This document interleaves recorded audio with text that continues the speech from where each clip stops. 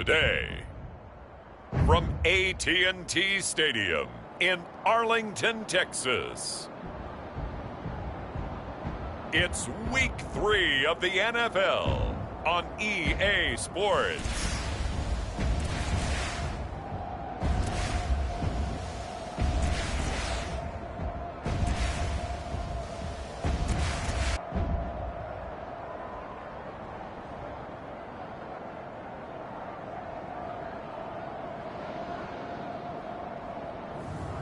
Joe Burrow and the Dallas Cowboys versus Dak Prescott and the New Orleans Saints. We are sandwiched between Fort Worth and Dallas, Texas, and Arlington at the luxurious AT&T Stadium. Today it's Week 3, and we've got a good one in store, as it'll be the New Orleans Saints taking on the Dallas Cowboys.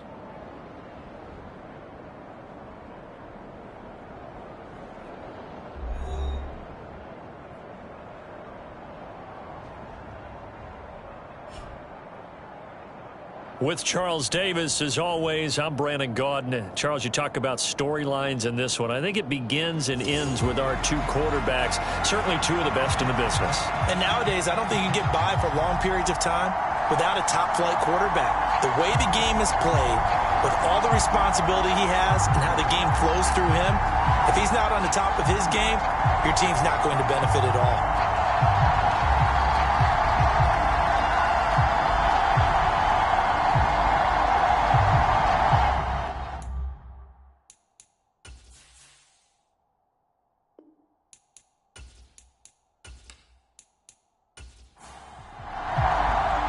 It's the first weekend of autumn, and the NFL is in full swing as off we go on EA Sports. From his end zone, here's Rashid Shaheed.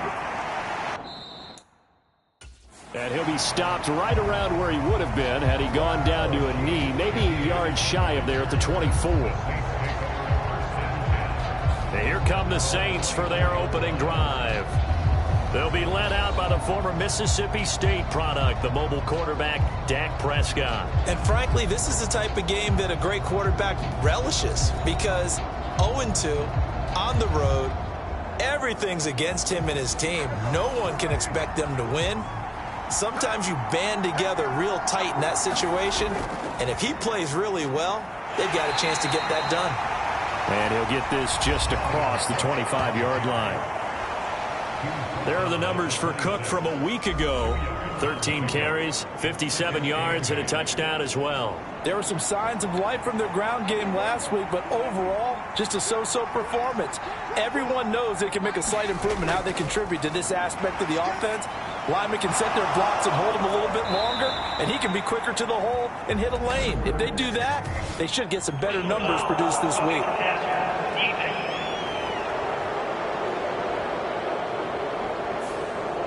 So now a fresh set of downs, 1st and 10 after roughing the passer.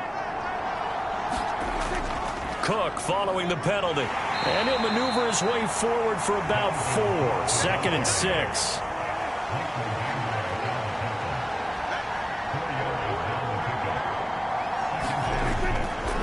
The first carry now. This is Alvin Kamara. Takes this to the 45. Broken tackle. Bought him a little extra space. 2 yards still to go. 3rd down now. Play action now. Prescott work in the middle of the field, and he's got a man complete. And he is going to have a Saints first down as they're able to get the 3rd down conversion.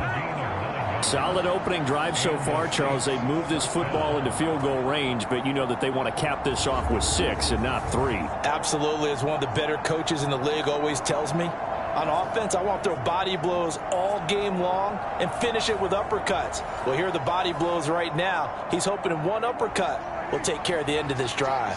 So from the 36 now, 1st and 10. Left side, Cook. And he'll get it inside the 35. 2nd down and 8.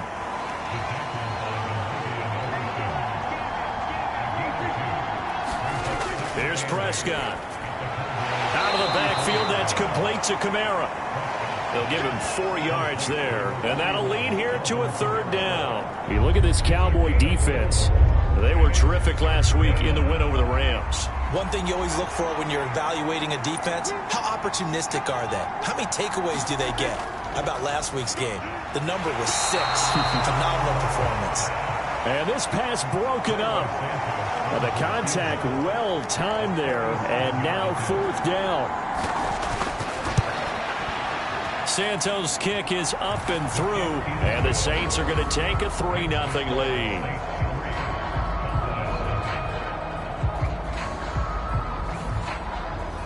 They were probably hoping to get him a little bit closer for a shorter field goal, but he was able to get it done from deep. Nice little tester for him to begin things, huh? I think he was hoping for a little bit more of a chip shot. Instead, they made him stretch it out a little bit, but he's got to feel great now that he put it through the pipes.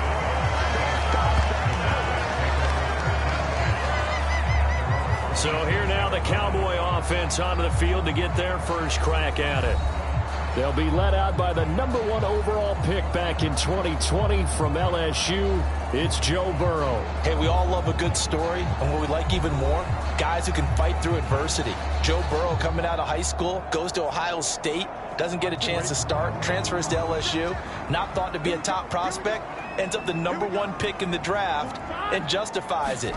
Tremendous play, excellent mobility, and leadership off the charts. And not a whole lot there, maybe a yard to the 27. Oh, there's plenty of traffic waiting for him up the middle. But give him credit, he tried barreling through anyway. They're fortunate to get a yard out of that one.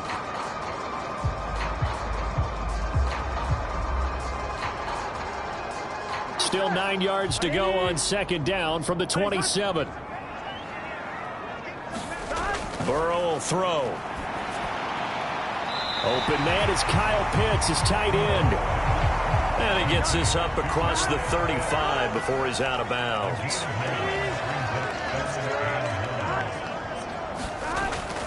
They'll run with ETN. Oh, he faked it with a juke. Now he's got some room. Loose inside the 30.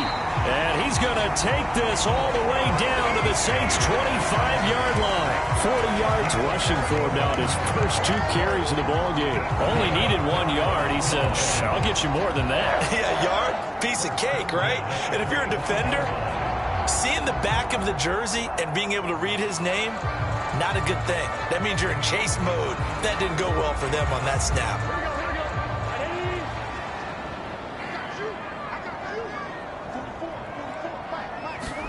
On 1st and 10, Joe Burrow. Over the middle, hauled in by Lamb. And they got it inside the 10 at the 8. 17 more yards on that one as they keep the drive rolling. How about the way they're moving the ball down the field? They had a big play a moment ago. Followed it up with another nice one here. And before you know it, they're already looking at 1st and goal.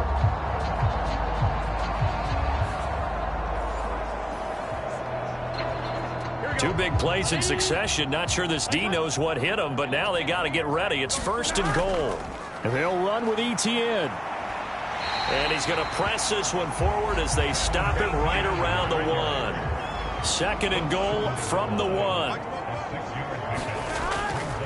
Once more ETN. And he'll get in. Touchdown, Cowboys. Travis Etienne, his 2nd rushing touchdown on the year. And the Cowboys are able to answer the early 3 points and take a first-quarter lead. First quarter, maybe too early to talk about statement drives, Charles, but that sure seemed like a statement drive right there. Well, if we're going to talk about statement drives, I think what they're saying is we're going to establish the run. They gave it to him early and often on this drive, and he wound up taking it into the end zone. Matt Gay on for the extra point. He's got it. They'll see that opening drive field goal and raise it a touchdown, and that makes it 7-3.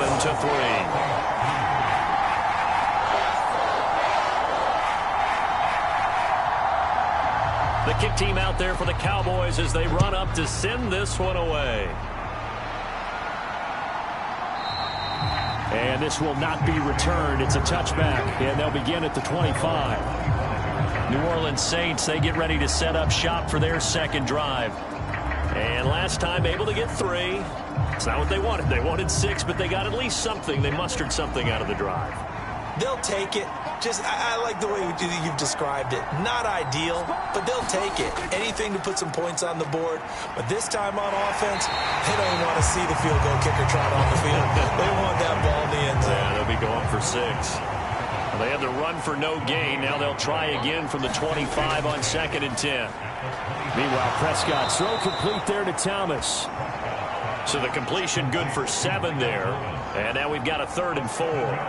Well, this defense for the Cowboys much improved from week 1. They were terrific last week in getting their guys their first win of the season. And one of the key things you always look for when you're evaluating a defense is how opportunistic are they? How many takeaways do they get per game? And how about last week's game? And now off to the races down the right side. And he has a big gain inside the 40 before being dropped. A first down and then some. Give him 29 yards. Well, a lot of times when you get a manageable 3rd down situation like this, you have to think about your tight end, and he comes through for him, picking up the first down.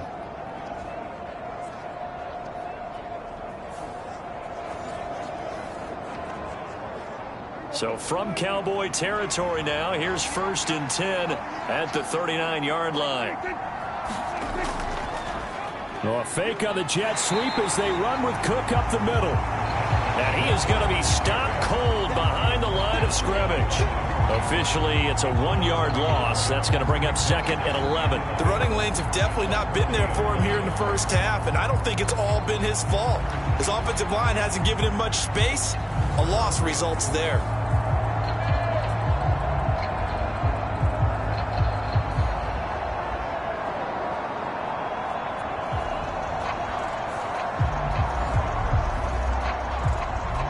So after the loss of a yard, they'll look to push forward here on 2nd down and 11.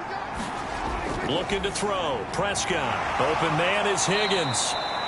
And able to break 1 tackle, but then quickly brought down. But a nice little gain. A couple extra tight ends in the formation here as they line up 3rd and 2. They'll run it. Here's Cook. And Cook was fighting for it, but I don't think he got there. A loss of a yard, and it brings up 4th. Sometimes you just sit back and marvel at what he can do defensively. Speed, strength, quickness. He's the whole package. And that package just wrapped up the runner for a loss.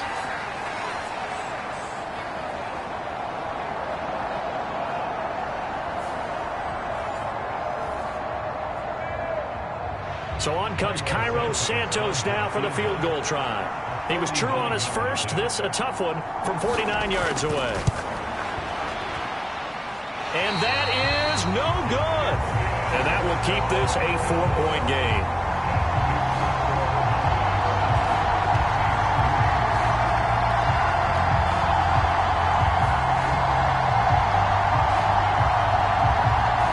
Second drive forthcoming here for the Dallas Cowboys. This drive here beginning probably with a pair of motivated groups. Remember, the offense scored a touchdown. And their last time out looking to repeat that in Charles's defense. They were very frustrated after giving up 6 the last time on the field. And frankly, it's just a battle of wills in a lot of ways because you know they're both motivated. They both game plan for this drive, and they both have specific outcomes in mind.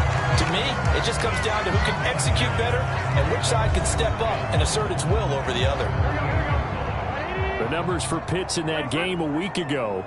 14 catches, 98 yards, too shy of 100. I like the performances he's put up throughout the year. That's the reason he's ranked number 9 in the league in receiving yards. In a league that throws the ball around like crazy, number 9's a good number. On first down, right back to Etienne. And they're going to stop him right at the line of scrimmage. Just no cutback lane to be found whatsoever. 2nd and 10.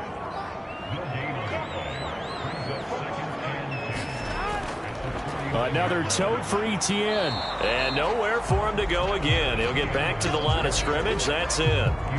No gain on that one as it brings up a 3rd and 10. You look at this Saints defense. They've had their trouble stopping the run, Charles. Currently 29th in the NFL in that department. Well, there wasn't anything wrong with him on that play, was there? Able to make a nice stop. Held him to no gain. There he goes, right side. They're able to convert on 3rd down, and that sets up a 1st and goal. We know play callers can be very creative in this game today, but sometimes when they've got receivers with speed like this, they don't need to design incredibly complex calls. Sometimes it's just get the ball in his hands and let him do his thing. In a sense, less can become more, and it was right there. The chain gang hustling to catch up. Here's first and goal from just inside the 10. Now it's Burrow. Firing quickly here, and that's complete. Nice gain of 8 that time, and it's second and goal.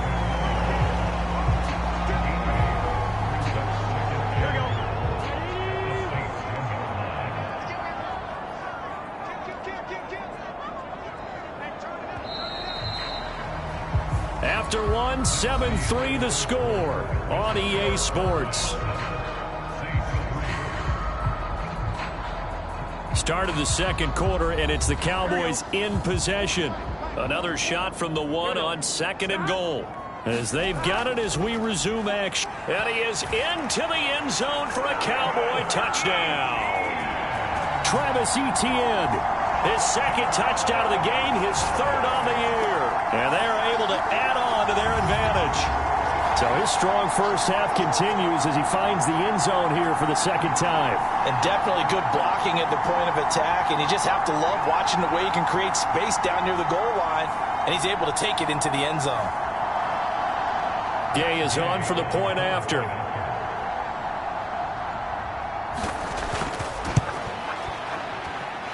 And this one's right through to make it a 14-3 ball game. So that lines up a 7-play drive all told. And it was capped off by a Travis Etienne touchdown run. The kick team out there for the Cowboys as they run up to send this one away.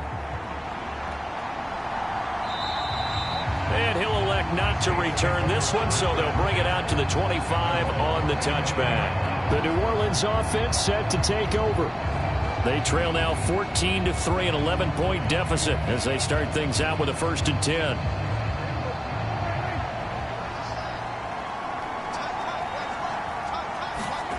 Out of the gun, here's Prescott.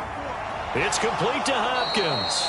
And he's going to be dropped following a pickup of 7 past the 30 to the 32. They'll operate from the 32-yard line here, 2nd and 3. From the gun, it's a run. And he coughed it up. It's picked up by the Cowboys. And they have possession, and they have it at the 38-yard line. And a little careless there, Charles, on that carry. And it's not just having 2 hands on the ball. It's tucking it away. It's using your body to keep people shielded off. It's so many different things into taking care of it and having ball security. In that case, though, we didn't see it happen.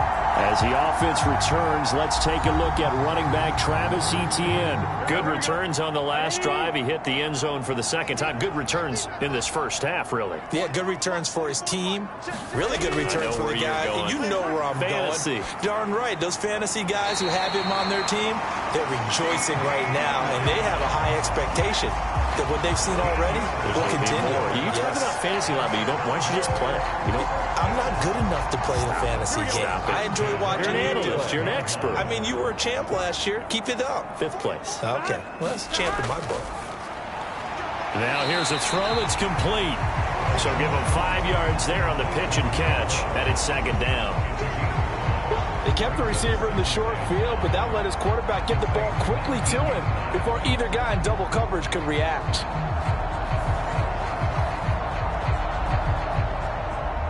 2nd and 5. Out of the gun, it's Burrow. And this is caught for a Cowboy touchdown. A great play there. His first touchdown of the new season as his guys have opened up a very comfortable lead.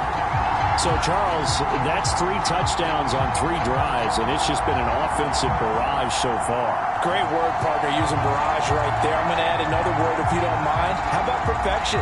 No surprise that they're leading right now. Absolute dominance throughout this ball. And we remember, of course, all scoring plays need to be verified upstairs, and I think they're going to at least take a look at this. They're taking a peek at whether or not those feet were in bounds, and obviously a big call here in the end zone. And not just the feet. How about the hands? How is the ball possessed while the feet are hopefully getting down in bounds? That's what they're trying to look at to see if it all comes together.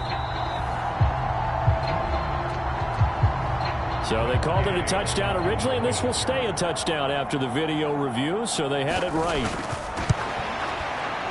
Extra point by Gay is up and good. And the lead is up to 18 now. Scoring summary, 3-play drive. And it culminates in a Dallas touchdown. Out is the kickoff unit as they run up and send this one away. And this will be a touchback, so they'll bring it out to the 25. Alvin Kamara and the Saints set to start their next drive. And for him, it's been pretty limited involvement. Down on the scoreboard, maybe time to turn to this guy. And you know me well. Winning games to me means starting with the running game and continuing to press the running game. Maybe you go away from him a little bit now, but the bottom line is he hasn't touched it enough to make a difference. Well, they haven't established that running game yet. The question is, will they? Here's 2nd and 7 now from the 28. Now Prescott. Got his man complete over the middle. It's Higgins. 3rd catch of this first half for him, and this one is a first down. Now Prescott. And that one too far in front. He couldn't reel it in. It's incomplete. Now a 2nd and 10. Prescott.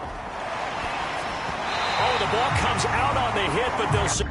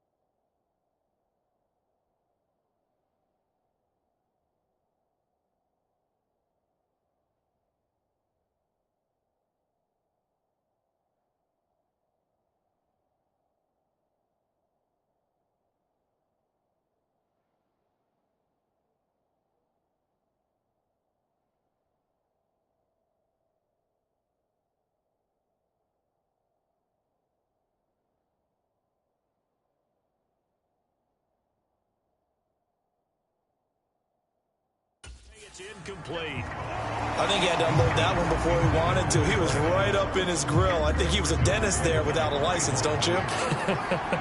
Just not enough time for the play to develop. Just lucky it wasn't a fumble, really. And that is incomplete. Oh, he had a defender right there with him to force that to the ground. And 4th down now coming up. It's going to be another frustrating end to a drive here. This offense, they've not been able to get anything going in this first half. And now it's going to be time to gather on the sidelines and try and figure out what's going wrong. Who has an idea? Who has a plan? Time to implement it. Here's Thomas Morstead on now to punt it away on 4th down. Cavante Turpin deep for the Cowboys. And last week in the loss, 5 punts as he gets this one away. 39 yards on the punt, give him just 1 yard on the return. And the Cowboys will take over the football with a 1st and 10. So here are the Cowboys to take over.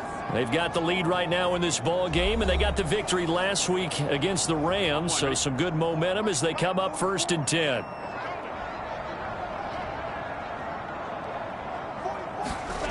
Here's Burrow. He finds his man, complete. It's Ferguson. And he's brought down, getting this one up to about the 35. Ball up to the 35 now as they come up on 1st and 10. They're passing here, Joe Burrow. Quick hitter here, it's complete. And the result here, a pickup of 8. Leaves him with 2 to go on 2nd down. Now Burrow. Olave over the middle. And he'll work it across midfield inside the 45. So the 14 yards actually takes him from 143 to the other for 1st and 10. Here's Burrow setting up to throw it. Over the middle into traffic, and that's complete. And they'll get him down after a pickup of 8. 2nd and 2. And the slot man goes in motion left. Here's a fake on the jet sweep, and instead a give up the middle. And he works it to the 30-yard line here, right at the 30. So 1st and 10 now from the 30. And they'll go again with Etienne. And this time he's not going anywhere. They'll get him down right at the line of scrimmage. 2nd and 10.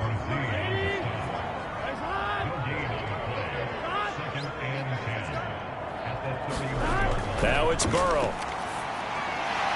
Firing quickly here, and that's complete. Call it a gain of 6 on the play, and it's 3rd and 4 now. In search of 4 yards here to pick up the 1st down.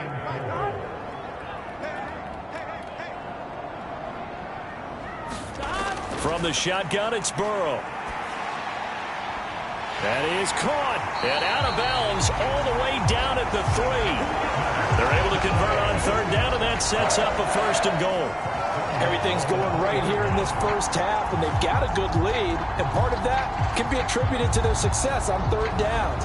This is another conversion here, and they can look to really open things up now with this 1st and goal.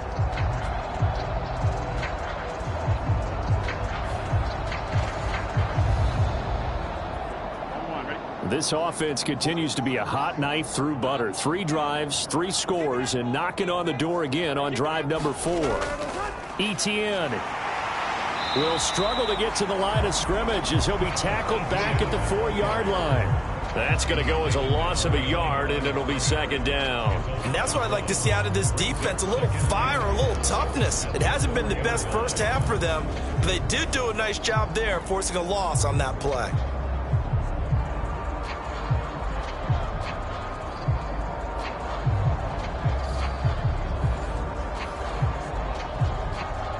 From back at the 4, here's 2nd and goal. He'll try again. And good work there defensively as they're able to keep him out of the end zone. A chance to really put this game out of reach. Here's 3rd and goal. Burrow looking to pass. And that is caught. Touchdown, Cowboys. A great effort there with his 2nd touchdown here in this first half. And the Cowboys are able to add on to their first half lead. In the 2nd quarter, and already his 2nd touchdown reception. Absolutely the definition of a difference maker here in this first half. Clearly one of his quarterback's favorite targets in this game, and I figure he's going to draw a little more attention and coverage moving forward. Here's Gay now to add the extra point.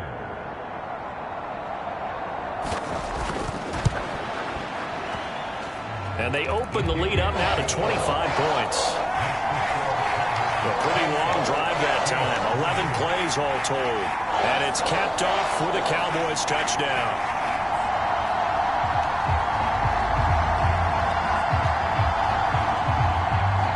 The kick team out there for the Cowboys as they run up to send this one away. And this will not be returned. It'll come out to the 25.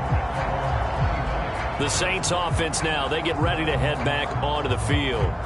Over on the sideline, hoping to hit that reset button between possessions. Last time out, they had to punt it away. This time hoping to finish this thing off in the end zone. They start the drive with Cook. And the running lane's non-existent in this first half as they'll stop him behind the line. That's going to wind up a loss of a full 3 yards on first down. I have a feeling they'll stay committed to running the football, especially on the early downs. They just haven't had a whole lot of success just yet.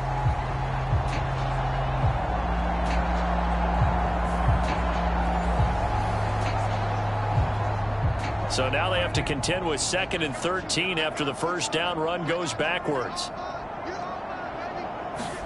Throwing, Prescott. And that is going to be incomplete as he led him a bit too much. The Saints on 3rd down, 2 for 5 to this point. This is going to be 3rd and 13. Here's Prescott. This pass complete to Higgins. And a good job defensively. They stop him short of the first at the 32.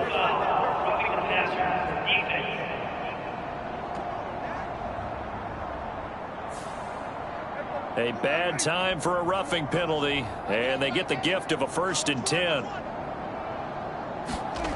Prescott to throw it. And the Cowboys' pressure gets there this time for the sack. Osa Odighizuwa busting through to get him for a loss of 6. They were trying to set up a screen there, but that one just too slow in developing. Yeah, too slow in developing and well read, because that ends up being a bad feeling for the quarterback. When he's got no blocking in front of him, his guys are just going to let defenders go, and they're coming for him. So if it's not there, you just got to throw the ball at the turf at your running back's feet. Protection certainly going to need to be a bit better here on 2nd and 16. Prescott now. Hopkins on the grab over the middle. A good pickup there, 13 yards as they get closer for 3rd down. 3rd and 2. From the shotgun, it's Prescott. Flush to his right. And he is going to be taken down. They got him.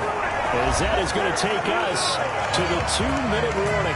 Will Anderson in there to take him down on what will take us to the 2-minute warning. Now the veteran Thomas Morstead on to punt it away.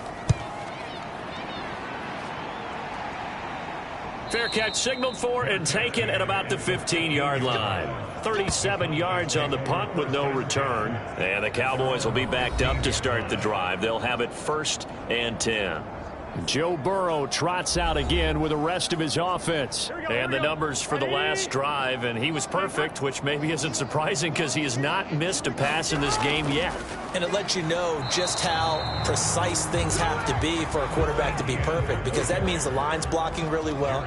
No one's dropping any of the passes thrown to them, and the quarterback is accurate. It's almost like a pitcher throwing a no-hitter or a perfect game, isn't it? He's the principal guy, but he needs a lot of help. Time to find out if he can keep that perfect game going here, partner. Throwing left sideline there, but it's incomplete. On 3rd down, Burrow. Short throw caught by Pitts. And I don't think he got there, no. He's short by maybe a foot, maybe. Call it 4th and inches. Here's Ryan Stonehouse now, as he's on to punt for the first time this afternoon. He was called on 3 times in the win last week as his first one here's away.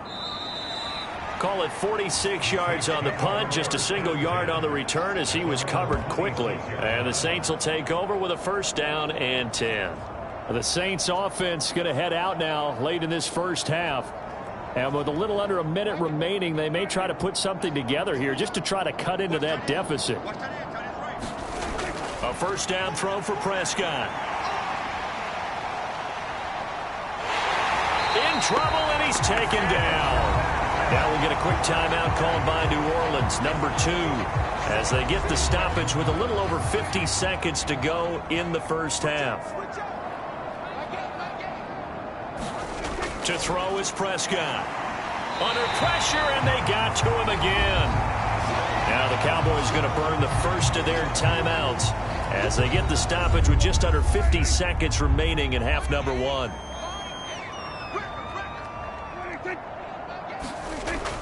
Third down, Dalvin Cook.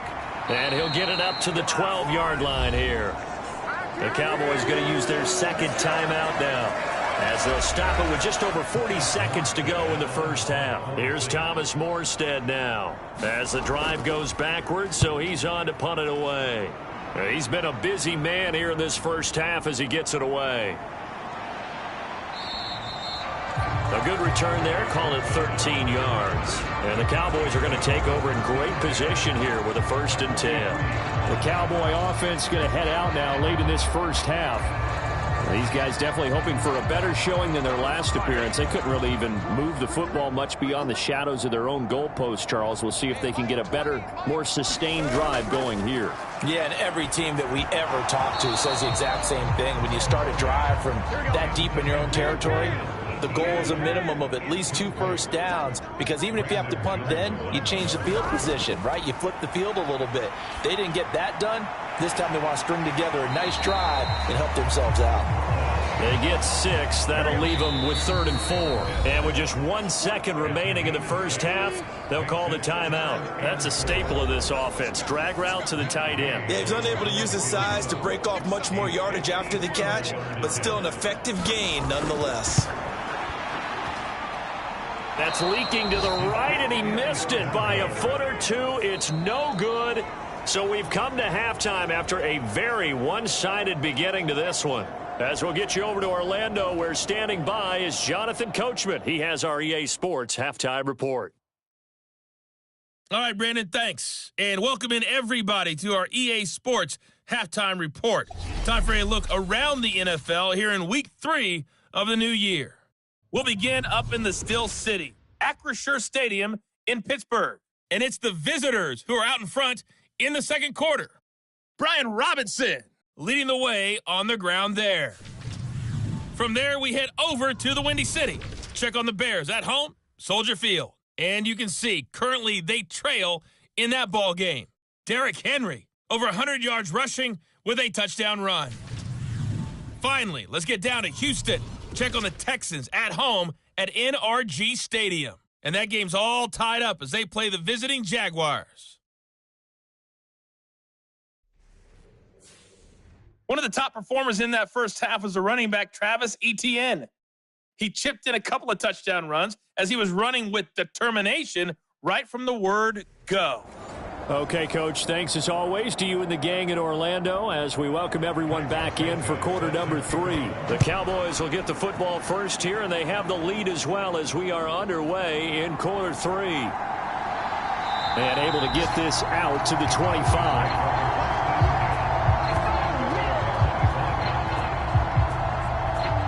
The Cowboy offense set to go to begin this third quarter. And it's hard to imagine that the first half could have gone any better for them. So what's the approach here in the second half? Just continue to play smart football because they got the other team down and they feel good about the position they're in. The obvious thing people would say is just keep attacking, but I think you also have to be smart about it. Avoid turnovers. That's about the only thing that can derail you at this point.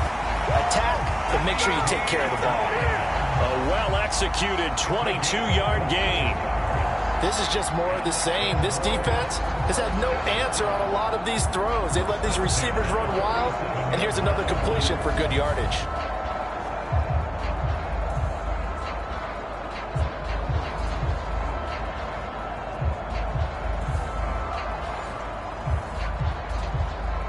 A big hitter to start the drive has him up near midfield here for 1st and 10. Now back to throw. He stiff arms him. He's got his pass-catching tight end. That's Pitts. And that's That's good for a pickup of 10 yards. And that'll leave him with a second and just a few inches left. And after that completion, you can understand why so many teams in the league are emphasizing speed on defense at every position. The tight ends have created so many tough matchups now. If you can't run with a tight end as a linebacker, this is going to be the result every time. Still a few inches short of a first down as they come up now on second down. From the shotgun, he'll look to throw. Right back to Pitts again. And this is going to be another first down as the tackle's made at the Saints 30. Again, it's Burrow. And he finds a man on a crossing route. And inside.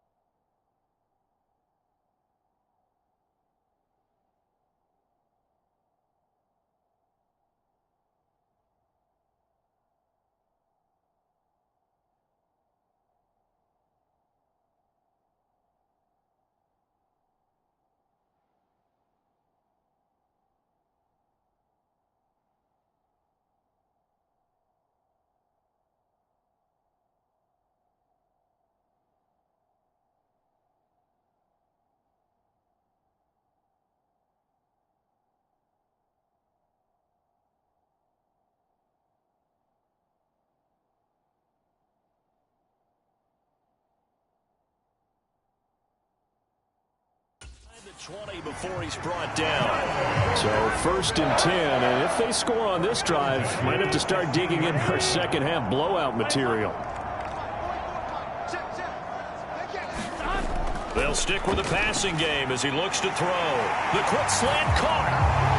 Touchdown, Cowboys. A 16-yard touchdown. And the Cowboys take the opening kickoff of the third quarter and drive right down the field to extend their lead. Boy, another score. This lead gets even bigger. And, Charles, we haven't even hit the fourth quarter yet. Well, forget the deficit, right? They're really not going to cut into that a heck of a lot. But how can they get out of here with some dignity? Can they get a stop or two? Can they make a play on offense themselves? Anything to start to feel better about what's happened to them here in this one. Extra point by Gay is up and good. And the lead grows even larger here in the third quarter.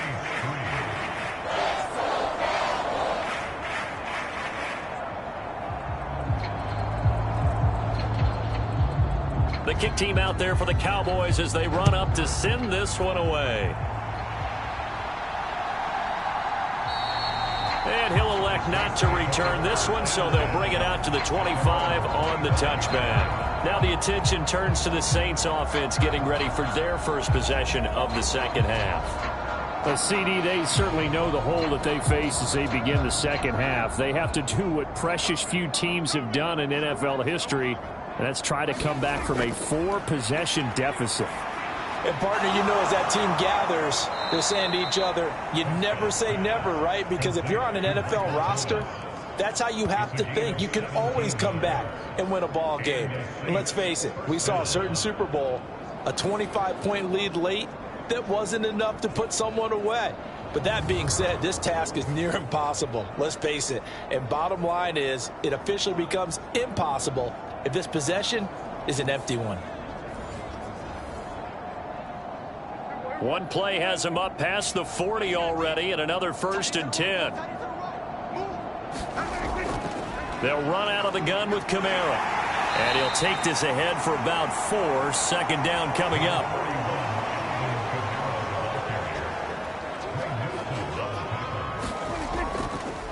Here's Kamara off the draw. And they'll get this just to the 47. 1-yard gain. And the Cowboys here on third down bringing in an extra defensive back. They'll set up a throw. They'll get this out to Kamara. And he's able to take it across midfield before going out of bounds. Give him a gain of 5 on the completion. And that'll bring up 4th down. Well, it wasn't a big strike, But that completion put them in really great range. What do we have now, 4th and inches? Yeah, it's not more than a half a foot. You know what I would do here? You would always go for it. I'm one of those guys. Here's Thomas Morstead now, as he'll punt it away for the 4th time today. And this one sails out of bounds. I think it'll be inside the 25. It will. 24-yard line is where they'll spot it.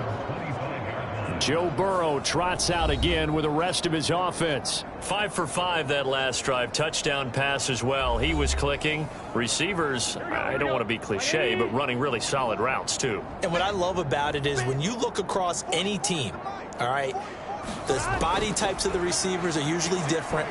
The way that they get open. There he goes, left side. Still going inside the 20. Touchdown, Cowboys. C.D. Lamb, 75 yards. And the Cowboys are able to strike quickly to add on to their lead. Boy, he has been fun to watch throwing the football in this one. It's certainly not fun for that defense, though, Charles. Now up to 4 touchdown passes in this ball game. Yeah, we're supposed to be neutral, but I'm feeling their pain right now because he has absolutely carved up this secondary. A clinic on how to attack a defense and take them out of the game.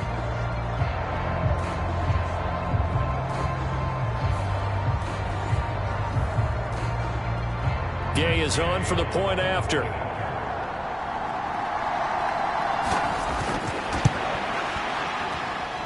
And the lead grows even larger here in the 3rd quarter.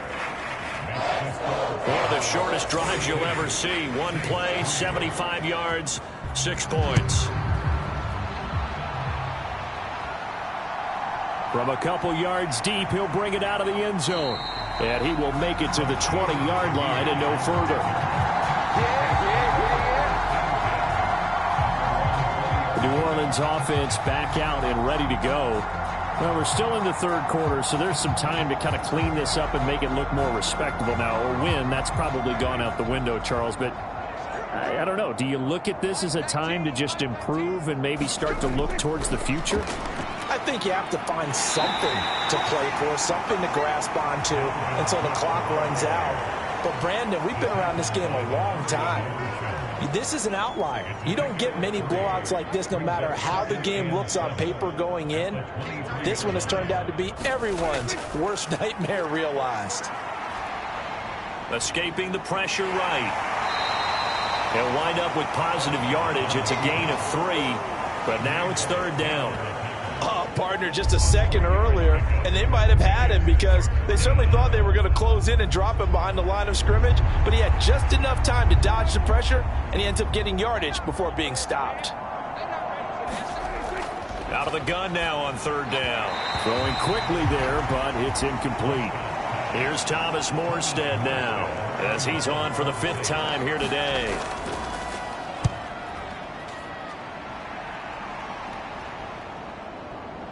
Oh, a nifty juke there. Not much fun for a guy trying to tackle him. They'll score that a 36-yard punt. And they will take over 1st and 10.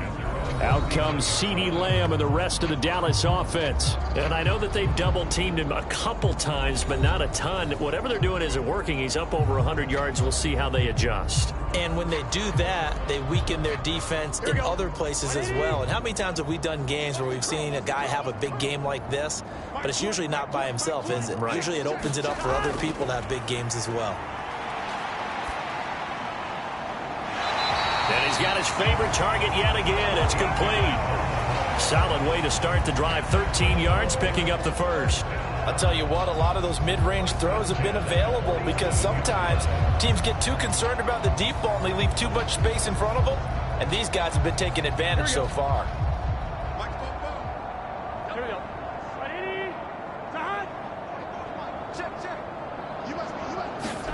Now Burrow on 1st down.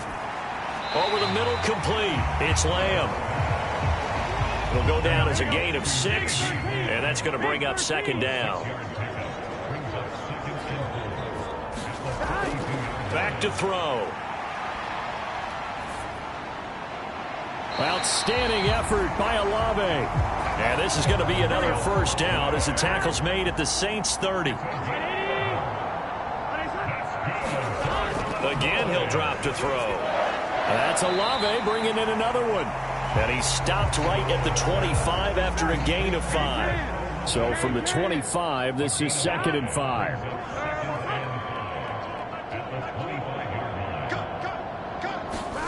From the shotgun, Joe Burrow. That's going to be caught by Pitts. And they will eventually get him down, but he's inside the 5 all the way to the 3. That'll put him at 77 yards receiving for the ball game. It's a first down. It's been all passing all the time on this drive. 5 for 5, and now 1st and goal. Feels like a case of until they stop us, we might as well keep running the offense that we like to run. Don't change up and do something different just because you think you need to.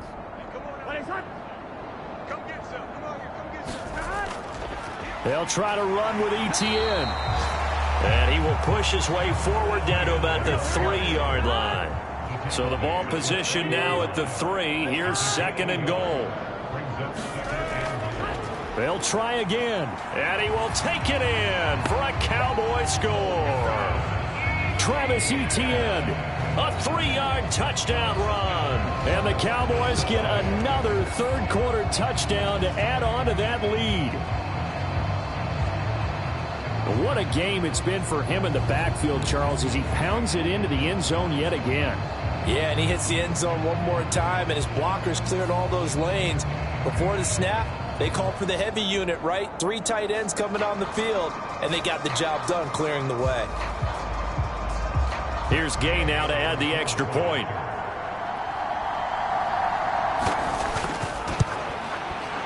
And the lead grows even larger here in the third quarter.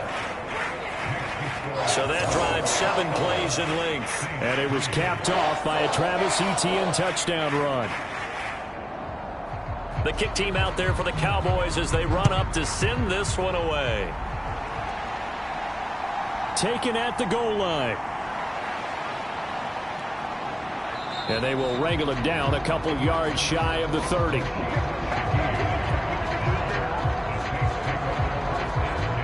Back out on the field now comes the New Orleans offense.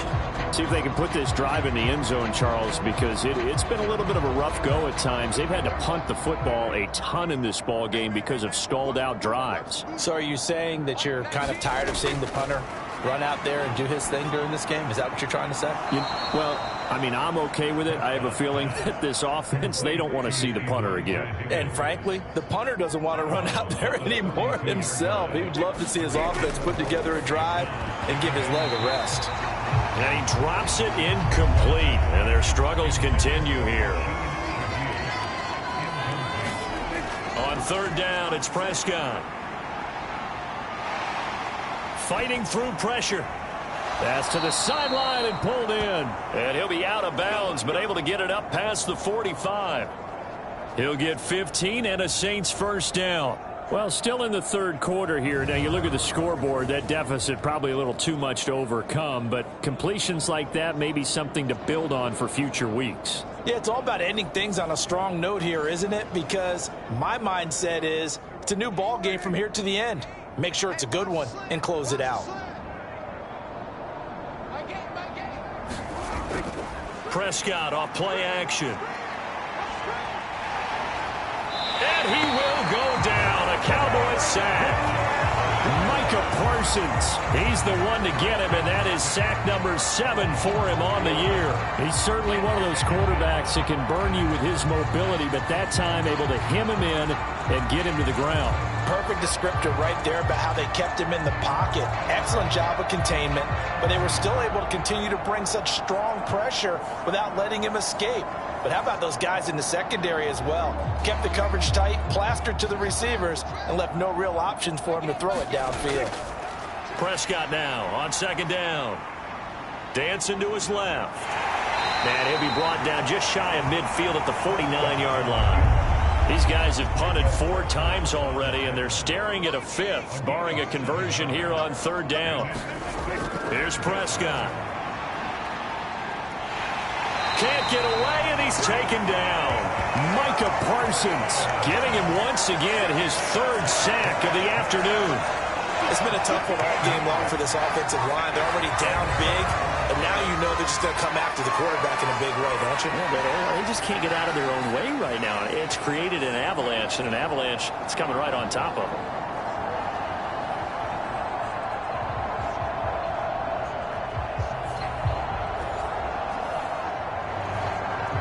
Here's Thomas Morstead now, as they're forced to kick for the 6th time today.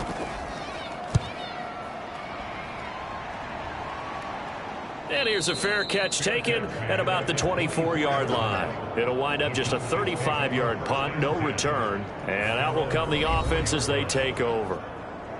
Dallas offense set for this next drive. Well, this offense, this team, they are rolling right now, Charles. They've scored on 3 straight possessions. You look at the scoreboard, and they pretty much right now got this thing on cruise control. Yeah, and this is that time of game where you and I have to be looking for Lamb, but it's intercepted. And he's going to return it to the 21-yard line. Well, with the size of lead that this offense has, I don't think that interception is really going to affect them much. But at least for this defense, something small to hang their hat on.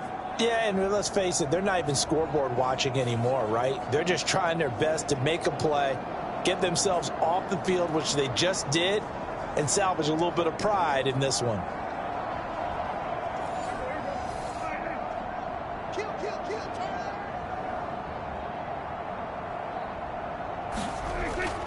Trying to fire up that running game with Dalvin Cook. And he's going to get this one down inside the 15. Now 2nd and 3.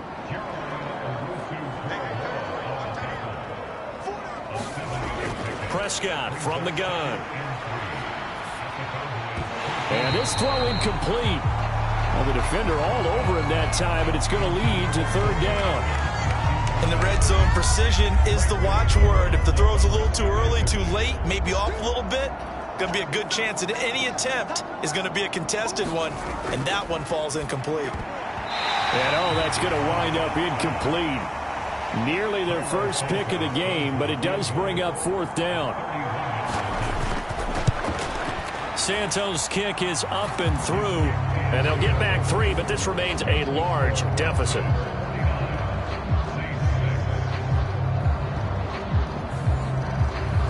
So the interception set him up with terrific field position, but 3 points, the end result. Yeah, we can make this one pretty simple, partner. You always want to end drives with points, but that's one that you're going to look back on and probably say, we should have done better there. And they'll get him down right at the 25-yard line, so the same result, and he opted for the touchback. And this should be the final play before the quarter ends. They go back to the air here after the INT on the last drive. Able to hit his target, Lamb. And he'll be brought down on what's going to turn out to be the final play of this 3rd quarter. We have played 3 quarters. We'll return with more after this. You're watching the NFL on EA Sports. Line of scrimmage, the 37 on 1st and 10. Running out of the gun with Etienne. And he'll get what he can up the middle, 3 yards. That'll bring up 2nd down.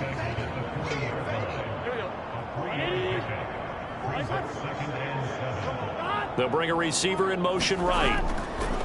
They'll fake it on the jet sweep, and instead a handoff up the middle. A 1-yard gain there following the 3-yard pickup on 1st down. That's it. That's what you want. Straight ahead positive gain. Just keep that clock ticking. And this offense on 3rd down today, they've been near perfect. 4 for 5 to this point. This will be 3rd and 6. And he won't quite make it. He needed 6. He got about 5. 4th down. This late in the game, Charles, I think you maybe seriously have to think about going for it. Especially where they are in terms of field position, because this is almost like no man's land. Might hurt your punter because there might not be enough space, maybe too far for your field goal kicker. I'm like the old rule. Possession is 9/10 of the law. Possession is 9/10 of winning the game. Go for it. Get the 1st down. Close it out. Here's Ryan Stonehouse now, as he'll kick it away for the 2nd time. And he gets it away, a directional kick going toward the sideline.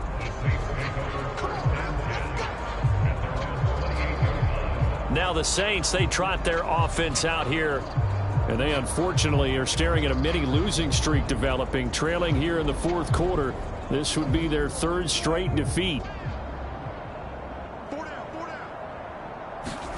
First down, Prescott. And that is caught on the right sideline, but out of bounds, says the line judge. The throw took him a little too far. It's second down. Looking to throw, Prescott. Here's Higgins out on the right side. And he'll be out of bounds across the 30-yard line. They are in need of 6 yards here if they hope to move the chains. Out of the gun, here's Prescott. Trying to force it to Hopkins, and it's intercepted. Picked off by Marshawn Lattimore. And they take possession 2 yards away from midfield at the 48-yard line. Another great play defensively. They've been sharp on both sides of the ball, Charles, but that interception means that this defense very well keep them down to single digits on the scoreboard in this game. And that's certainly something to smile about, isn't it, partner, if you're on defense? Because your goal every game is to pitch a shutout, but you and I both know that's pretty unrealistic. But to hold a team below double figures in a game, in an NFL game, that's certainly something to take pride in.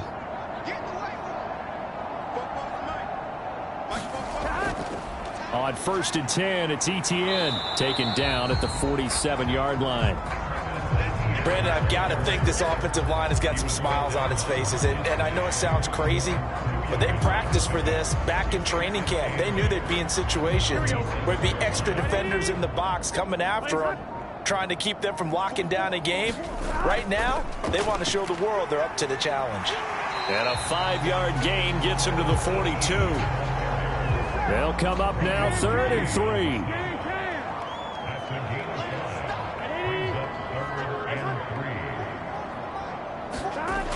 Burrow will throw. And that incomplete, nearly intercepted. But remember, he had his hands on one earlier, had one pick. Could have been his second, but instead it's 4th down. Gay's kick is good, and that will extend their lead even further.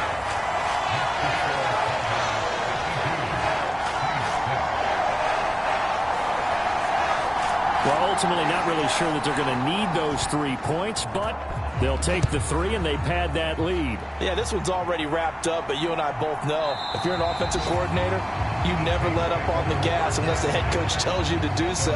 And maybe you've actually clicked him off in your headset so you can keep calling plays and trying to add to this lead. Now the Saints offense, they get ready to go back to work here. Well, we said it at halftime that they would need a nearly perfect second half to erase that deficit that they were facing, CD. But unfortunately, the second half has pretty much been a carbon copy of the first. Yeah, that early lead was almost insurmountable the way their opponent was playing. And, partner, they do have some good news, though. This one is getting close to being over, and they can try and hit the reset button starting tomorrow. So the incompletion, and now it's 2nd and 10, again from the 25-yard line. Now Prescott. Pass complete. Finds Thomas going across the middle. 5 yards. Now it's 3rd and 5. One thing I think that's safe to say defensively, the tackling's been really good. And because of that, it's been very, very hard for them to move the ball because you're not getting the benefits of run after catch. They're tackling them almost on the spot. That means you have to run extra plays, harder to move it. Pass taken in by his big tight end. And he is going to have a Saints first down as they're able to get the 3rd down conversion. Many different ways to create space, but on that play, he did it with that big, wide body of his. Didn't get a whole lot of yardage on the play, but it did what it was supposed to. Pick up a first down.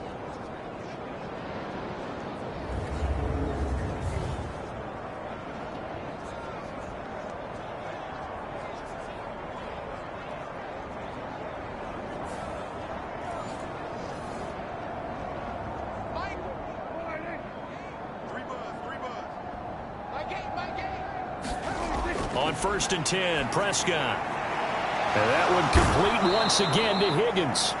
And he's able to get this one out closer to midfield across the 45. Coaches always harp on the quarterback reading the defense and getting it to the open man. That's good recognition there. And how about what he did after the catch? Yeah, hit your tight end, let him get some rack. Yeah, when he gets moving, not many guys want to come over and put a hit on him, do they? And he's going to have another first down here as the tackle's made at the Cowboys' 40. Now Prescott. Out of the backfield, that's complete to Kamara. Busting through contact. Just wasn't a huge hole there for him to operate. Stopped just inside the 35-yard line.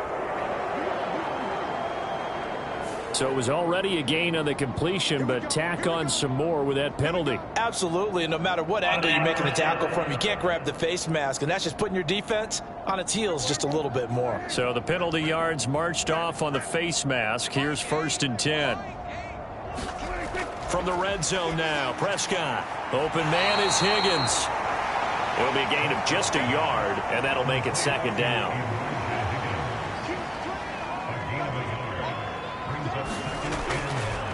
Kamara up the middle. Able to fight for about 4 yards there to the 13. And on 3rd and 5, this will be the 8th play of the drive. They'll run with a backup. This is Williams. And stopped a few yards shy of the goal line at the 3. They're able to convert on 3rd down, and that sets up a 1st and goal.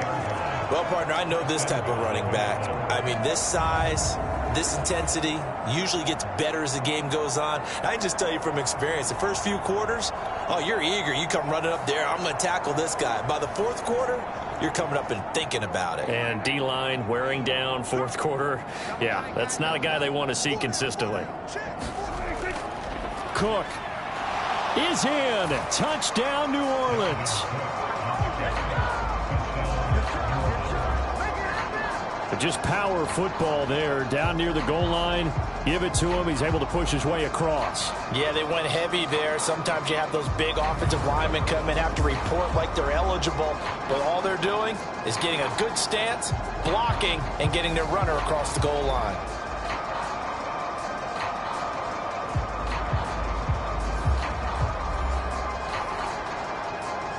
Cairo Santos on to try the extra point.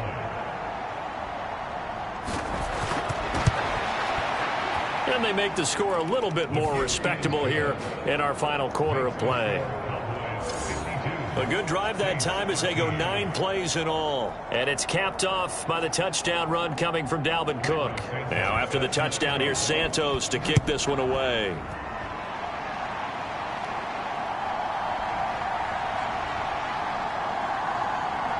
And it's a pretty good return here as he'll get this up to the 29.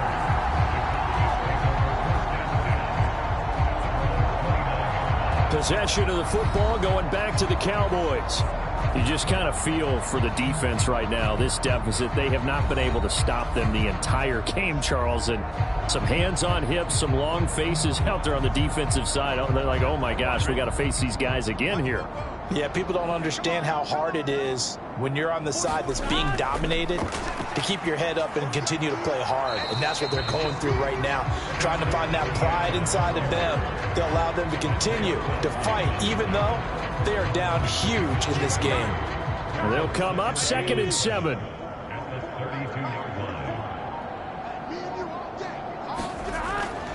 ETN once more. And he'll be taken down, but not before they work it across midfield.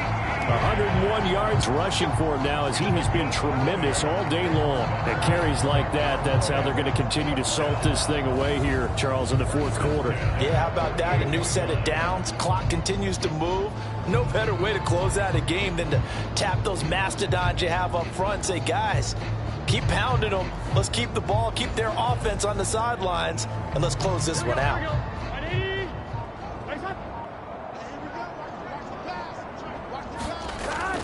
ETN up the middle, and he'll manage to pick up about 4. It's 2nd down.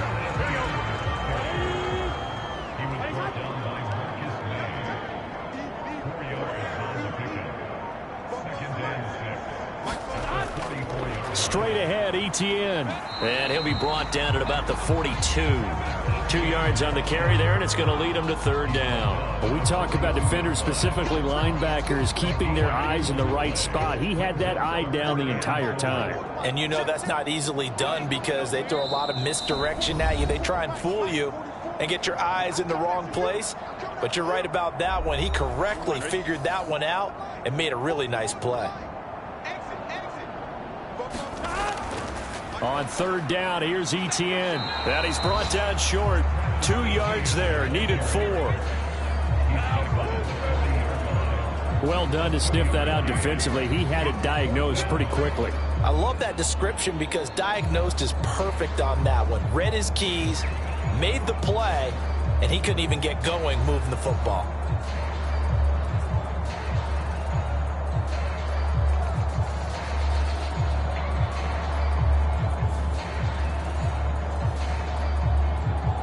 The offense staying out. They're going to go on 4th and 2.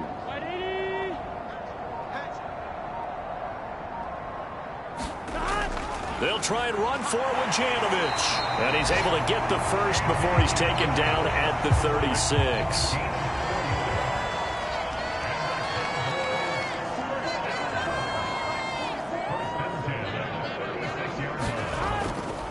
They'll try the left side with Etienne. Just a yard on the first down carry, so it's 2nd and 9.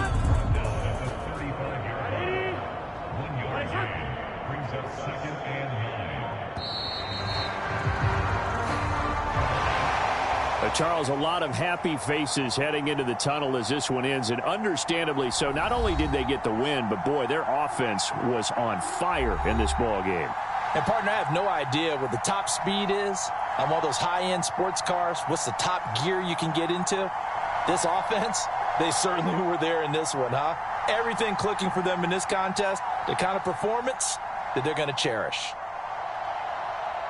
So for Dallas, it's back-to-back victories now after the Week 1 defeat as they move to 2-1. And they will hit the road next week for a date with the Cleveland Browns. Meanwhile, for New Orleans, the early struggles continue as they'll sink to 0-3. And they'll be on the road next week for a matchup with the Carolina Panthers.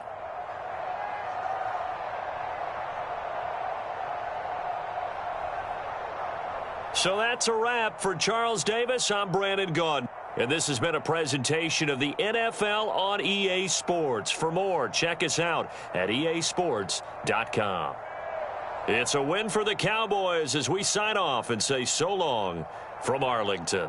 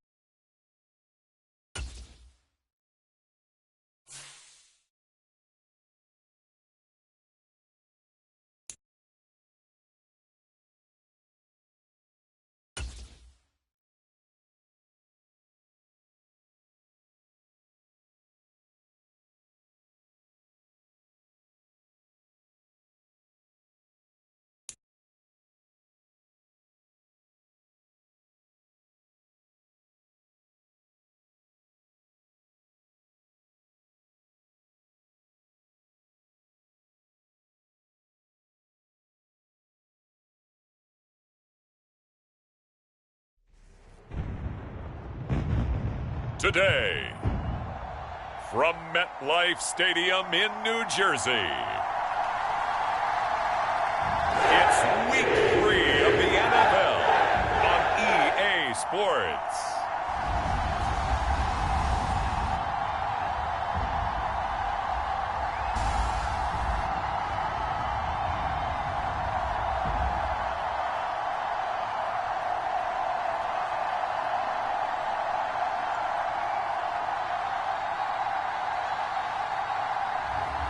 It's the New York Jets taking on the Buffalo Bills. Take the Lincoln Tunnel through Weehawken, through Secaucus, across the Hackensack River, and you'll arrive, as we have, at MetLife Stadium at East Rutherford, New Jersey. Today it's Week 3, and we've got a good one in store, as it'll be the Buffalo Bills taking on the New York Jets.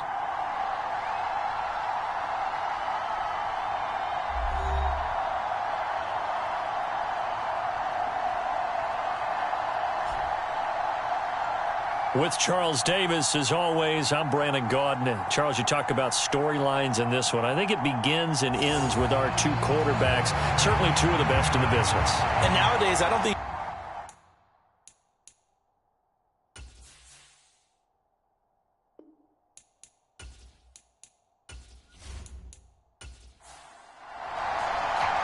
It's the first weekend of autumn, and the NFL is in full swing as off we go on EA Sports.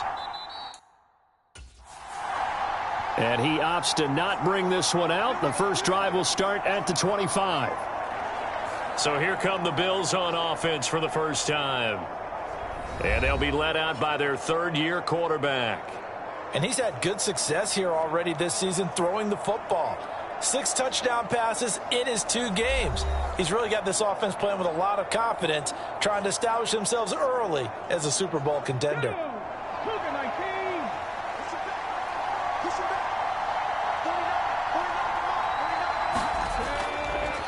Here's Cook as they begin on the ground. It'll go as a loss of a yard on the game's first play. Second down. How about that, partner? That happened in a hurry. Sudden, explosive, gets into the backfield, and spills the play. Yeah, he was AFC Defensive Player of the Week last week because of plays just like that.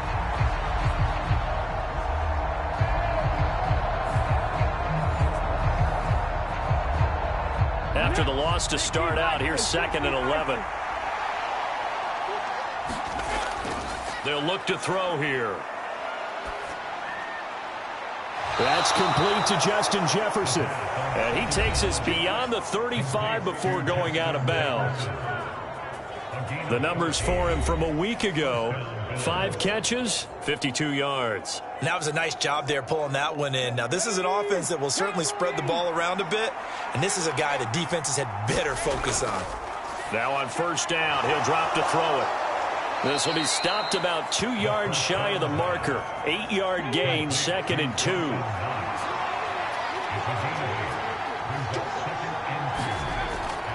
Up the middle, it's Cook. And he'll get it into enemy territory just across midfield at the 49. A gain of 5, good enough for the first down. 2nd and 2 is prime time for a little bit of a gamble, isn't it? Open up the playbook, go play action, toss that bad boy deep. But in this situation, go ahead and give it to your back. Let him pick up a first down. Keep the sticks moving. So in Jet territory now. Here's 1st and 10 at the 49-yard line. Looking to throw. That's caught by Gabriel Davis. And he's going to get a solid gain of 9 before being brought down. 2nd and right at a yard. They'll try the middle with Cook. And the stop here will come at the 38-yard line. 2 yards on the pickup, and that's all they needed to move the sticks. 2nd and 1 is often an invitation to take the big shot downfield. I bet the offensive lineman said, "Are you kidding? We just get on our backs and let's go get the first down." They love being physical. The throw over the middle taken in. And the result here, a pickup of 8. Leaves him with 2 to go on 2nd down. He'll drop to throw. To Jefferson on the slant. And that's going to be another first down as the tackle made at the Jets' 14.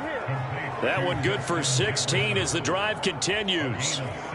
And he remains perfect on this opening drive. Charles now 5 of 5 and another first down to work with. He's like one of those great shooters in basketball that has his rhythm, has his confidence, and he doesn't think anything is going to miss right now. As far as he's concerned, he's going to be perfect the entire game, and who's to say that it won't happen the way he's throwing it right now. Nyheim Hines, his first carry. And he'll find his way down right around the 12. Just a yard on the pickup there, and it'll bring up a 2nd and 9. Well, that call makes sense because they've been throwing it well on this drive, and once again they show passing formation, showing the shotgun. Then they ran out of it. That's a nice play by them defensively, though, to hold it to a short gain. Now 2nd and 9. They'll look to throw. Throw left side, taken in by Jefferson. They'll wind up getting 7 on the play, and that'll leave them with a 3rd and 2. Well, that's not just his first, not his second, already his 3rd completion here on the opening drive. And I think it's safe to say that getting him the ball in this game, one of their top priorities. And this is caught for a Bills touchdown. Justin Jefferson. His first touchdown here of the new campaign. And the Bills are on the board first here this afternoon.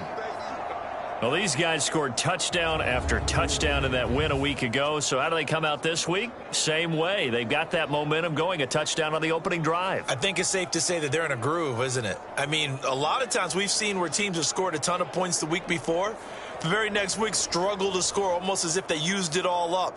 Not in this case. This group appears locked in. And we're going to have to make some adjustments if you're on the other side of that football. Extra point by Bass, up and good. And it's now a 7-0 game. So that one a long 11-play drive. And it was all capped off by Justin Jefferson's touchdown reception. And bring this out to the 25. No return there for Hardman. So now here comes the Jet offense as they get ready to take over. They'll be led out by the man from the University of Washington. This is Jacob Eason. And I like his honesty because when we sat down with him, I mean, he was the first one to say that was on me last week, a really poor performance. Way too many interceptions, didn't find the end zone throwing the ball, put his defense and his special teams in some real jeopardy, but somehow they won the game. They won. Yeah, what I loved about it is when he told us about the defense kind of corralling him in the locker room and said, all right, my man, we're not going to do that again this week, are we?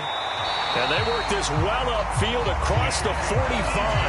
No one there to help out downfield, but no problem. Scrambling for 22 and a first.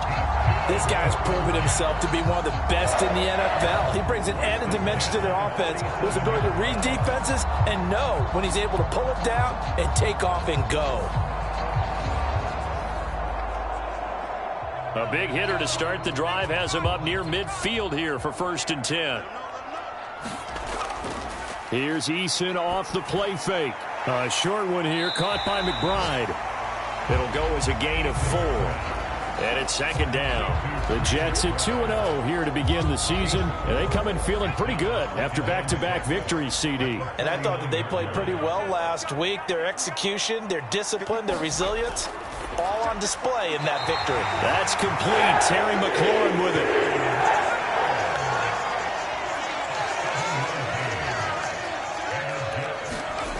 First and 10, Eason. A short one there to Freiermuth.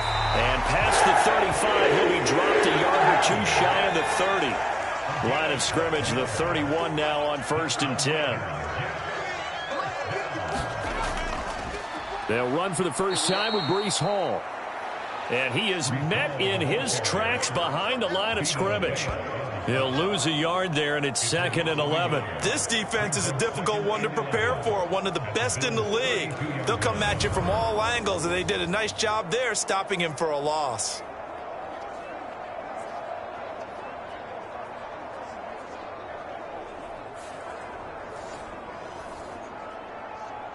Maybe just a slight detour on what's been a strong drive. Here's 2nd and 11. Here's Eason to throw.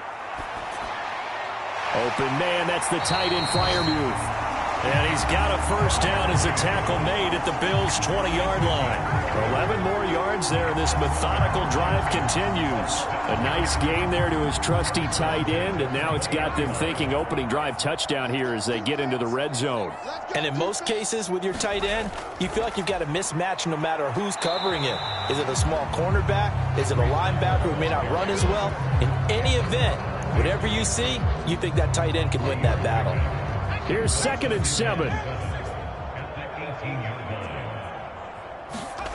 Now Eason. Forced out to his left. And he will slide to a stop. He does have the first down. Opted to run for it. The decision a good one. Picking up the first, getting 14 yards on the scramble.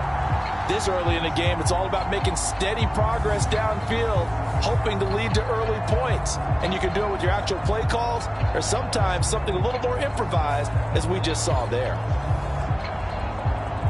1st and goal, and a chance to get that initial touchdown right back. Hunt. And he's able to break out of one tackle, but then quickly brought down. Extra bulk up front for 2nd and inches. 3 tight ends. Again, it's Hunt. And he's into the end zone. Touchdown, Jets.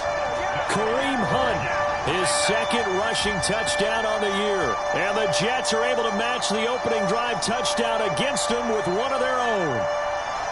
So they brought the extra bulk in down on the 1-yard line, and they're able to push this one across. Yeah, I can just see your face right now because I know we're mind-melding on this one. Coach Madden would love this. Power football, hat on a hat, chest to chest, driving forward, touchdown. No going for 2. They'll kick the point after.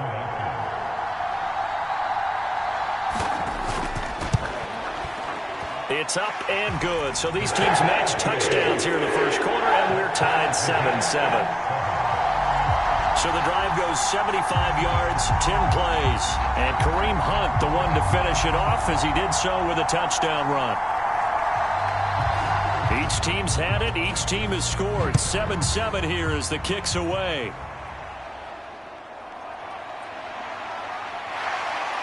And he'll be tackled just shy of the 25.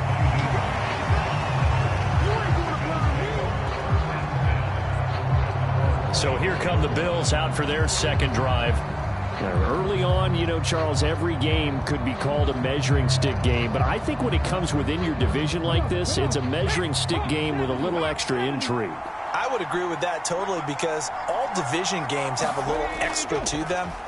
But I like where this game is situated because at this stage of the season, it has that little extra. It's not a make or break if this were, let's say, week 15, 16, somewhere in that neighborhood. They run. First carry for Damian Harris. It'll go down as a 2-yard loss, and it brings up a 3rd down. They'll be in search of 8 yards here as they hope to convert the first down.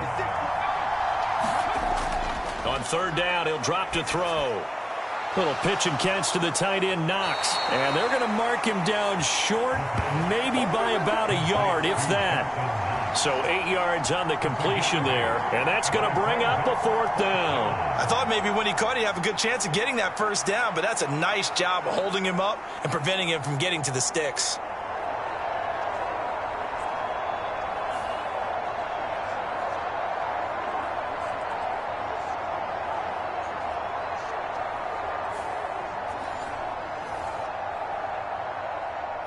Here's Tyler Newsome now.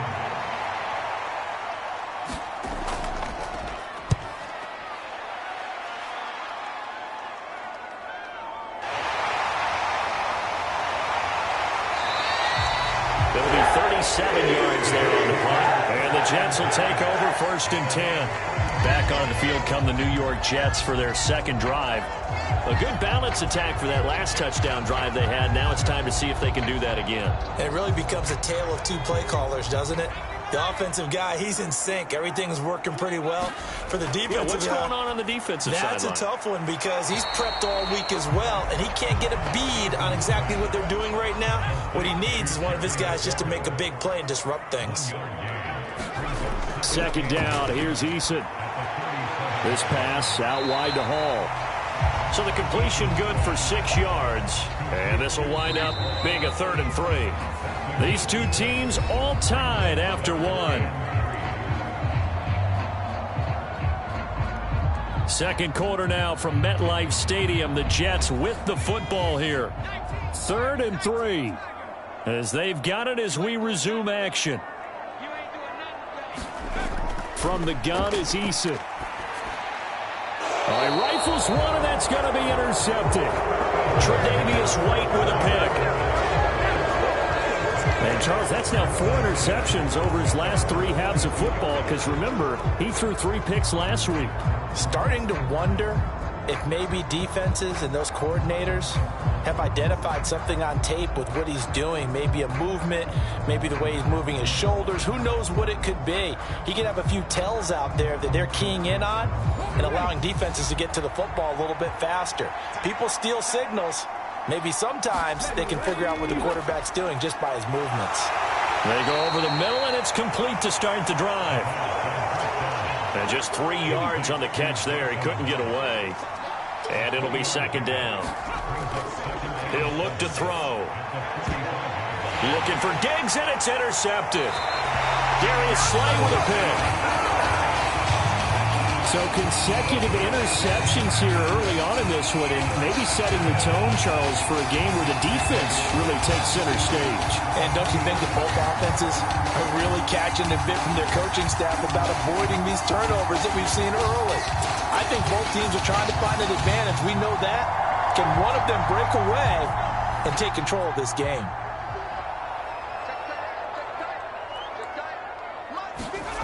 Trying to shake off the interception. He'll look to throw. A short one there to Freiermuth. Short completion, just 4 yards, and it'll be 2nd down. Eason. Middle of the field, he's got McLaurin. And he gets it inside the 35 and just shy of the 30. Line of scrimmage, the 31 now on 1st and 10. On 1st and 10, it's Hall. And he's going to take this ahead for right around 3 yards, but no more than that. 2nd down. Not a huge carry there on 1st down, but not all of them will be. But still, all in all, a positive play for the offense. It's all about picking up at least a few to set up what you're going to do here on 2nd down. 2nd and 7 with our score tied at 7, but they're planning to change that soon. Only question, will they get 3 or 6 out of it? Eluding the pressure right. And he'll slide to a halt here. Still a little shy of the 1st down marker. So they just need 1 yard here to pick up the 1st down. They'll run with Hall. And he's going to have a 1st down here as he gets this one to the 17-yard line. Give him the 3rd down conversion. 5 yards on the play.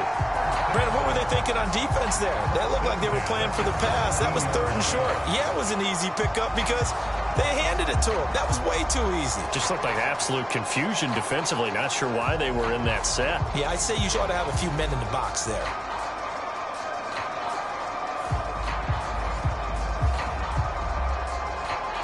So from the 17 now, here's a 1st and 10. Eason going to throw it out of the shotgun. And that's going to be incomplete. Here's 2nd and 10. Eason sets to throw it. Open man right side is St. Brown. They do get a yard there, but only a yard. Leaves them with 3rd and 9 looming. They'll come to the line here needing 9 yards to pick up the 1st. Taking in left side, it's Wilson. And they'll get him down short of the 1st down, right on the 10-yard line. It'll be a gain of 5, and that's going to make it 4th down. One hallmark of good defenses is understanding the game, understanding positioning, and tackling immediately in the secondary after catches. I think we just saw that on display right there. Got to him before he ever had a chance to think about turning it upfield. Field goal coming from Younghoe Koo. From the left hash, should be a fairly easy one here.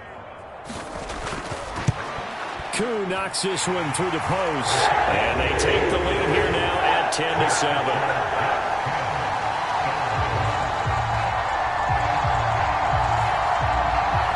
So, Charles, they get to them with their first turnover of the game and then make it hurt a little bit extra with a field goal. And anytime you give the ball up, what's the first thing a coach tells his defense? Don't let them score off of this. You've got to put out the fire. In fact, in 2021, that's what one NFL coach termed his defense, the firemen. Go out there, guys, and don't let them put some points on the board. And now out come the Bills. And we'll see if they can bounce back from that last drive, in particular if they can bounce back at the quarterback position, Charles, after throwing their first interception of the ball game. Yeah, and some guys, you know they're going to want to try and get a big play right away and take control back.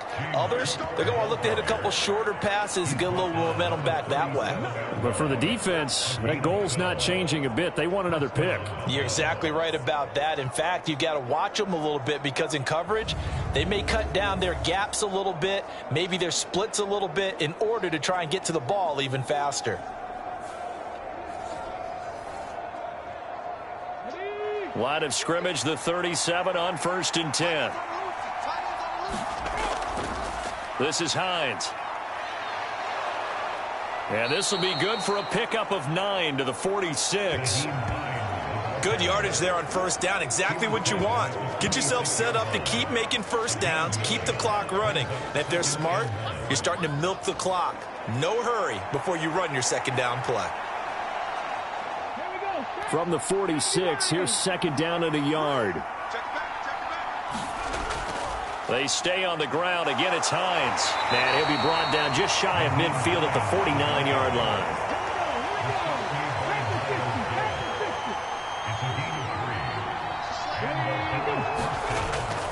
First down, here's the run with Cook. And just no chance of turning the corner. He can only get back to the line of scrimmage. 2nd and 10 coming up.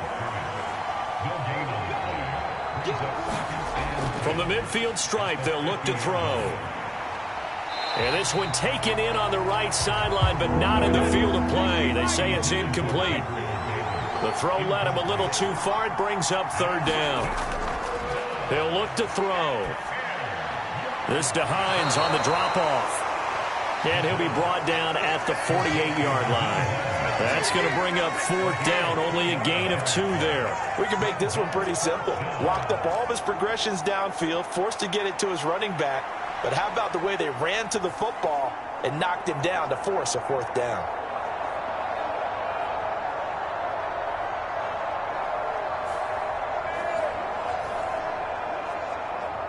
And now we'll see punter Tyler Newsome.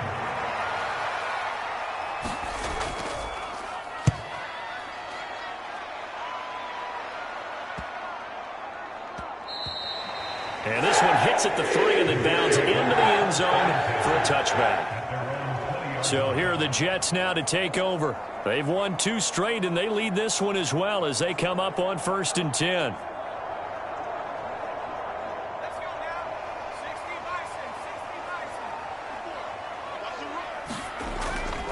Now Hall to start the drive.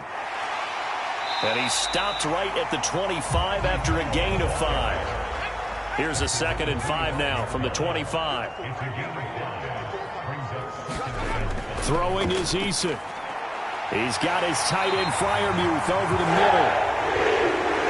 Catch number 4 for him on the afternoon, and it'll give him a 1st down.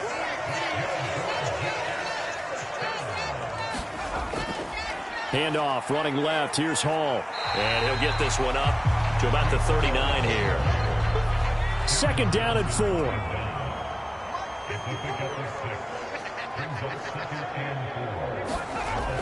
On 2nd down, a run with Hall. And tackled down after a gain of 3. Leaves him with 1 yard to go on 3rd down. And hold on here, because on that last run, it looks like we have a player who was shaken up. We'll get an update when we return to MetLife Stadium.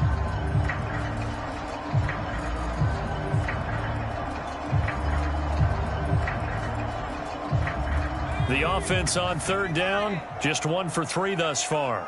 They need just a yard here. It's 3rd and 1. That is caught. And taking it across midfield and inside the 45. 14 yards through the air. Caught the D off guard on 3rd and 1. I don't care how many times we see it. I still get a kick out of watching quarterbacks and receivers do the pass tree in pregame warm-up. But I always remember that when we go to practices, we see that after practices as well. They really tune it up, don't they? They tune it up. They know why they do it for these situations. First down. And they build that trust, and that's why they're able to find him in this type of a situation. They go play action with Eason.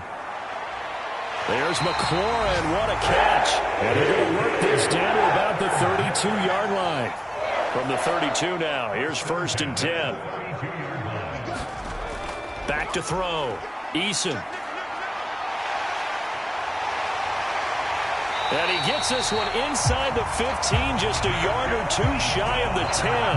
That one a broken play, but it ends up being a good play. The scramble goes for 20. I am willing to bet that he got a monster grin on his face when he saw what was happening. Man coverage was so committed to denying a big throw that it pulled attention away from him, and he had an easy lane to hit, and hit it he did.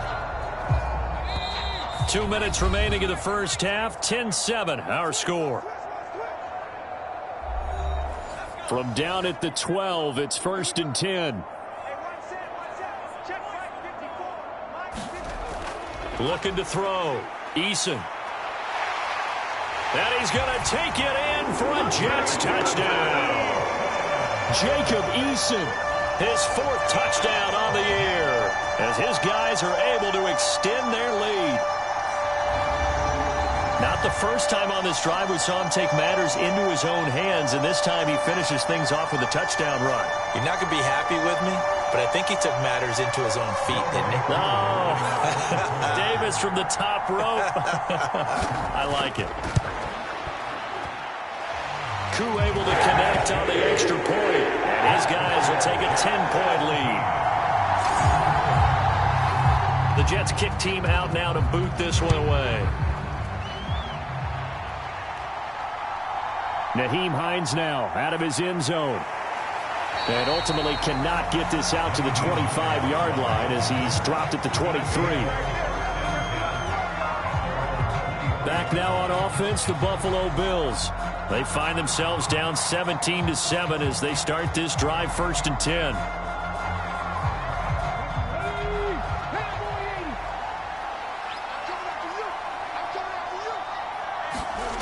They'll come out throwing here to start the drive. They'll try and set up the screen to Hines. No gain on the screen there. It's 2nd down. Now the Bills will hustle to the line. Now he'll look to throw here on 2nd and 10. Finds Hines again for the completion. And he'll be corralled right around the 34. 1st down now, but the clock continues to move. That's complete. It's Elijah Moore. And able to get this one across the 45 before he's brought down. Now the Bills are going to use the first of their timeouts as they get the stoppage with a little over 50 seconds to go in the first half. They'll look to throw again. Got his man complete over the middle. That's Cook. Now the Bills will use the second of their timeouts as the clock's going to stop with 47 seconds to go in half number 1. A good position to be in here, 2nd and inches.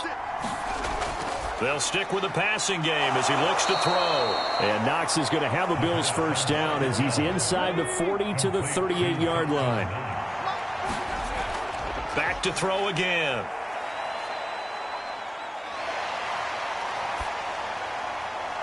Man open downfield is Diggs. He's got it. And he gets it all the way down inside the 10 and mark him at the 5. So we reach halftime here in a 10-point game as we'll get you down the coast to Orlando for Jonathan Coachman in our EA Sports Halftime Report. Coach. All right, Brandon, thanks. And welcome in everybody to our EA Sports Halftime Report. Time for a look around the NFL here in Week 3 of the new year. We'll get started out in Texas, NRG Stadium in Houston. And they are seconds away from halftime, all tied in that one. Next, we head off to check out another game. And you can see, currently they trail in that ball game.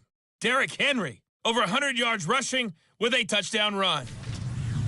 Finally, let's get to Indianapolis to check on the Colts at home at Lucas Oil Stadium. As you can see, the score there in the second quarter. Tyler Boyd, a touchdown reception.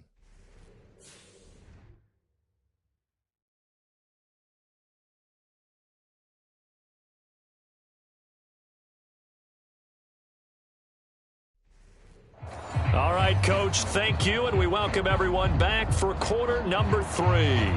A 10-point game, 17-7 the score as we get back to it on EA Sports. Here's Mecole Hardman. And he won't quite make it to the 25.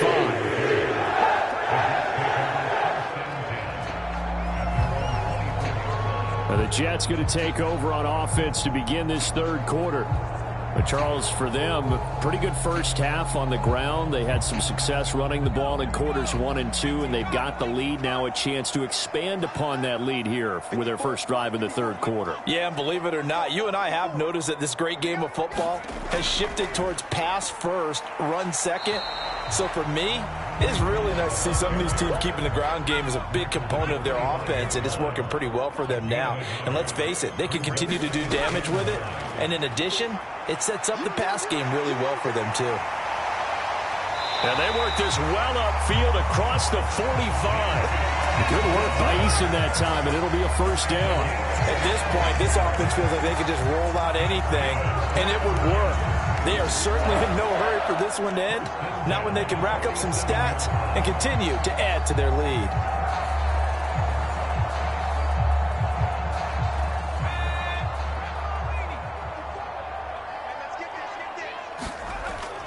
Hall on a give up the middle. And he'll take it across midfield and into Buffalo territory. It's a 6-yard pickup, and it gets him to 2nd and 4. Well, you certainly have to give a little credit here because they're playing this game now at their pace. This is ball control football, sustained runs, taking their time, and making it work. Ball on the 47-yard line. Here's 2nd and 4. Play action. It's Eason. He completes this one to Terry McLaurin. And he's got a first down as a tackle made at the Bills' 25-yard line. A good pickup there at 22. And now we get into the psychology of the whole thing because a lot of teams with a 2-score lead in the third quarter, they almost become defensive with their offense, just playing not to lose.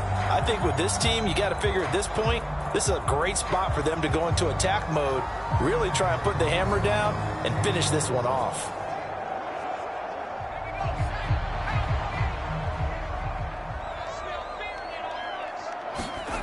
On first down, Jacob Eason. Short. The ball comes out, but this will fortunately wind up out of bounds.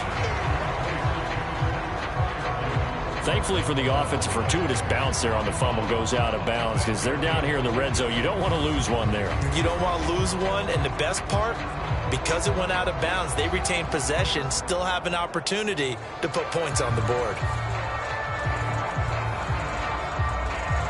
The fumble on first down now. Here's 2nd down.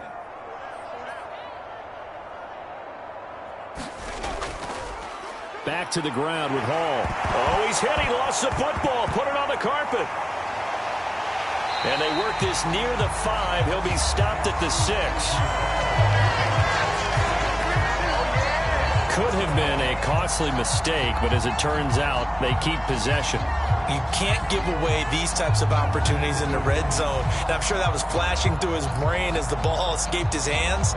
Fortunately for him, able to get picked up by his team, fumble recovered. They still have an opportunity deep in the red zone.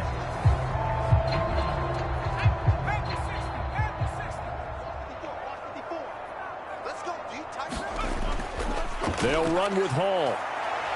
And he goes backwards on this one, losing yardage to the 7.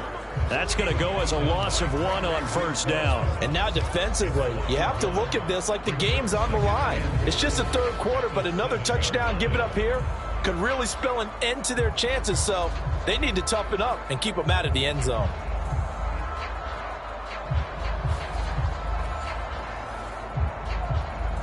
Now from the 7, here's 2nd and goal. Back to throw. Eason, they'll set up the screen for Hall. And he'll be brought down right on the edge of the goal line at about the 1-yard line. They're knocking on the door as they come to the line here on 3rd and goal from the 1. They'll try to run with Hunt. And Hunt is not going to get there. Only a yard there, so it brings up 4th and goal. Well, Brandon, we always know that once you score 1 touchdown, you're without a doubt. And so far today, he's got 1, but was denied as he tried to get the second one.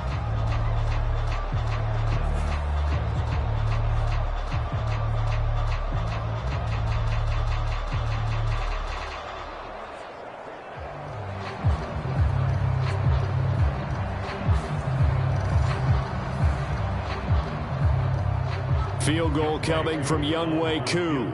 From the left hash, he'll have to cut this at a tight angle. Koo knocks this one through the post. And that will open the lead up now to 20-7.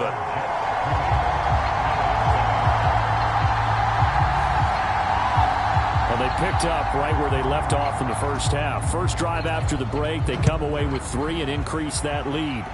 Yeah, and you just want to keep building on that lead, don't you? Whether it's 6 points or 3 points, take everything you can get, keep maneuvering, keep adding to it, keep making it difficult for them to come back. So here's the Bills offense now. They get ready for their first possession of the second half. And their deficit a little wider now than it was at halftime following the field goal a moment ago. But the goal is still the same because you know they want to come out, establish a rhythm in the second half, and get going. Make no mistake about it, though. Kicking field goals, not in their game plan. They need to get the ball in the end zone. Line of scrimmage, the 37 on 1st and 10. Back to throw here.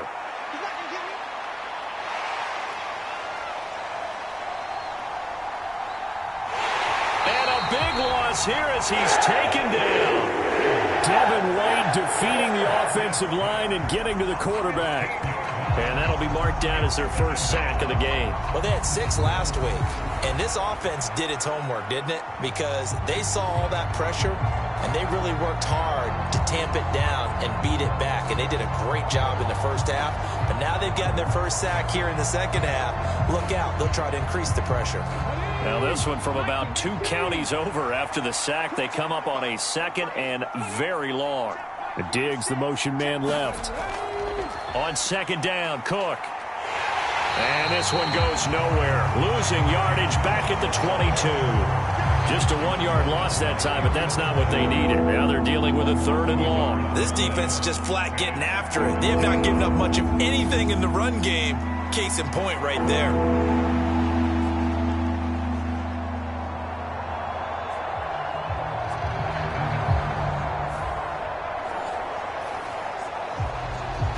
Need something from deep in the bag of tricks here after 1st and 2nd down went backwards. It's 3rd and very long. They'll set up a throw. This one caught by Davis. And he'll get this up past the 25 before he's out of bounds. The Bills send the punter out as he's on to kick it away.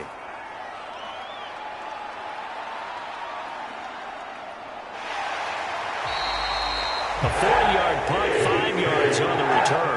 And the Jets will take over. Back on offense, New York gets set to take over. And last time they got 3 points, but it was a chip shot field goal. And when you go to the sideline after a chip shot field goal, maybe the offense not too happy. It's a balancing act, isn't it? Because you're exactly right. They're none too pleased that they didn't punch it in for 6 points. But they also have to remember they did put points on the board. 3 points is 3 points. And in this league, you take points when you can get them. Not easily done.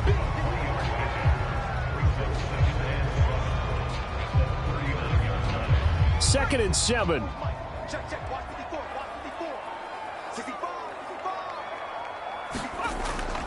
Straight ahead is Hall. Oh, a heck of a move. Man. And he'll go down right around the 47 this time. That one, a first down pickup of 8. And that's a nice pickup of a first down on that 2nd down run. And at that yardage gained, they can run that plan any down.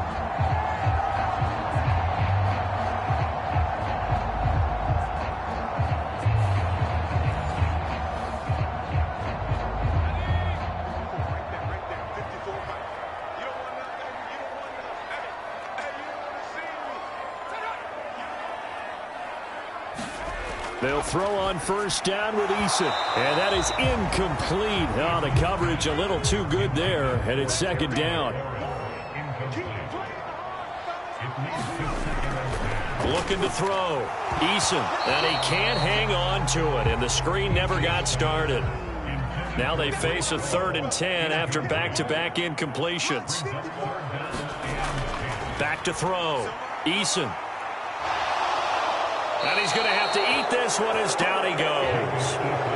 Gregory Rousseau. He's the culprit, causes a loss of 5, and it brings up 4th down. That's their first time getting to the quarterback, sack number 1. And, you know, they had 5 last week, I'm remembering. And you have to find a way to slow down the pass rush, not necessarily with just protecting your quarterback, but you show them a lot of different looks, and they did that in the first half. You know, different angles, different things to slow down the speed. They got to him here in the second half. Now they've got to come up with a counter to that and maybe do something different. He was only asked to punt once in the victory last week as he sends this one away. And did they keep it in? They did. They kept it in. It's down close to the goal line at the 1-yard line. Amazing. Perfectly placed. If that ball goes 1 extra yard, maybe not even an extra yard, the starting point is the 20. So there is a reason that a lot of punters are also excellent golfers. They know distance control. You know what else they have? Same groove motion over and over. Once they have that down, it repeats under pressure. Back to throw now in his own end zone. Oh, he tried to fit it in on the slant, and it's intercepted. Picked off by Kayvon Thibodeau. And he'll bring it back to about the 5-yard line. When you're on your own 1-yard line like they were, oftentimes you're thinking just run on any down, get some space. There they elect to throw it. It cost them. You get the sense that they were banking on the element of surprise, right? Everyone expects you to run it there. Let's take a shot. Let's throw it. Try and create some space, some room. And it went awry, didn't it? Another drive coming up for New York's offense. They can't ask for much more than this. They've got it 1st and goal from the 5. Here's McBride. And he's in. Touchdown, Jets. Trey McBride. A 5-yard touchdown run. And the Jets are able to strike quickly to add on to their lead. And no matter how it comes about, when you get good field position, you have to make the defense pay. Short fields usually make for good offense.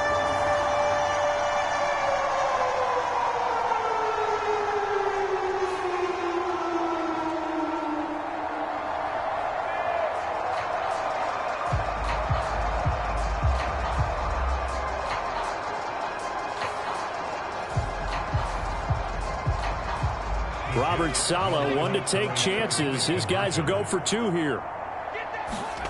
Eason going to drop the throw for it.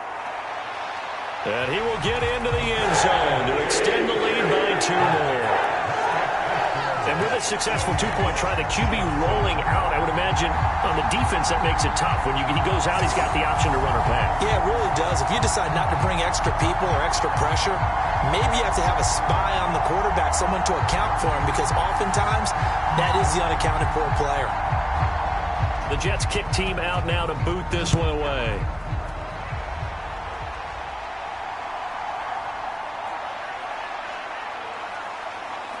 And he brings us out past the 20 to the 24.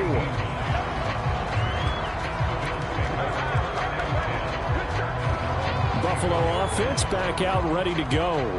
I kind of feel like they've reached a do-or-die point in this game, Charles. If they're going to try to pull off an impressive comeback, it has to start right here, right now. Yeah, now they've got a final chance to get out of this situation, but they also understand they've got to move the ball and move it fast. In addition, they need to save as much time so they can get 2 more possessions.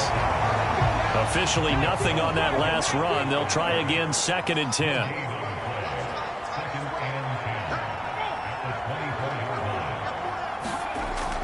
Back to the ground, this time Cook. And not much to speak of. Call it a 1-yard gain up to the 26. A 3rd down now. And those last 2 plays indicative of how things have gone for them. Just nowhere to go on the ground. And he's going to be intercepted for the 3rd time thus far. Inside the 20. And he brings this one back. It's a pick six and a Jet touchdown. And Charles, for this offense, those interception woes they kind of had in the first half have now followed them into the second half. And for this defense, they take advantage, turn that into a pick six.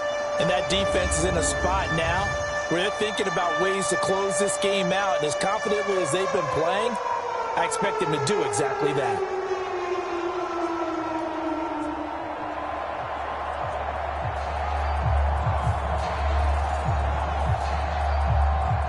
Koo now for the point after.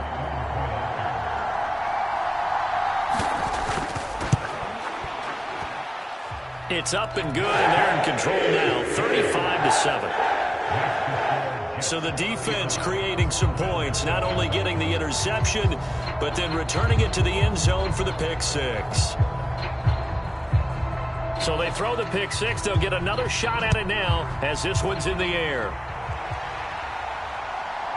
Out of the end zone, here comes Hines.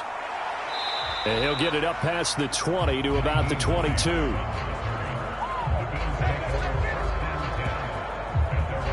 And here come the Bills. Well, we haven't exactly been treated to a nail-biter in this one, CD, and if they cannot score here, this one's pretty much all but over. Are you saying that you feel like people are starting to think about getting out of here, maybe beating the traffic in order to get home or to their final destination? Yeah, I don't think there's a whole lot of reason to hang around, especially if they can't score here. Yeah, you're right about that because it has been pretty clear who the better team has been in this one. And in a league that we talk about every game being a one-score game as we go into it, watching this blowout, let's just say it's been unusual. That is complete downfield to Knox. And he'll be out of bounds, but able to get it up past the 45. A gain there of 21 yards. Well, the margin on that scoreboard, obviously, for them, it looks daunting. I don't know, Charles. They're probably not focused on that right now. Maybe just chaining together a positive drive with plays like we just saw, giving themselves something to build on. Yeah, I think you're right about that. And what they have to be careful of is getting glued to that scoreboard trying to do too much. Because if you do that, you're all but guaranteed to start making mistakes. Just focus on one play at a time and make each one successful. Now on first down, he'll drop to throw it. Oh, he dropped it. And that's pretty indicative of the way this one's gone.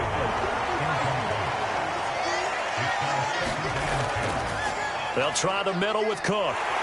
And he's fortunate to get anything from that. Give him a yard up to the 49. They'll come up now 3rd and 9.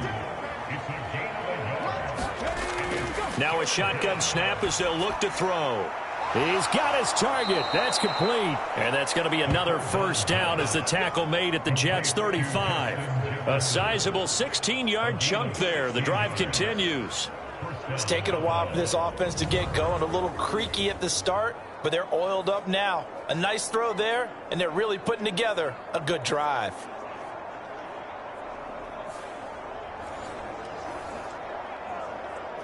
So in Jet territory now. Here's 1st and 10 at the 35-yard line. They run with Hines. And an excellent job of finding the opening as he's got this now all the way down to the 22. Another nice gain, 13 yards that time, and another first down.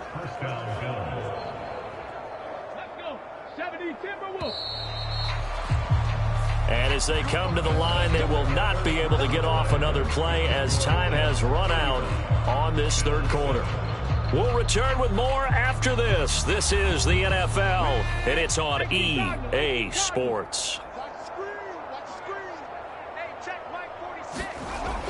On first down, he'll drop to throw.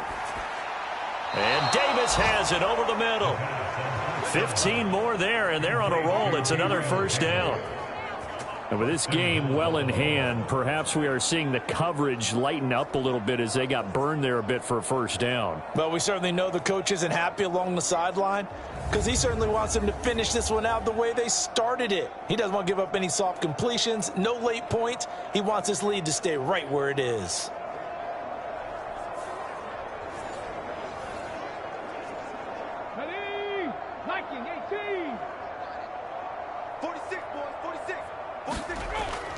They'll run with Cook. And he'll be stopped just outside the 5 at the 6.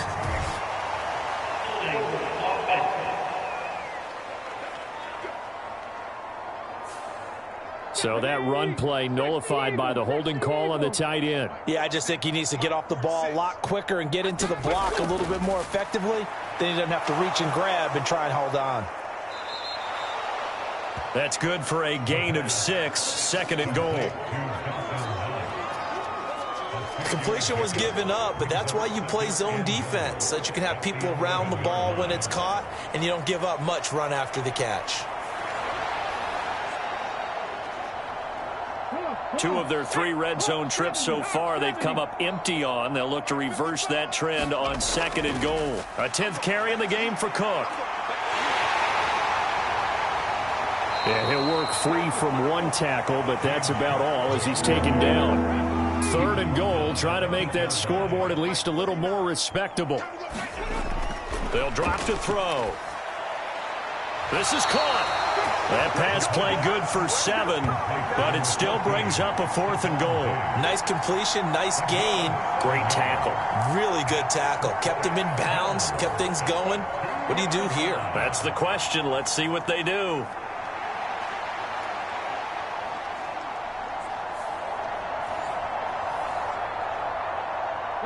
And a field goal obviously means nothing here. They're going to go ahead and go for it on 4th down. And they'll let the fullback try and take him home. And he takes it in across the chalk for a Bills touchdown. Reggie Gilliam taking it in from 2 yards out. And the Bills get a small measure of revenge as they cut into this 4th quarter deficit. And, Charles, maybe that's one they had dialed up. Hey, if we're in a 4th and goal situation, we're going to our muscle. And you can feel the boom, boom, boom all the way up here where we sit. The earth was shaking, and he found his way into the end zone. Yeah, but that's such a great guy to have around the goal line, isn't it? Indeed it is. It's a great extra dimension to add to your offense. When you can finish things with power, that's hard for a defense to deal with. Extra point by Bass, up and good. And that'll cut the lead back down to 21. After the touchdown, Bass to kick it away. Here's Hardman on the return. And he'll be tackled just shy of the 25.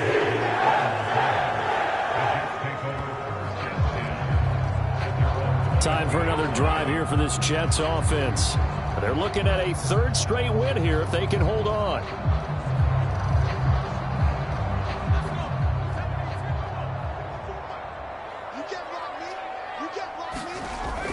They'll start on the ground. Hall. And this will go as a gain of 7 as he gets it to the 30-yard line. Ball on the 30 now. Here's 2nd and 3. They'll go again with Hall. And he'll be brought down right around the 37. Line of scrimmage, the 37 on 1st and 10. On 1st and 10, it's Hall. And they will only muster a yard here to the 38. 38-yard line, 2nd and 9. A handoff for Hall. And this winds up a gain of 4 to the 41. The Jets on 3rd down. They've converted just 2 for 6 thus far. This will be 3rd and 5. On the draw, it's Hall. And he'll be stopped well short. Only 2 yards there. 4th and 3.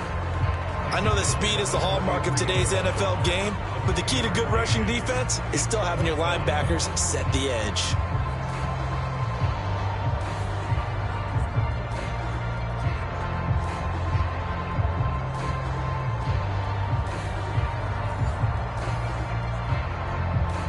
Here's A.J. Cole now as he'll punt it away for the 2nd time.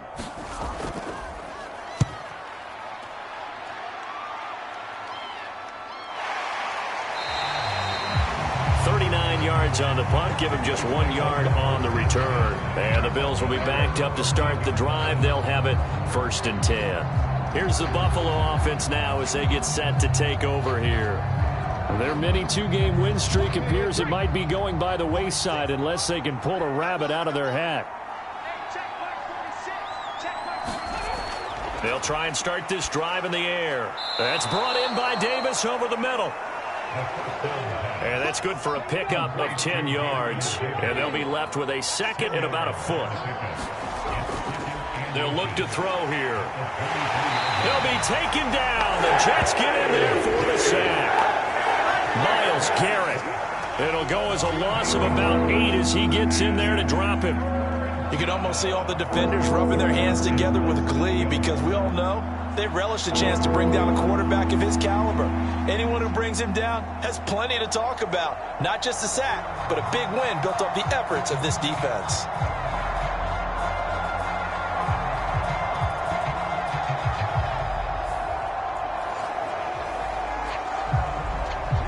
The Jets will bring in a nickel set here as they try to stop this third down.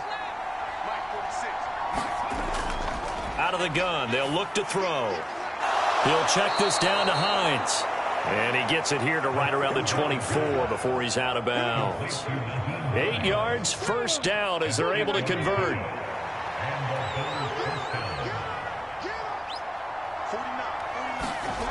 He'll drop to throw.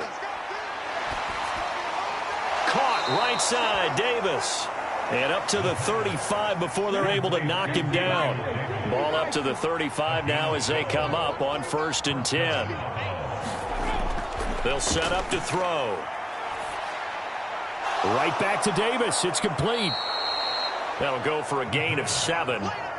And it'll be second down.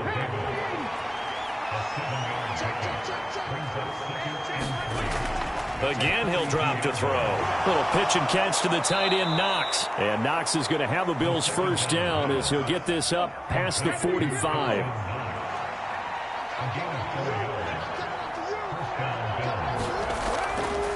Here's a play fake as they set up to throw. Diggs crossing the field and bringing it in. And a gain of 4 gets him right to the midfield stripe. Ball right on the 50-yard line. Here's 2nd and 6. They'll find Hines out of the backfield. And this time he's able to take it down to the 42.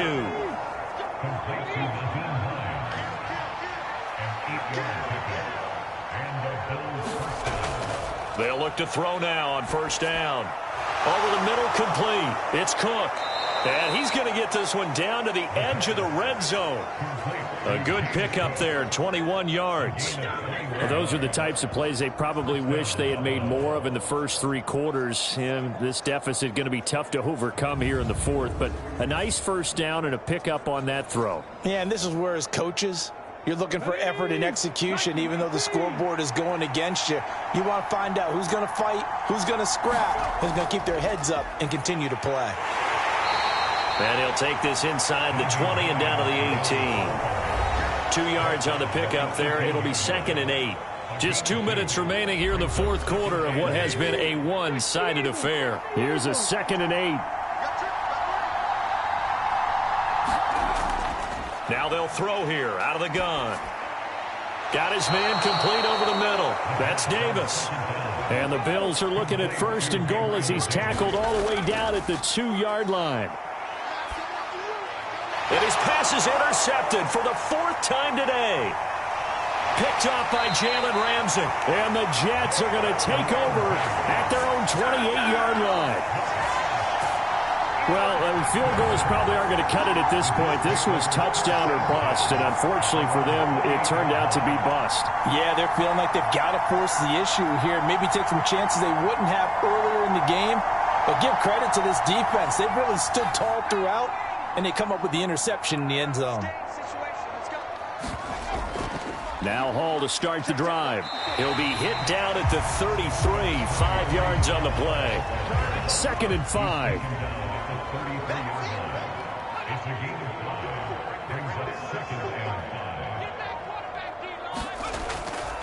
On 2nd down, a run with Hall. And he'll get it out near the 40 to the 39. That That's now consecutive 5-yard carries to pick up the first down. No doubt those are the types of carries they're looking for here, Charles. The lead in the fourth quarter. This is when coaches that have a reliable running game, they breathe a little easier on the sideline.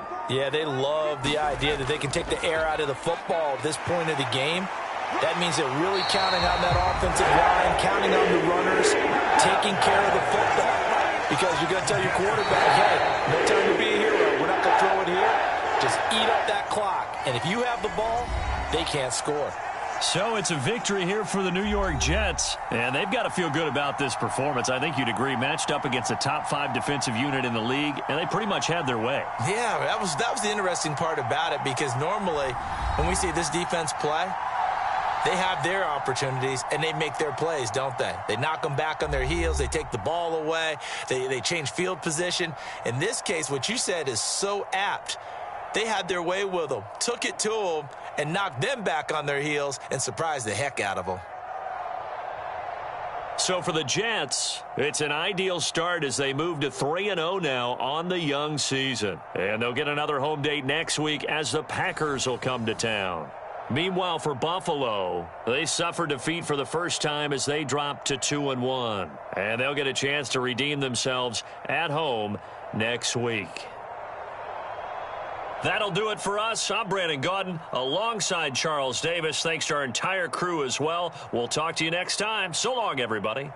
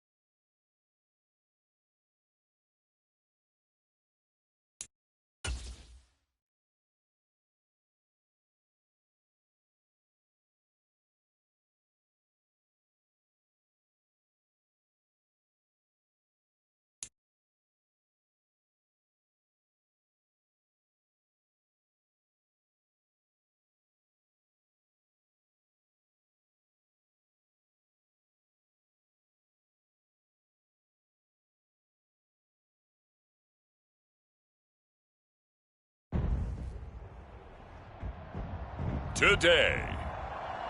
From Lincoln Financial Field in Philadelphia,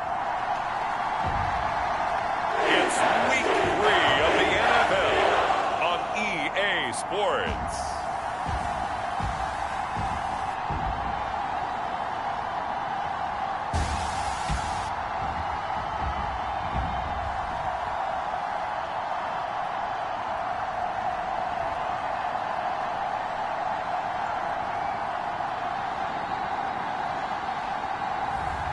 It's the Philadelphia Eagles taking on the New York Giants.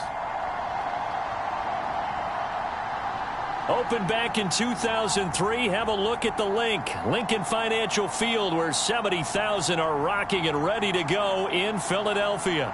Today it's Week 3, and we've got a good one in store, as it'll be the New York Giants taking on the Philadelphia Eagles.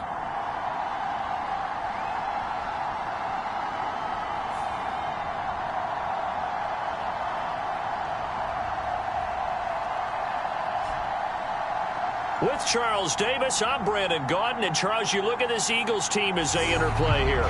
It's been a great start to the season, back-to-back wins to begin the campaign. Yeah, you don't want to get too excited. There's still a lot of season to go, but they've come out playing good fundamental football, and that might carry them a long way. On the other side of the field for the visiting Giants, they too were winners last time out, so something's got to give here. And I love it when both teams come in off of wins. Great mindsets, and it usually leads to a really well-played game.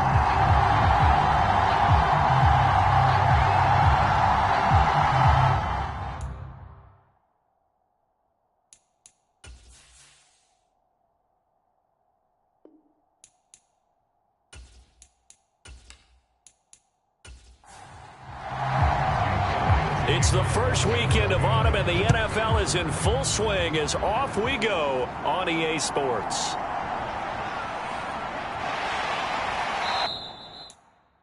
And they'll get him down inside the 30 at the 27.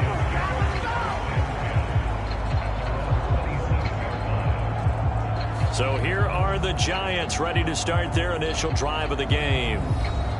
And they will be led out by their 6'4" quarterback. We're not even a quarter way into the season. He's already off to a pretty nice start. NFC Offensive Player of the Week in last week's game. Yeah, Week 2, he was electric. Let's see what Week 3 has in store.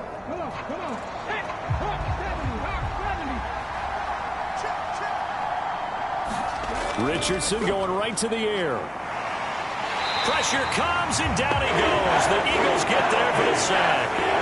That sack courtesy of the effort of Hassan Reddick. If they have any thoughts of coming in here and getting this road victory, that's not the way to start it out on the first play of the game. Yeah, one thing you always say when you go on the road, take the crowd out of the game. They actually brought the crowd into it by permitting that sack right out of the gate.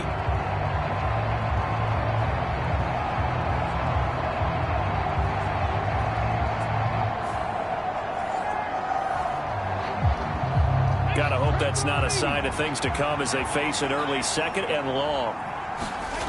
And Richardson back to throw it. They'll set up the screen here to Mixon. So the screen good for only 2. Now it's third down. Not an easy spot here. They'll be in search of 13 yards to try to pick up the first. Now on third and long, they'll look to throw. Richardson under pressure, and down he goes. Jalen Carter drops him for a loss of 14 yards, and it also brings up fourth down. What a great job getting pressure here on the first drive. 3 plays and already 2 sacks. And that pressure has been intense right from the beginning, and I'm telling you, if they don't make an adjustment in play calling and protection, it'll go from intense to relentless. Here's Jamie Gillen now, as his first punt will come from inside his own end zone.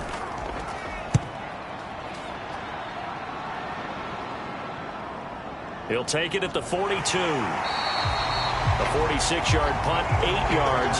on the return. And it will be Eagles football, 1st and 10. Philly's offense getting ready, and Jalen Hurts ready to lead them. The second-round pick who started his career at Alabama, then finished with an electric senior season at Oklahoma. I like this guy, and the reason I do, he tends to stay on an even keel. Doesn't let too much ruffle him. He will manage the game the way it needs to be managed, take what the defense gives him, and then he can strike at times. Had a touchdown pass. Yes, he had an interception last week, but he found a way for his team to win. A pretty good-looking run there on 1st down. That'll go for 9 yards, just short of the line to gain. The rushing numbers for Pollard last week.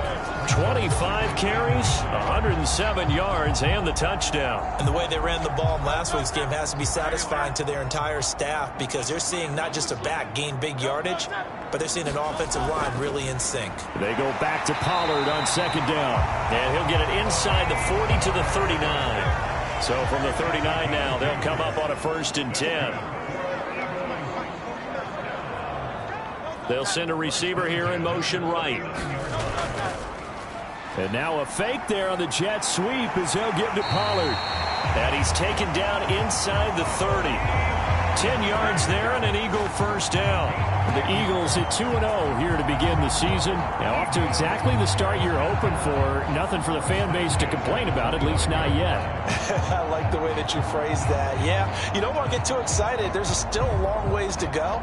But they've come out playing good fundamental football, and that might carry them a long way if they stay in that mode throughout the season.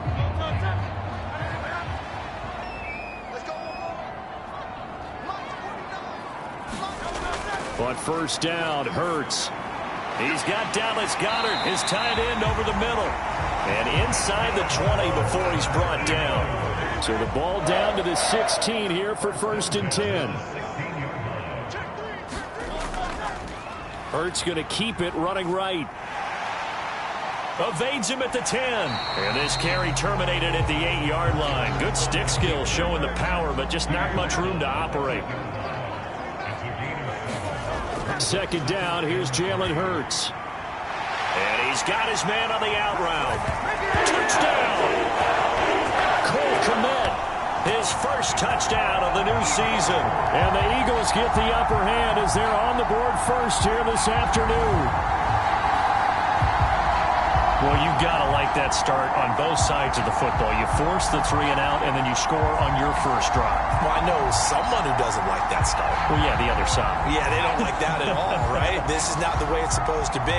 But what you just described, that's team football, all right? When you get a 3 and out, you're supposed to take advantage of it on the offensive side of the ball. You said, thank you very much for getting us the rock. Let's put it in the end zone, and they did exactly that. Elliott good with a PAT, and that makes the score 7-0. Now after the touchdown, here's Elliott on to kick it away. And here comes a return from just beyond the goal line. And the tackle going to be made right there at the 25-yard line. So the Giants getting the football back here for their 2nd drive. And a 3 and out on that 1st drive. We'll see if they can do better here. They should have a better opportunity because the nerves should be settled now. That 1st series, everybody goes out with a little extra emotion. So now they get a chance to go back out and say, okay, now we're into the game. Let's go play and play as best we can. You almost get a mulligan then on that 1st drive? Sometimes it absolutely serves that way. You get a 2nd opportunity. Nothing big happened. But then again, you didn't commit any mistakes either. Off you go. Nice little nifty play for them there. Yeah, that's the ability to read a defense and utilize players that don't often get picked up in coverage easily. And I'm talking about being able to use the backside of the backfield. Because I know that when I used to cover, hey, we got everybody oh, he just snuck out there, and they just got a nice 1st down there. What do we love to say? Get those backs into space, right? And they were able to do that there. Nice pickup on 1st down. Richardson's throw into the hands of Peoples-Jones. And they get to him after a gain of 6 to the 46. Well, this defense for the Eagles very strong last week as they helped their squad improve to 2-0 on the young season. And the big difference in the ball game, their ability to force turnovers, 3 of them in fact. Being able to take the ball away, give it back to their offense, that's something that's emphasized each and every week, and they carried it out. A first carry for the former Oklahoma Sooner, Joe Mixon. He'll be taken down at the 48 for a pickup of 2 yards. They'll come to the line needing only 2 yards to gain the first here. They give to Mixon to try to pick it up. And he'll be tackled about 2 yards shy of the line to gain. A 1-yard pickup leads to 4th down. Defensively, we always know that he is tough in run support, and I think the way that he gets there is he understands what an offense is going to do before the ball's even snapped. A great job of scouting prior to the game, then reading, reacting, and taking the right path to the ball carrier.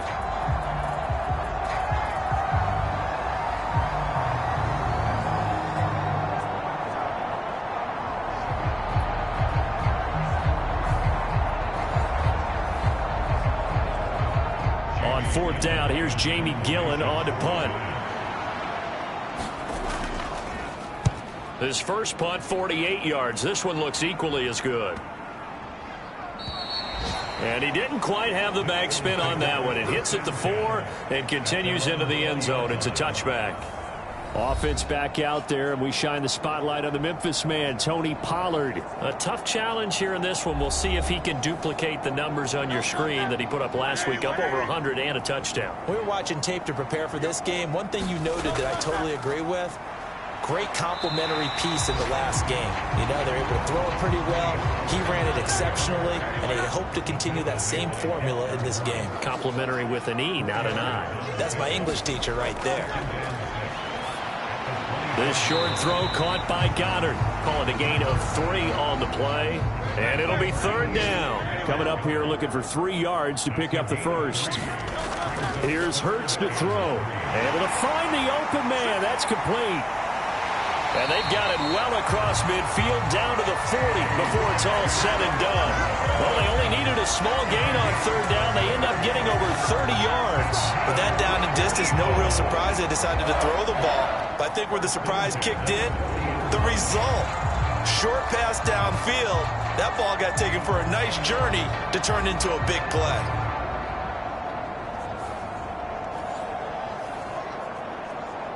So the big play moves him all the way across midfield to the 40 now for 1st and 10. Now Hurts on the option right. And they'll get him down after a pickup of 8, 2nd and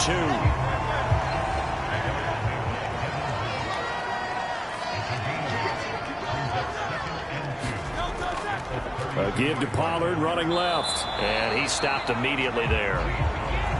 He got maybe a half yard at most, but officially they'll be left with a 3rd and 2. Trying to run for it with Pollard. And he picks up the first before he's taken down at the 29. 3 yards there, good enough to keep the drive moving. Well, these two teams, they met up way back in the season opener. And it was the Eagles who got the win on the road, so now they look to finish off the sweep here in Philly.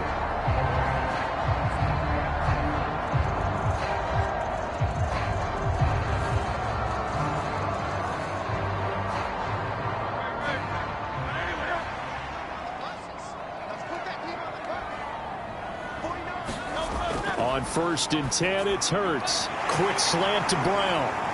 And down he goes, taking it inside the 10, just shy of the 5 at the 6.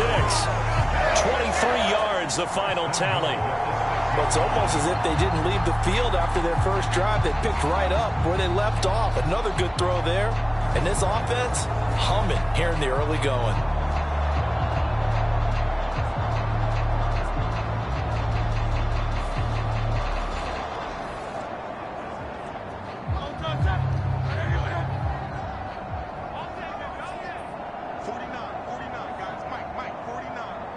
In motion right is Brown.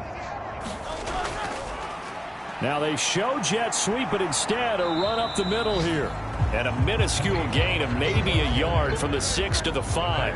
And the ball smack dab on the 5-yard line. Here's 2nd and goal. They keep it on the ground. This time it's Penny. And he's going to get him about 3 yards closer. He's down to about the 2. 3 tight ends up front here. 3rd and goal. Pollard. And he'll get him a bit closer as he's down to the 2-yard line. Only a yard that time, so now a decision to be made here on 4th and goal. This is a long drive offensively. Wouldn't you hate to end this with just 3 points? Doesn't it feel like during a ball game you have certain narratives going on and there's certain drives that seem to take on just a bit more importance than others? This feels like one of those, doesn't it? To me, 3 points here, a major letdown. This is the time to go and put 6 on the board. A field goal would make it a 2-score game, but they're going to go aggressive. They're going to try this thing on 4th and goal. They'll run for it with Pollard. And he's in for an Eagles touchdown. Tony Pollard, his second rushing touchdown on the year. And the Eagles' decision to go for it pays off with 6 points. An early decision point here, Charles. Maybe one we'll look back on later. They go on 4th and goal, and they punch it in for the touchdown. We always talk about how football is a game of confidence, and that's how you get it right there. Leave your offense out there and tell them, I believe in you. And they pay it off with 6 points. Elliott on for the extra point.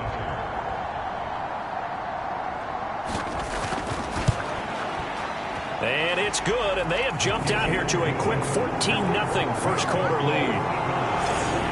A pretty long drive that time, 11 plays all told. And it's culminated by a 2-yard touchdown run. Now after the touchdown, here's Elliott on to kick it away. From a yard or 2 deep, here comes a return. And he'll go down as this drive will start at the 25-yard line.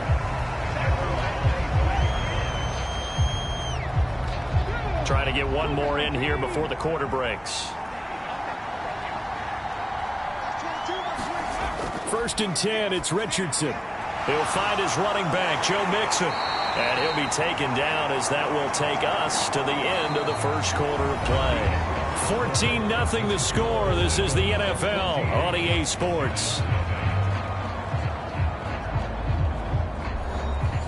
Here's 2nd and 7 now from the 28.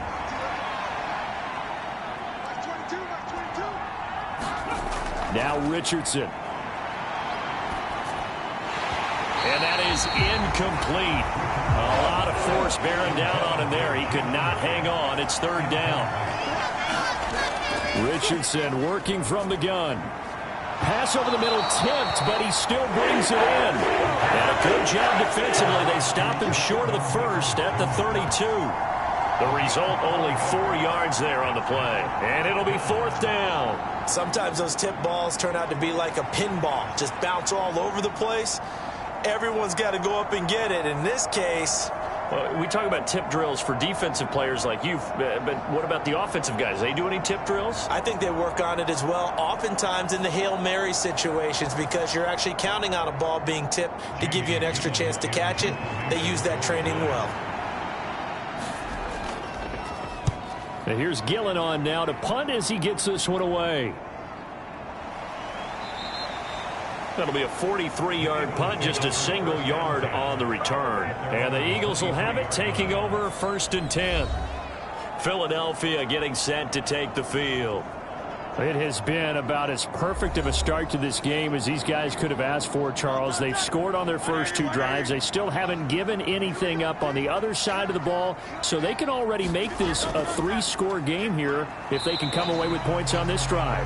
Yeah, they're almost pushing them to the brink, aren't they, partner? Almost to the point now where it's a loss of words for me, which I know would excite all of our viewers, but you're just not supposed to see that type of dominance so quickly in a game like this.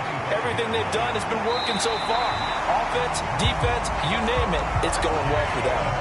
Hurts dangerous when he runs that football. He's got a first. I can't be sure how much of that was planned pre-snap, but it certainly opens up some avenues for their offense. And if he can stay a threat to break off those kind of runs, it'll pull defenders away from coverage and open up some choice throwing lanes for him moving forward. Line of scrimmage, the 37 on 1st and 10.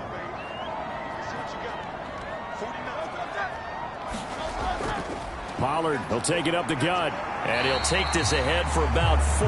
2nd down coming up.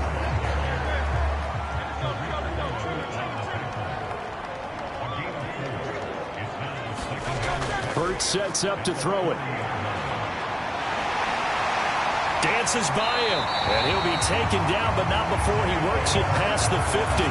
Nothing open downfield. He keeps it himself for 11 and a first down. There he goes, and for good reason. Running with it has paid dividends earlier in this game and earlier on this drive. And until they prove they can stop him, I don't think he's going to be shy about continuing to run for first downs instead of airing it out. So the drive takes him into Giants territory now, 1st and 10 at the 48-yard line. They'll run left with Pollard. And a 6-yard gain gets him right around the 43. Line of scrimmage, the 43 on 2nd and 4. Throwing is Hurts. And that throw behind his man. He missed him. Incomplete. Here's the 7th play of this drive. This is 3rd and 4. Hurts. Work in the middle of the field, and he's got a man complete. And they're going to have another first down as the tackle's made at the Giants' 30. That one goes for 13 yards, and it moves the sticks. And they'll use him out in the backfield, and sometimes quite a bit. They're just trying to get him touches any way they can. 4 catches a week ago. There's another one right there.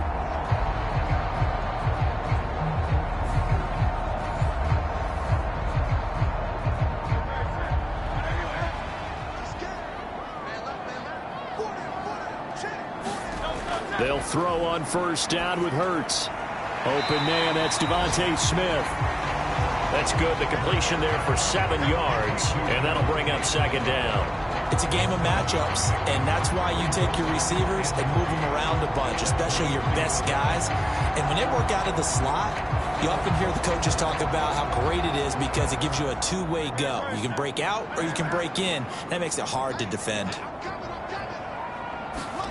2nd down, here's Hurts. And it's complete right back in the hands of Smith. And Devontae going to pick up the Eagles' first down as he's brought down at the 16.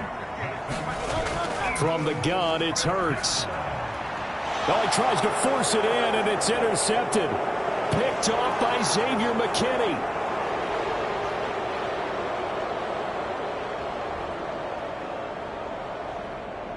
And he will bring it back. It's a pick 6 and a Giants touchdown. Well, I mean, it hadn't been a picture-perfect first half for this defense to this point, but that's a big play to get them right back in the ballgame. And I think that changes their mind frame. Now they're saying to themselves, hey, we're still in this. And even though our offense hasn't done anything, we've had our troubles on our own right, we still made a play right there that could change the course of this game. Great job delivering. Now Greg Zuerlein on for the extra point. And that one makes it 14-7. A heck of a play there defensively, getting the interception, navigating his way into the end zone for the touchdown. So they'll get another shot on offense following that pick 6, and now the kick is away.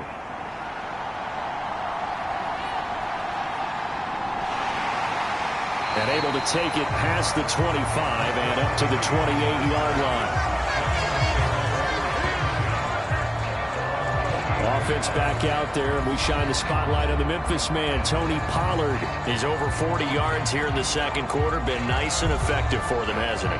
He has definitely been dependable, and really shouldn't underestimate what he's getting done here, because anytime you're on a pace that's going to approach 100 yards, you've really done some damage in an NFL game. And now he's looking just to add to his totals. And this is going to be an Eagles first down as he's got this up to the 40-yard line. Now, this is an example of breaking down a defense, because on a lot of these runs, he's getting past the point of attack, and guess what he's doing? Forcing the secondary guys to have to make a lot of tackles.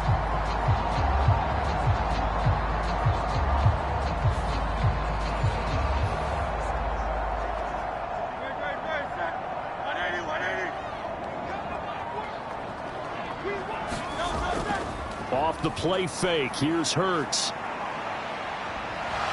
He's going deep for Brown. Oh, a leap, and he will make the catch. A big play there for Philly. 47 yards. Well, he worked his way quite a bit in this first half, and with good reason. You can see it there. He is such a handful defensively, just too hard to keep him under wraps, and delivers a big play here for this offense.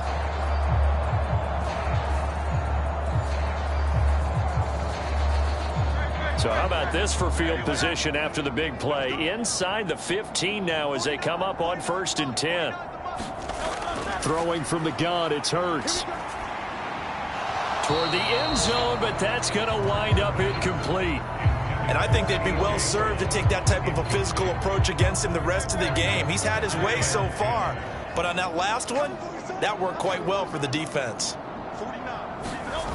On 2nd and 10, Hurts looking left side, and he's got a man. That's Brown. Touchdown, Eagles. A.J. Brown, his 2nd touchdown on the season. And the Eagles have taken a 2-touchdown lead now. And that connection, it looked like they maybe had some pre-play communication. Maybe one of them noticed an area that was open in the defense to get the pass to. When you put the time in, sometimes you have that great silent communication that you just noticed right there, because the best quarterback-receiver combos in the NFL, they know how to make those adjustments at the line of scrimmage when they see something pre-play, and they got it done there. Elliott good on the extra point, and it's now 21-7. Just a 4-play drive that time, and it's capped off by an A.J. Brown touchdown.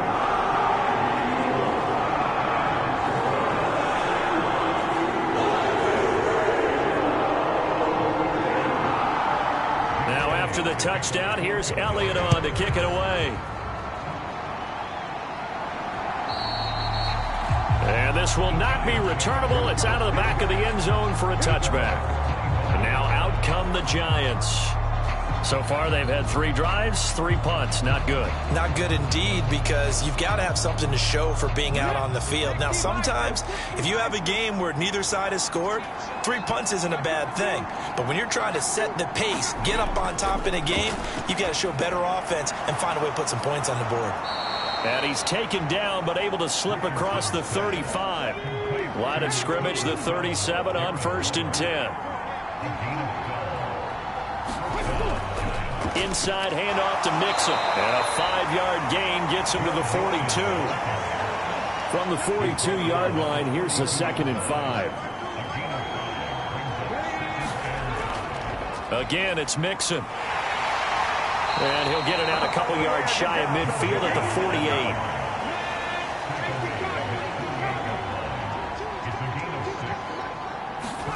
48. First and 10, Richardson looks to throw it.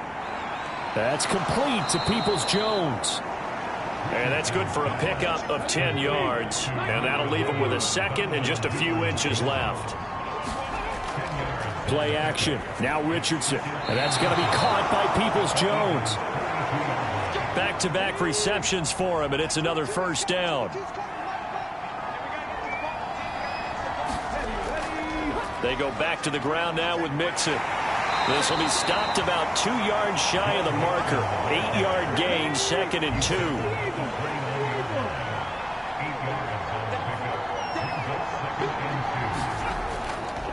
Mixon up the middle.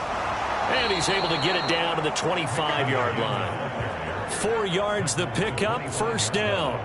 I think they like this drive a little bit better there, partner. Running game helping out, picking up some of the slack. Because remember, the last drive, they went 3 and out. Richardson to the air on 1st down. And that's going to be incomplete. Too tough to hold on to that one in 2nd down. Normally being a big-bodied receiver plays to their advantage downfield. Go up and make the catch, take the hit, and pick up yardage. But in this case, the hit was timed really well and popped it free from his grasp. An incomplete pass leads to 2nd and 10 from the 25.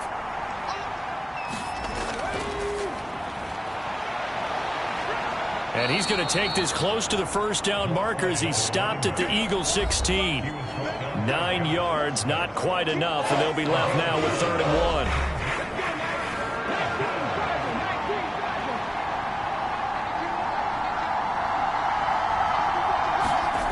Back to throw. Here's Richardson. Pass to the sideline and pulled in. And out of bounds all the way down at the 3.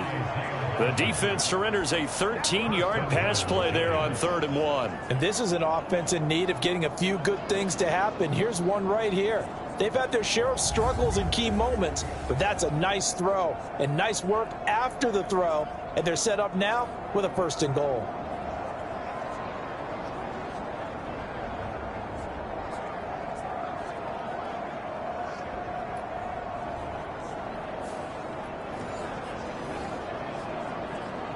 This is 1st and goal and a golden chance to get a score back here before halftime. Richardson looking to throw. And he'll just get rid of it. They'll go again from the 3 here on 2nd and goal. Here's Richardson to throw.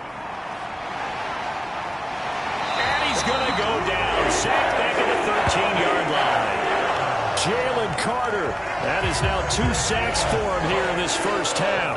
These sacks now, they're starting to pile up, Charles. And that front 7 defensively, they've had their way with this offensive line. And I think at this stage, we have to start thinking about different play calls. We've got to start helping this quarterback out because the entire game he's been under siege. I don't care what the down and distance. They've got to get the ball out of his hands a lot quicker. Richardson now on 3rd and goal. Throw right side, taken in by Bellinger. The Eagles going to take the first of their timeouts as they'll head to the sideline and talk over what to do next. So here's Greg Zuerlein now as he'll try for the field goal. From the right hash here, should be an easy one. Zuerlein's kick is up and through, and that will get the disadvantage now back down to 11.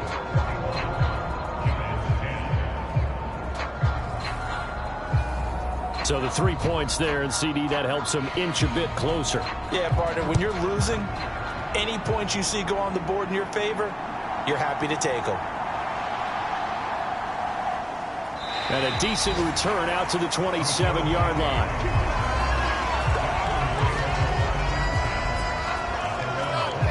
Wide receiver A.J. Brown, you see he and the rest of his mates returning to the field here. He's up over 100 yards, has the touchdown. He's a big-time receiver in this league, so the question becomes, how do you limit him going forward?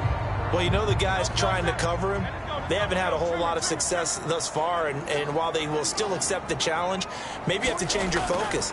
You have to get after the quarterback a little bit, disrupt his timing, because right now it feels like pitch and catch. Make sure he's not able to have clear sight lines to him, and maybe that'll slow him down. And this is not the guy you want to let play pitch and catch. To throw on 2nd and 10. Hurts. Got a man. It's Brown. And he slips up past the 45 before being tackled. 19 yards to pick up there. Move the chains. Now the Eagles will use the 2nd of their timeouts as they'll stop it with just over a minute to go before halftime. Now on 1st down, he'll drop to throw it. Fights through him. Looking for A.J. Brown again, and he's got it again. And he's able to get this one down to the 40-yard line. This duo locked in, 14 yards there, and a 1st down. Good strong throw and catch right there. And so far in this game, the alleys have been open for them to get completions, and they're taking advantage of it.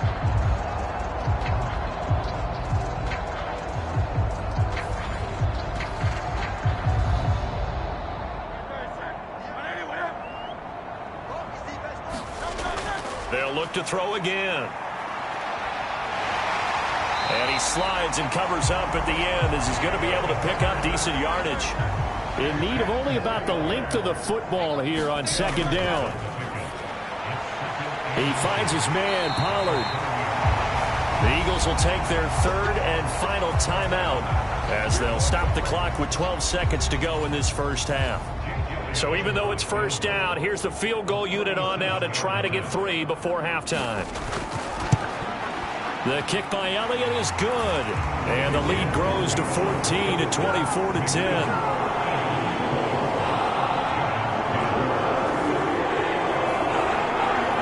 So a capper there to a pretty good first half. And I love the way that they put a chokehold on the clock and pretty much drained everything before they put the field goal on the board as they headed into the half. And not wanting to risk anything here late in the half, he'll just take a knee and they'll bring the football out to the 25. The Giants offense at the line, ready to begin their next drive. And with 5 seconds to go, this will likely be our final play.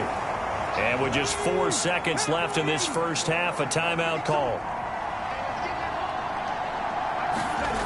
A final shot before the half. Richardson. He'll look downfield for Waller. And this one is incomplete. So we have come to halftime in what's already a 2-touchdown game. As we'll send you down the coast now to Orlando, that's where we find Jonathan Coachman, ready with our EA Sports Halftime Report. Coach. All right, Brandon, thanks. And welcome in everybody to our EA Sports Halftime Report. Time for a look around the NFL here in Week 3 of the new year. We'll begin up in the Steel City, Acrisure Stadium in Pittsburgh. And this one, very low scoring, 6-3 the score at halftime. Brian Robinson leading the charge on the ground. From there, we head over to the Windy City. Check on the Bears at home, Soldier Field. And you can see, currently they trail in that ball game. Derrick Henry, over 100 yards rushing with a touchdown run.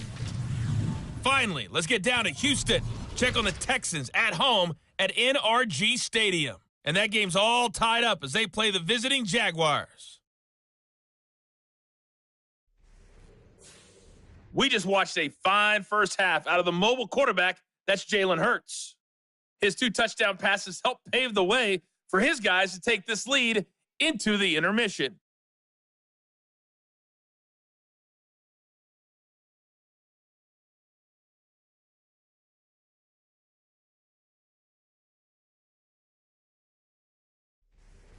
All right, Coach, thanks very much. Fine work as always as we welcome you back for quarter number 3. So the Eagles with the lead, and they're going to get this football first as the third quarter gets underway. And no run back here as the third quarter will commence with a touchback. Eagles offense and A.J. Brown headed back out there. Seems like the measuring stick for a receiver for a great game is 100 yards. Well, he's well past that now. And as we analyze how he's getting them, that's where it really becomes fun because, let's face it, they keep sending coverage at him, keep trying to put the pressure on, yet he finds ways downfield and finds openings. That's a really crafty receiver. Hurts throw taken in by Watkins here. He's going to be dropped following a pickup of 7 past the 30 to the 32. They'll operate from the 32-yard line here, 2nd and 3. Back to throw here. They're connecting quickly with Goddard. And he'll be taken down, but not before he gets into enemy territory. 19 yards to pick up there. Move the chains. Oh, that's a nice job of clearing space in the middle of the field for your tight end. He's going to start behind the line and run an angle route, hoping to kind of get lost in the middle of the field. And this is put right on him, and he's able to pick up a first down. So the drive takes him into Giants territory now, 1st and 10 at the 49-yard line.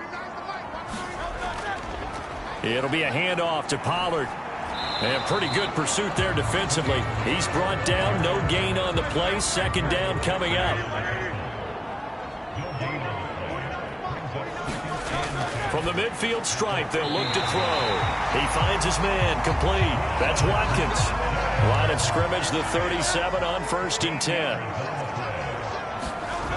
They'll set up to throw. Over the middle to Smith. And the result here, a pickup of 8. Leaves him with 2 to go on 2nd down. 2 yards to go, 2nd down.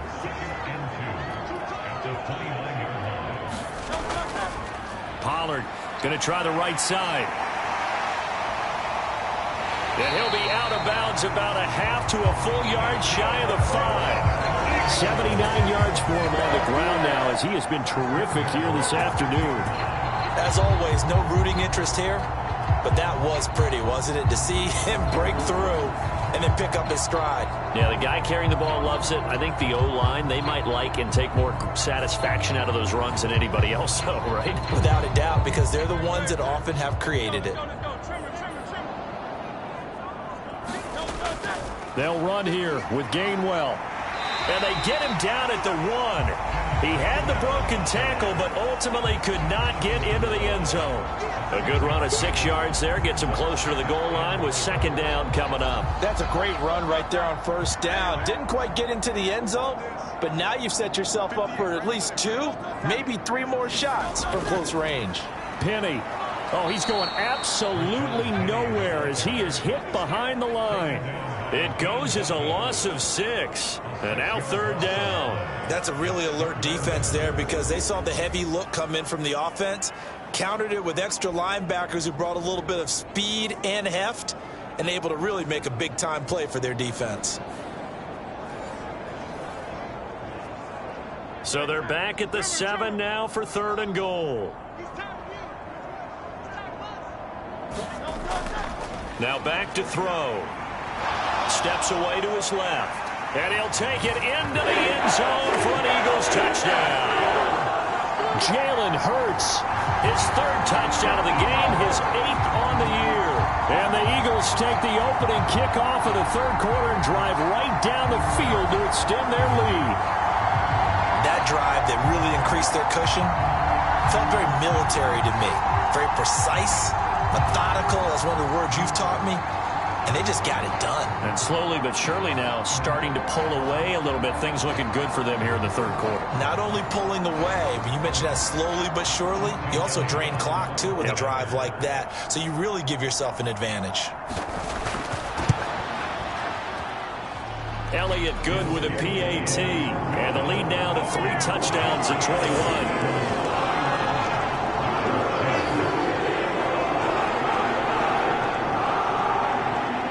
After the touchdown, here's Elliott on to kick it away.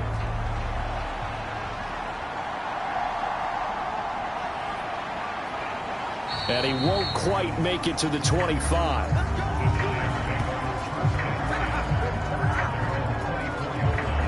Now we take a glance at the offense as they work their way back out for their first possession of the second half.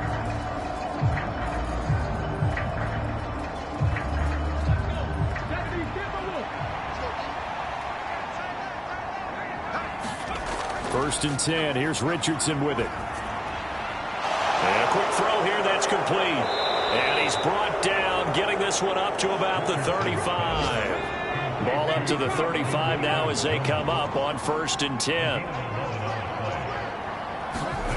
Now it's Richardson. He's going to loft one deep left side here. Oh, a contested ball here, and it's going to be caught. A big play there for the Giants. 51 yards. Well, partner, I'm not sure how this drive's going to end, but how about the way they flip field position there? A nice attacking play that picked up a heck of a chunk of yardage.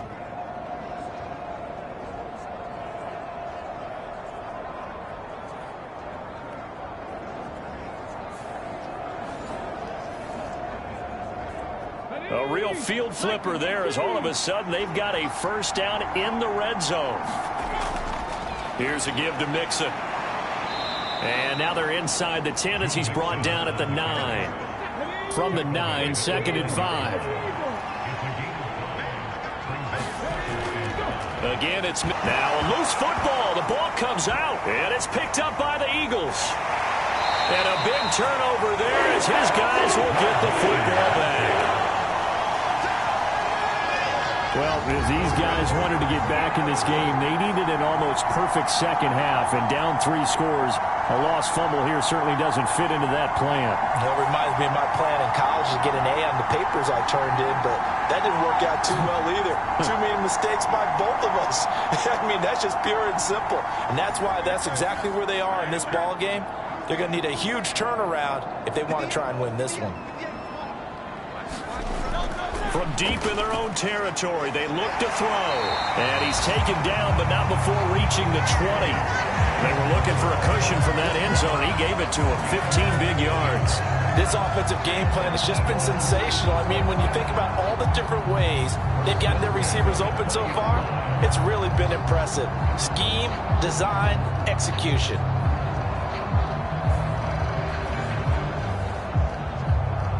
So the previous play, a big help, as now they'll have it first and 10 up at the 20.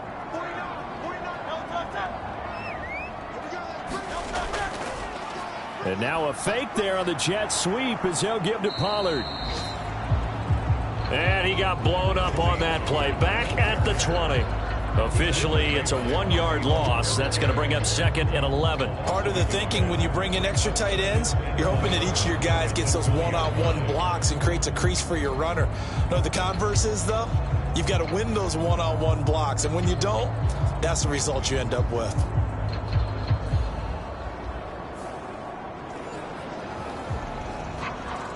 Looking at a 2nd and 11 now after the loss. He'll look to throw. This will be caught by Brown. And he's going to get this one across the 30-yard line. From the 32 now, here's 1st and 10. They'll drop to throw. He finds his tight end, Goddard. That's complete. And they get him down, but not before he takes it across the 40-yard line. On 1st down, Hurts. And he'll be taken down, but not before he works it past the 50. Nothing open downfield. He keeps it himself for 11 and a 1st down. He's starting to fall into the category of not fair, because when he's on target throwing the ball, he's dangerous. But when you add in his ability to make plays with his feet, almost impossible. Well, yeah, exactly. They've had trouble stopping him in the secondary. This time they've got the great coverage. Oh, he can run too. Here's Hurts to throw. Swinging this out for Pollard. And they'll get him down after a pickup of 8. 2nd and 2. Just about every quarterback is trained to really look downfield first before you come back and make a nice, safe throw. And in this case, that's exactly what he did. Found his running back, let him create some space, and it turned out to be a nice play for the offense. 2nd and a couple. They'll send a receiver in motion left. He'll get it here on the jet sweep. And A.J. going to pick up an Eagles 1st down as he'll get this down to the 36.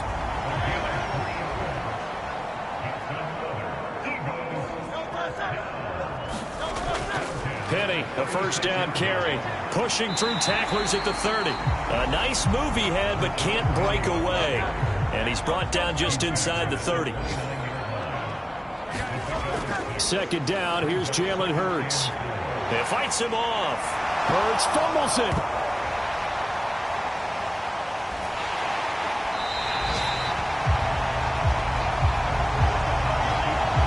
Much like a running back going through the line, quarterbacks have to be aware of protecting the football as well. He left it exposed that time, wound up having it knocked free, but fortunately, had an alert teammate who was able to get it.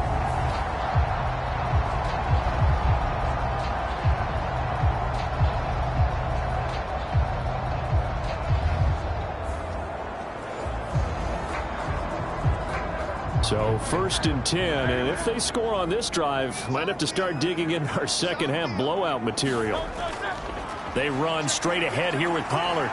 This will be stopped about 2 yards shy of the marker. 8-yard gain, 2nd and 2. A lot to praise on this drive, obviously. I know you're seeing what I'm seeing. Those guys up front, they're getting it done. Doesn't matter what play is called. They are handling their business at the line of scrimmage and dominating right now on this drive. They'll drop this underneath to Pollard. And he's going to be brought down just shy of the 5 at the 6. It's an 8-yard pickup, and it leads to a 1st and goal. Well, they certainly had success throughout this contest, getting him the ball in the passing game, and there he picks up another 1st down. Whatever they saw going into this one, they've been able to capitalize on it, and no adjustment has been made to take it away. Under pressure now, and he's going to go down. Sacked back around the 8. Devin Bush driving in and picking up the sack. Well, there's still time to rectify this situation because the silver lining, they took a sack on 1st and goal. But that close to the goal line, that still definitely hurts.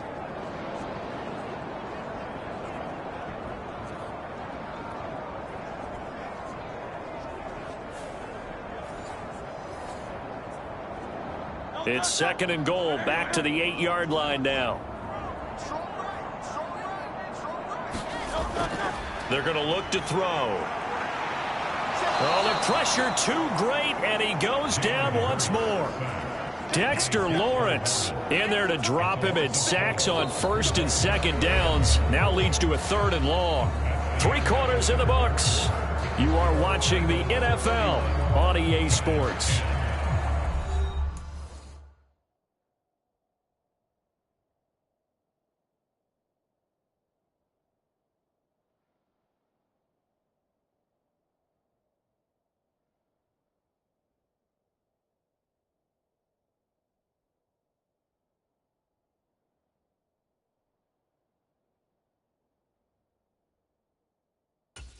Welcome back. We are in the city of brotherly love, Philadelphia.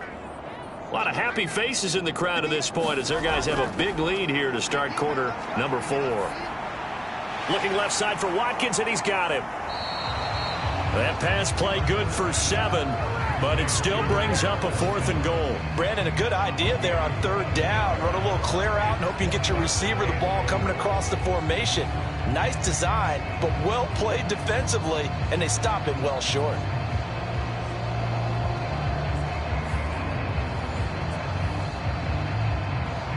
So Hurts is off, and on comes Jake Elliott for the Eagle field goal. From the left hash, a chip shot here. The kick by Elliott is good, and that will extend their lead even further.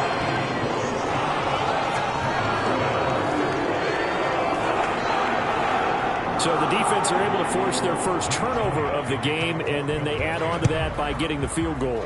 And you don't just want to take the ball away from your opponent, partner. You want to make them hurt as well. And if you don't score yourself on defense, turn it over to your offense and have them put points on the board. The possession switching back to the New York Giants. And so close to hitting pay dirt last time, fumbling down near the goal line. Now, how does that affect their psyche this time around? It's a tester, that's for sure, because to be that close and come away with no points is really disappointing, not just for the guys on offense. And he loses the football a second time. And it's picked up by the Eagles. And his guys are going to take over at the 34-yard line. And with that kind of a deficit, you can't afford to make any kind of mistakes. But it's been pretty symptomatic of what we've seen all game with them, isn't it? Down this big in the fourth quarter. You'd say an afternoon to forget, absolutely. Here's the Philadelphia offensive unit now as they head out to take over possession. And they have to be feeling pretty good. Comfortable fourth quarter lead as they take over following the fumble recovery. They'll go with Pollard here on first down. And he is going to lose yardage here. 2 yards the loss, 2nd and 12. I have zero rooting interest in either team in this game. I only want a good game. But with all the offense we've seen from them tonight, it's kind of nice to see the defense step up and make a big play. Yeah, I was wondering if they were ever going to get him in the backfield. Nice to see him get a stop.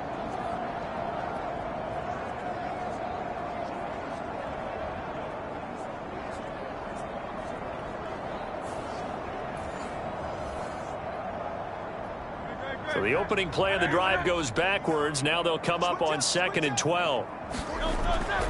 Option play. Here's Pollard.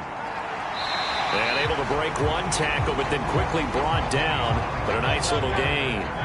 The Eagles on 3rd down. They've converted 4 times out of 6. Not bad. This time it's 3rd and 3. And they'll try and run the option to pick it up. And he will have a first down at about the 21-yard line. Give him 6 yards, and they do convert on 3rd.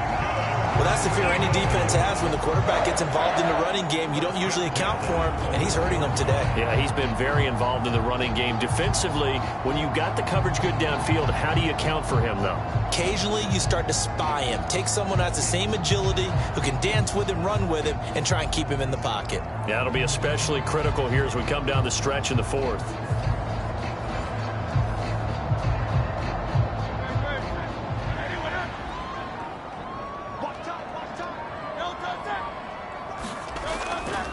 Out of the gun, a give to Pollard. And nothing much materializing there on the first down run. He'll get a couple, and that's it.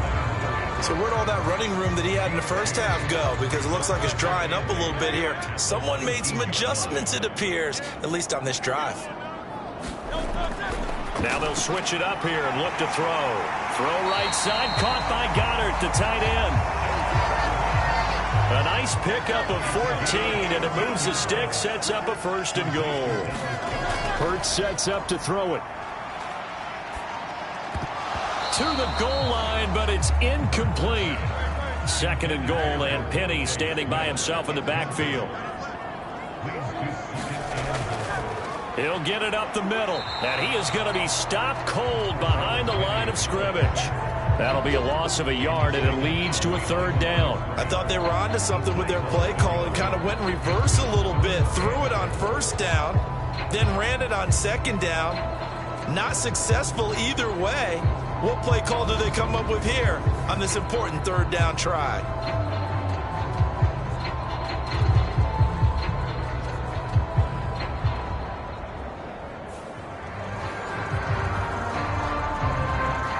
Now, they'd really like to make the short field pay off. We'll see if they can, but this is 3rd and goal. Throwing is Hurts.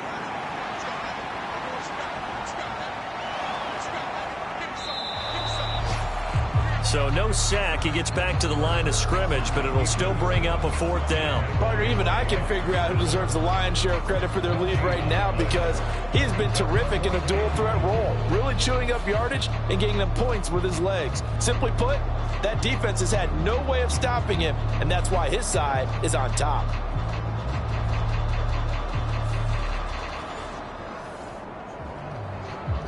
So Hurts is off, and on comes Jake Elliott for the Eagle field goal. From the right hash, and this one just a chippy. The kick by Elliott is good, and that will extend their lead even further.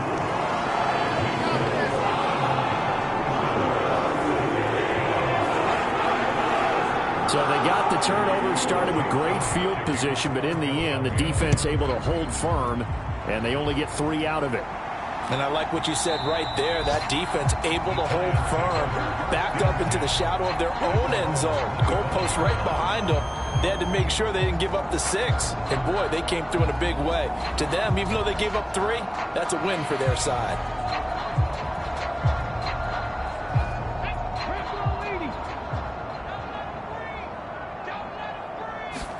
On 1st down, Richardson. Oh, he dropped it. And that's pretty indicative of the way this one's gone. They lead big, and a major part of that has been how they've taken their play to a whole new level this 2nd half. No points allowed since the break, and you can add another incompletion to the total number that they forced in this runaway contest. Eagle pressure, too much this time. Down he goes.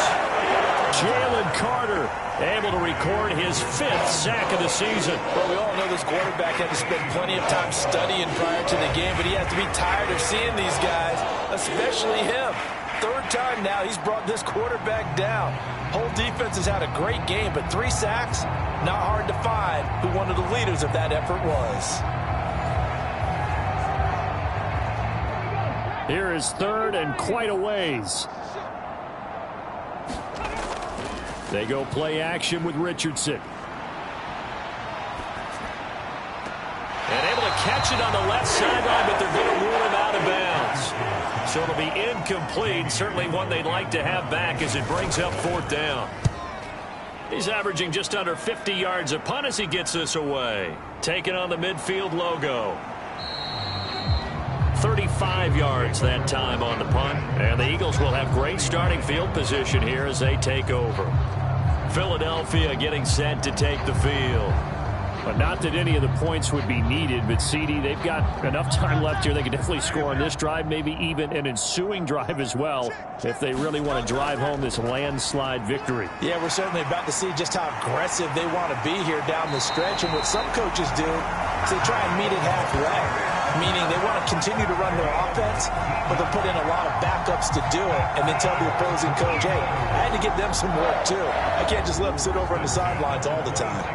He's been pretty good with his legs in this game. A really nice gain there. Defensively, they've been okay covering downfield, but you got to account for the quarterback, right? Yeah, and that's the hardest part, because normally when you play 11 on 11, it's truly not 11 on 11. Defensively, you don't account for the quarterback in the run game. You account for everyone else and hope that you can catch him before he gets to the 1st down marker. But as you notice, he's been doing it a little bit. This time he saved his best for this run. And saving one of his best for the 4th quarter.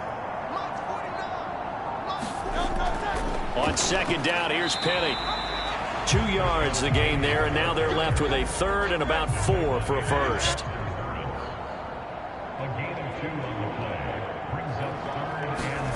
Hurts. Setting up the screen with Gainwell. And he'll be taken down, but he does have first down yardage. 5 yards on the play there, as the drive will continue. And sometimes when you run a screen pass down in the red zone, it's really tough to create a lot of room to operate. The field's pretty condensed, but that was really well designed there, and they're able to pick up a first down.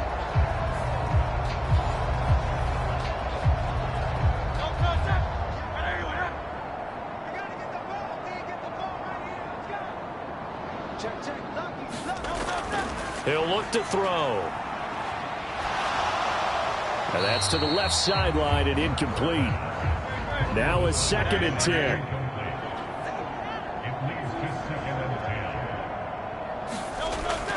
They go back to the ground now with Penny.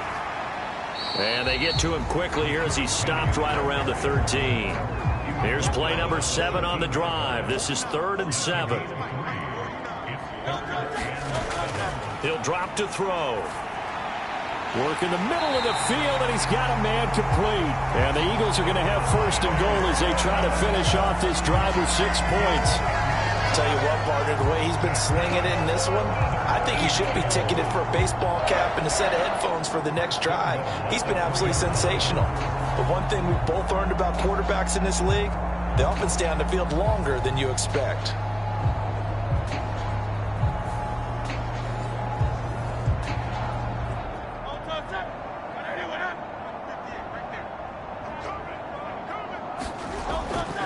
Play action. Here's Hurts.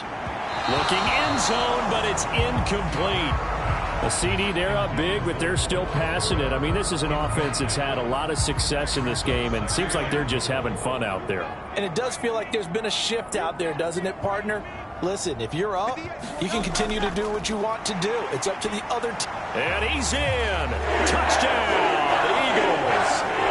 It's the fullback with his first career NFL touchdown. And the Eagles are closing in on a 3rd straight victory to start the campaign. Well, when coaches come into a game preaching total team effort, CD, I think this is the type of ball game that they're dreaming of.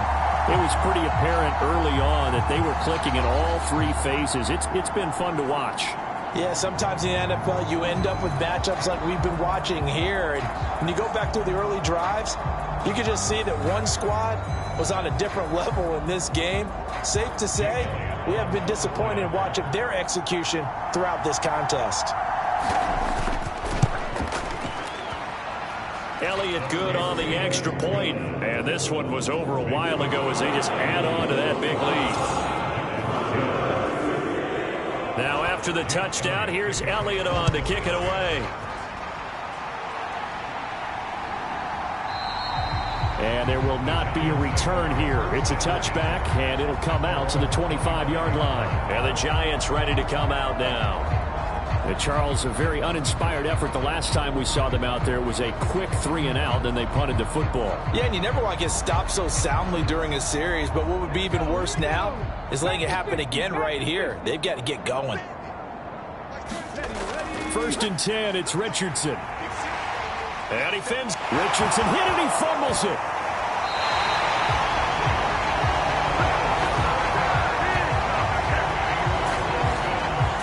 Dangerous spot for them to cough it up. Lucky to have recovered because had the defense gotten it, they were already within a shadow of the goalpost. And then you're yelling at your own defense. Sudden change, sudden change. That's not what you want to hear on your sideline. That means you got to run out there and try and stop an offense who has the ball in a very advantageous position. So they keep the football, but now face 2nd and long. Richardson. And that one complete to Hodgins. So just 3 yards on the completion there. And they're going to be staring at a 3rd and long here. Just 2 minutes remaining here in the 4th quarter of what has been a one-sided affair. So it's Giants football here as we welcome you back. 3rd and 19. And let's see what they've come up with offensively after having time to talk it over. Had his hands on it, couldn't bring it in. Pretty symptomatic of how this game's been going. Here's Jamie Gillen now as the drive goes backwards, so he's on to punt it away.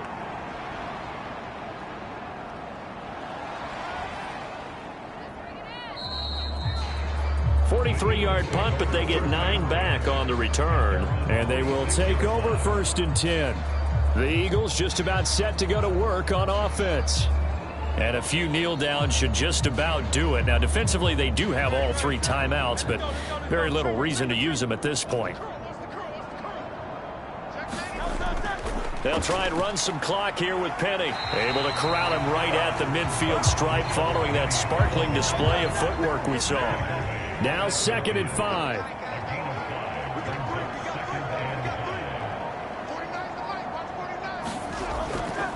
Again, it's Penny. Well, praise has to go to the guys in the offensive line because they've had a very nice, productive day running the football. How about that poor defensive line? They've been knocked around the entire game, and while they slowed them down on that run, can they continue to do so? Because they haven't had much success throughout this ball game. And he is going to have an Eagles 1st down, although it doesn't appear to be by much. He needed 4, and he got 4 on 3rd down.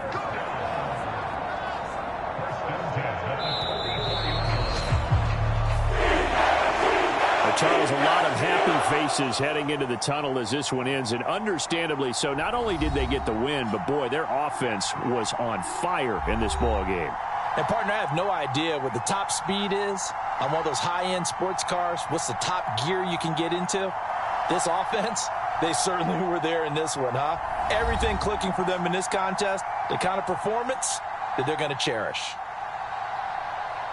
So for the Eagles, it's an ideal start as they move to 3-0 now on the young season. And they will hit the road next week to take on the Indianapolis Colts. Meanwhile, for the Giants, they'll fall to 1-2. And they'll look to regroup next week as they head to Houston to take on the Texans. So that'll just about do it for Charles Davis. I'm Brandon Gaudin. You've been watching the NFL on EA Sports. For more, log on to easports.com.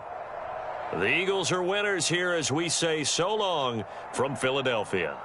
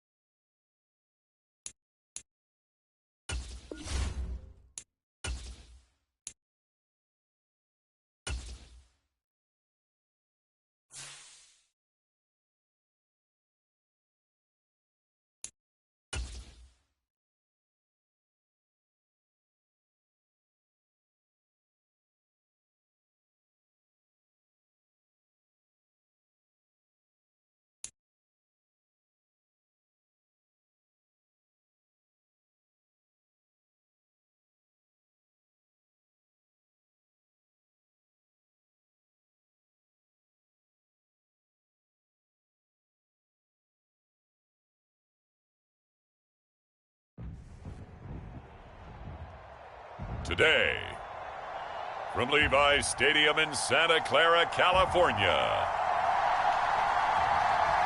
it's Week 3 of the NFL on EA Sports.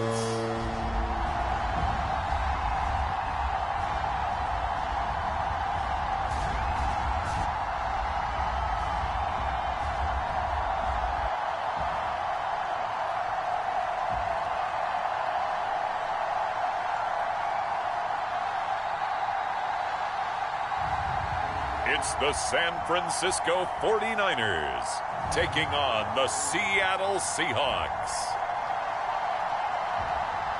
Wet weather squarely in the forecast this afternoon in Santa Clara, California at Levi's Stadium.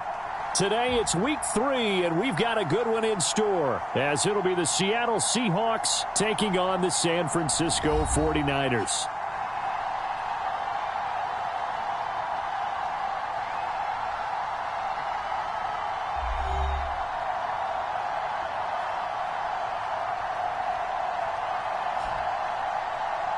Again, everyone, Brandon Gaudin alongside Charles Davis. And, Charles, you take a look at these 49ers as they enter play here.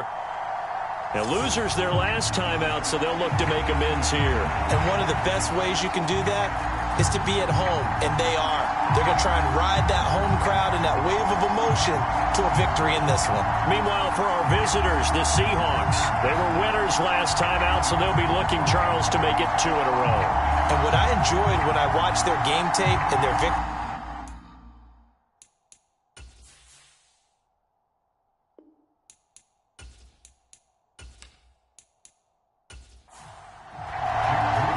Two 1-1 teams here, each looking to move over 500, and we're underway here in Week 3.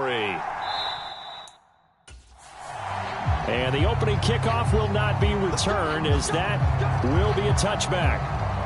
So out come the Seahawks now for their first possession. And they're led out by their mobile quarterback out of West Virginia. It's Geno Smith. I still remember back in 2013 when he was drafted out of West Virginia.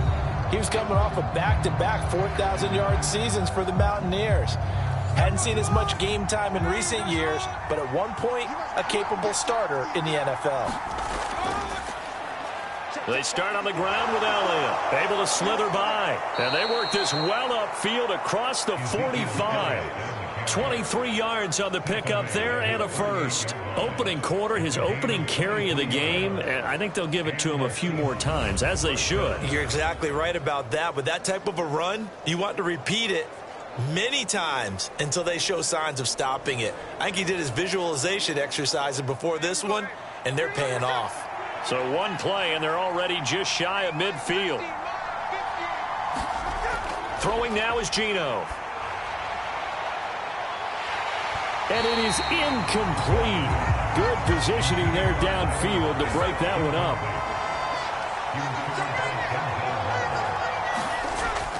On second down, Elliott. And a good push there defensively as they stop him at the 48. Gain of just 1.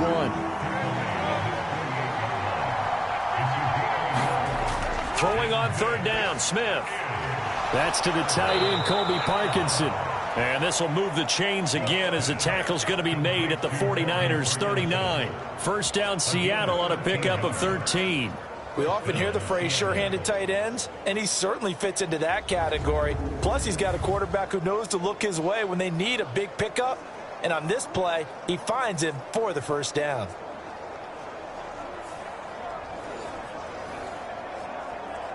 So from inside Niner territory now, this is 1st and 10 at the 39-yard line. Inside give to Elliott. And he's tackled a yard short of the marker. Good gain of 9 on first down.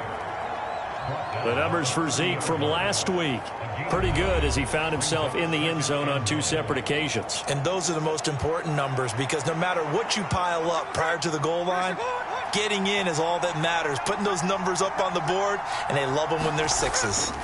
Elliott going to get it again on second down. And he'll go down at the 28. 2 yards on the pickup, and that's all they needed to move the sticks. You were telling me this yesterday. This is exactly what they want to do on the opening drive, establish the ground game. Yeah, remember our conversation? We were talking about what one of the GMs in the league has told me repeatedly. It's a big man's game, and it's not necessarily size. He's talking about playing some big boy football. Line up, get leverage, knock people back, and establish the run early. And he'll be taken down just shy of the red zone at the 21. 42 yards rushing for him now in the ball game. But that run right there was an offensive line coach's dream, wasn't it? Guys picked up all of their assignments, created a nice gap for the running back to get through, pick up 7 yards. Yeah, he's probably chortling on the headset right now saying, we got it going, boys. Let's keep it going. They'll try the air now with Smith. It's a slant to Hill. And he gets it inside the 10 to the 9. First and goal, a chance for an early statement here on the road. Now Gino. And that'll be off the mark, too far out in front, and it's incomplete. Another shot from the 9 on 2nd and goal. Gino now to throw. That one thrown away from the pocket. The officials kind of looking at each other, but they'll say there was a receiver in the area, so no penalty, just an incomplete pass. Now Smith on 3rd and goal. He'll get this out wide here to Elliott. And he's going to be brought down just shy of the 5 at the 6. 3 yards, all they could muster there, and it'll bring up 4th down. And they're getting him involved early. You feel like they saw something on tape, or they just have a sense with him because he's had a good week of practice or something in that area that they want him involved. Just as you said, they want him to touch it either in the running game or the passing game, but they must like the matchups they're getting.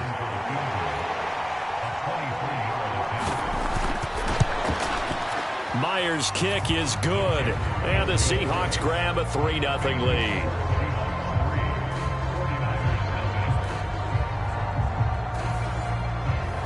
Well, they moved the ball well there on the opening series. Running game was in sync. They were knocking on the doorstep, but ultimately, Charles, they'll have to settle for the field goal. Well, they certainly were moving it well, and give this defense a ton of credit. Finally dug their heels in and forced the field goal. That's one of his game partner. Will his offense sit back in this drive and think to themselves, if we'd gotten 6, we'd be in a better spot. So here are the Niners now to get their first drive. And they will be led out by a man in his sophomore campaign as a cornerback. I loved his quote during the week. If I were a defensive back, I would have wanted to play against me last week as well. He's trying to eliminate those turnovers, those interceptions, and get back on the positive side of the ledger throwing touchdown passes. Yeah, had 4 of those picks, led to the loss. They'll come out throwing here on 1st down. That throw taken in by Jamison Williams. And he takes us up to the 40-yard line before being corralled. Successful start to the drive, 17 yards, and moves the sticks. But that's what you're looking for when you want to throw the ball downfield. You want one of those guys who can play out on the perimeter, can play out wide, who can not only get open, but when they're covered, can uncover themselves downfield and create catches. So quickly all the way up at the 40-yard line. First carry for Christian McCaffrey. To the 43, 2nd down.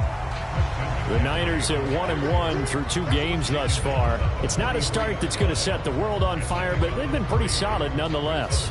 And the first thing that crosses my mind, it certainly beats the alternative of starting 0-2. I do think that this is a team that's going to take a little time to find its footing. Hard to navigate the always tough NFL. Now this one complete downfield on the left side. And that'll wind up moving the chains again as the tackle's going to be made at the Seahawks' 44-yard line.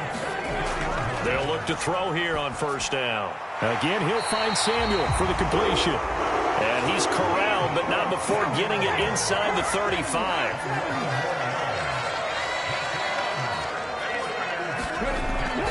On 1st down, this is McCaffrey. Down to about the 32. You talk about this Seahawk defense. They come into this one down at the 27th position in the league, Charles, against the run. And this game for them is all about the line of scrimmage. Winning that battle, using their leverage, being the low man with power to take the offensive linemen and run them back into their own backfield and try and create some lost yardage plays. 25 yards that time. Well, no question, this is exactly how they wanted to start this football game. And nice pass there. And now they're set up beautifully, Charles, to finish this off with a touchdown. Yeah, but they've still got to finish it off, partner, and that means they've got to execute at this stage of the field. So we've seen many teams march it right to the goal line and not cash in. They've got something dialed up here that puts it in the end zone. They'll look to throw. Now a battle for the football. It's caught. It's a touchdown. Deebo Samuel, his third touchdown now on the year. And the Niners have answered that early field goal to take a first-quarter lead. A nice throw there by the second-year quarterback. And I don't believe that was the kind of play he would have made as a rookie, because usually your rookie season is a continuation of your college days. A lot of one read, and if you don't have it, you just take off and go. Now he's settled in the pocket a little bit more, reading the field and getting to a second and sometimes third progression. That was a nice play.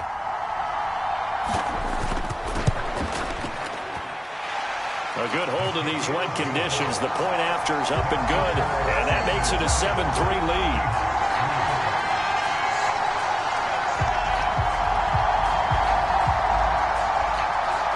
So here's Moody back out there now to send this one away.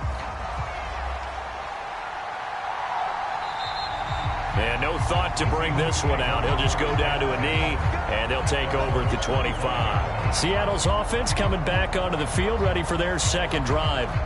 Their drive last time, it stalled out. They were forced to take the short field goal. And the key phrase, you nailed it, forced to, because you know coaches look at these short field goals as a last resort, right? To them, that's not how drives are supposed to end. You're supposed to put 6 on the board.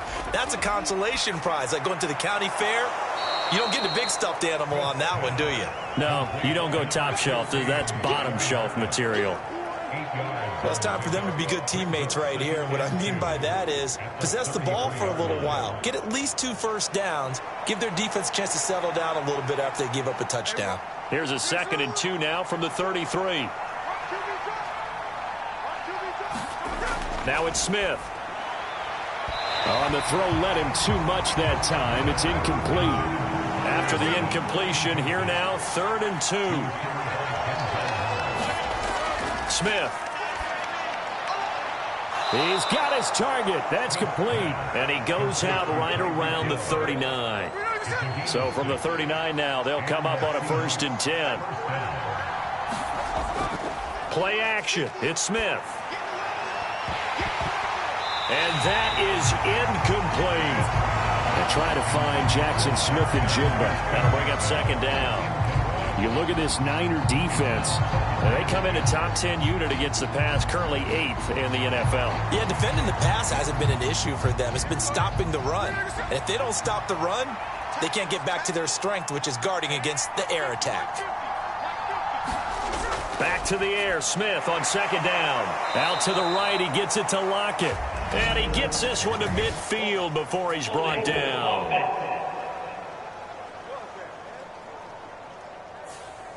Now after the holding call, here's 2nd and 20.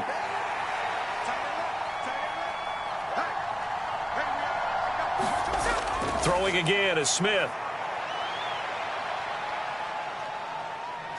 Now he'll escape to his left.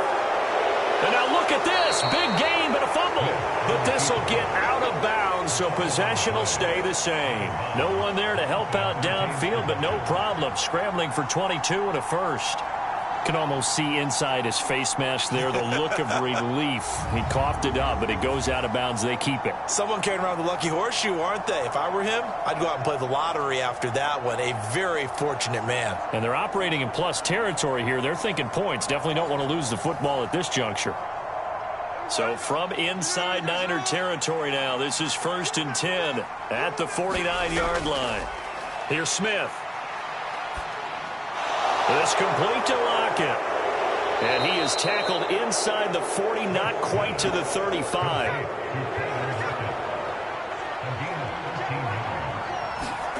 On first down, Smith. A quick throw there is incomplete. It sort of looks like they still have some fight in them on this series because it seemed like things were headed for the red zone. But this defense gets 2 more stops. They can keep them out of that area.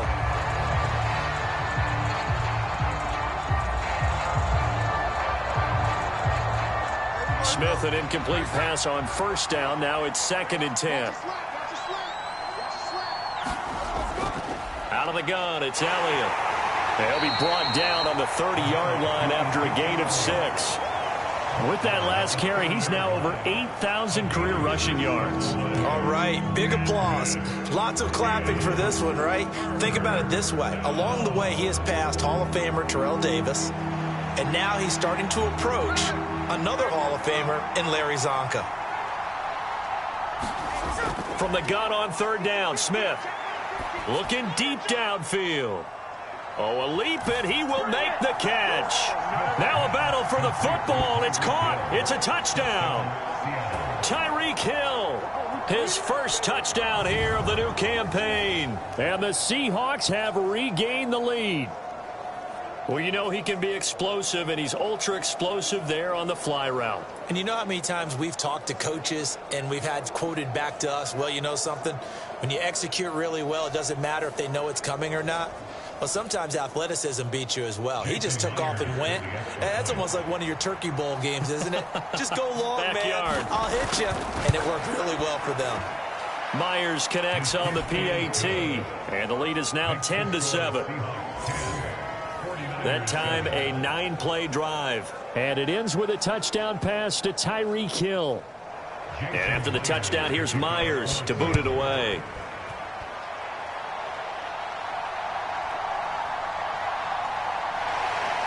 And he'll take it up past the 25 to the 26-yard line. Back out there comes the 49ers offense ready for their second drive. A lot of time for this unit to game plan on the sideline after that drive that they watched the other side just score. But remember, last time they were out, they scored as well. We'll see if they can seize that momentum right back. And they have had a lot of time to cool off from reaching the end zone the last time. So have they been able to keep themselves mentally sharp and into this game even though they haven't been on the field? And you and I both know, one big play, though, gets them right back up to that level. Shotgun handoff now to McCaffrey. And he'll be brought down shy of the 40 at the 38-yard line. So here's a 1st and 10 at the 38. They'll set up to throw.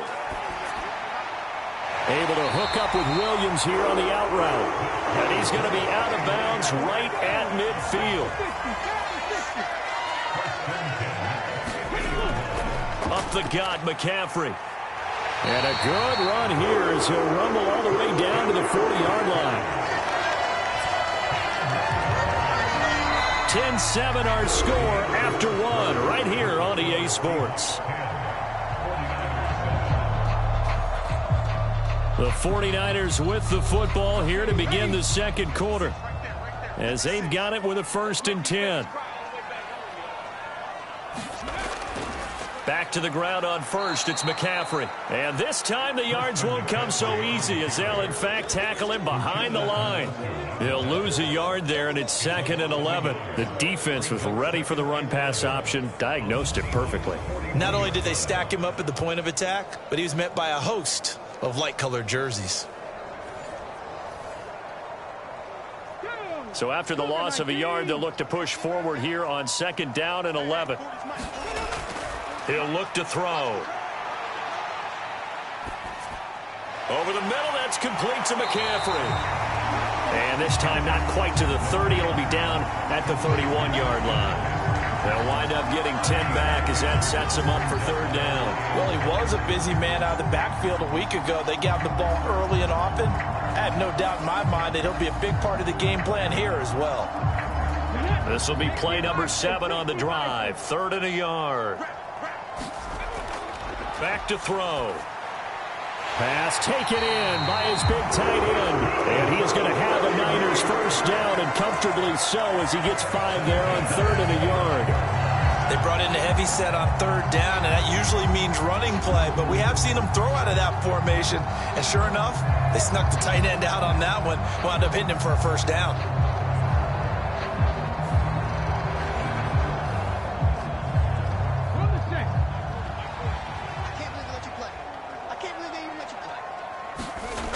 On first down, he'll drop to throw.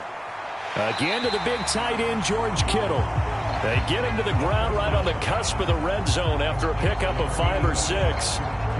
They gave up the completion there, but this is what zone defenses count on. Catching the ball and not much run after the catch. On 2nd down, McCaffrey. And he takes it down to the 10-yard line. And hold on here, because on that last run, it looks like we have a player who was shaken up. So as the medical staff takes a look, we'll step aside.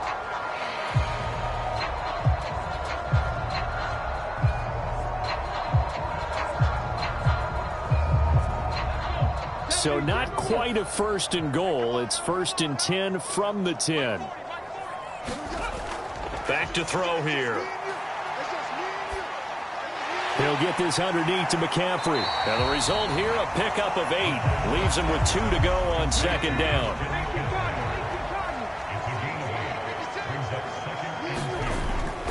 McCaffrey running up the middle. And he'll take this into the end zone for a San Francisco touchdown. Christian McCaffrey, his 2nd rushing touchdown on the year. And the 49ers have taken the lead. Well, we talk a lot about Christian McCaffrey and what he can do in the open field, and it's easy to gloss over how tough he can be to stop near the goal line. And he shows you just how tough he is on that carry as he takes it into the end zone.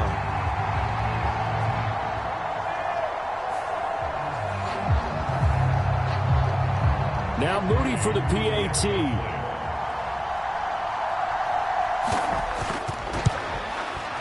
And that makes it 14-10. So that one a long 11-play drive. And the last play on the drive, the touchdown run from Christian McCaffrey. So following the touchdown, here's Moody back out to send it away.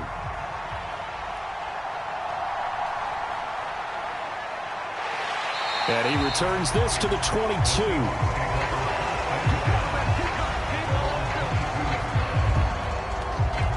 Tyreek Hill making his way back out towards the huddle. He's been good so far to this point in the 2nd quarter. Need to get him even more involved, maybe? I would agree with that. Definitely. Yeah, it's not even a question for me. The way he's playing, he's doing a nice job. Increase things. More touches, more opportunities. Maybe that can reverse things on the scoreboard for them. They'll try to ratchet things up then maybe here in the 2nd quarter. And they'll get him down after a pickup of 8, 2nd and 2.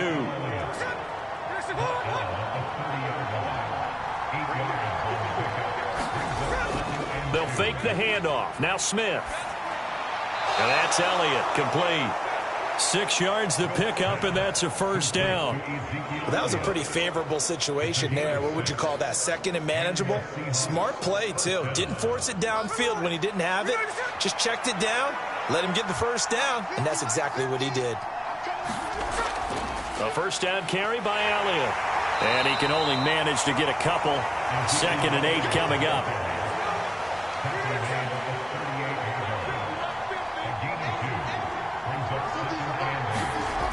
To throw is Smith. A quick slant to Hill. And he'll be taken down, but not before he gets into enemy territory. Catch number 4 for him on the afternoon, and it'll give him a first down. That was a nicely run slant route, and what the receiver's trying to do is make the defender think he's going upfield for a deeper route, and then breaks it off, usually after about 3 to 4 steps, and cuts towards the middle of the field. And now what he's trying to do is use his body to keep the defender away from the football and give the quarterback a really nice target. So from inside Niner territory now, this is 1st and 10 at the 46. Up the middle, here's Elliott. And nothing much materializing there on the first down run. He'll get a couple, and that's it. You've got to be impressed by that defensive front on reps like those. They were not being moved off the line, kept their shoulders square, and gave their teammates time to fight to the ball and limit that gain. Smith. That's into the hands of Parkinson, the tight end. So the completion good for 7 there. And that will bring up 3rd and 1. Throwing is Smith. That is caught. And he'll be taken down, but he does have first down yardage. Give him 3 yards and a fresh set of downs. Got to say, I was a little surprised to see him, Charles, come out in the shotgun on 3rd and less than a yard. Yeah, but the way the NFL is nowadays, we hardly ever see anyone really run for it on short yardage. So they're going to throw the football more times than not. That was a nice, easy rhythm throw right there, and they pick up the first down.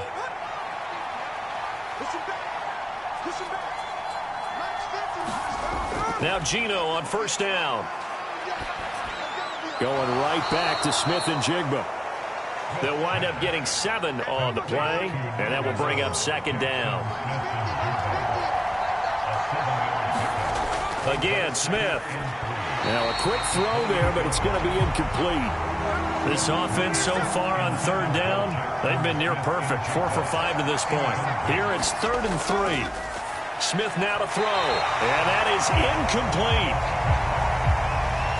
Now here's Jason Myers. He gets set for the Seahawk field goal. He made his first attempt, this from 45. Myers' kick is good. And the lead is down to 1 now at 14-13.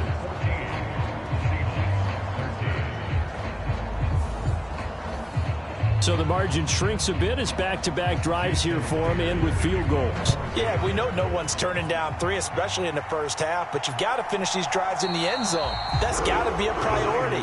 Nice to have a reliable kicker, but outside of his agent, you know you'd rather him kick 1-pointers instead of 3-pointers. Christian McCaffrey and his 49er teammates back onto the field. He's been good. His guys are winning. So far, the recipe working here in the second quarter.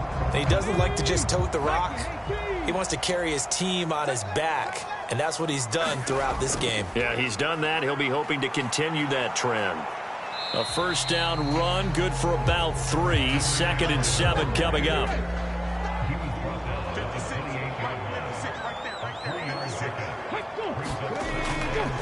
McCaffrey on the counter. And he'll be brought down right around the 37. That was a good, nice, crisp run for a first down. I wonder if the defense might have been loosened up a little bit, maybe anticipating a pass instead of the run that they got.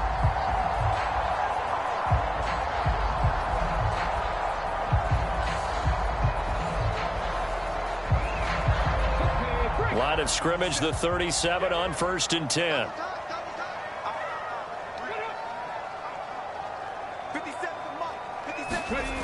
They're going to look to throw. That's going to be caught by Samuel. And a 5-yard gain gets him to the 42. Here's a 2nd and 5. They'll give it up to McCaffrey. And he'll be pretty well stopped in his tracks. Give him a yard up to the 42. Here is 3rd down and 4.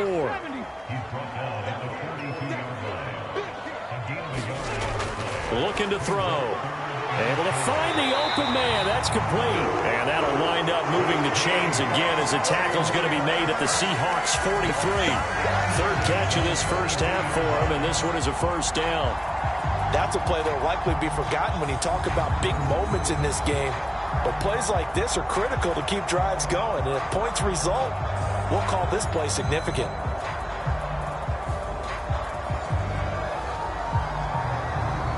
So from Seahawk territory now, it's 1st and 10 at the 43.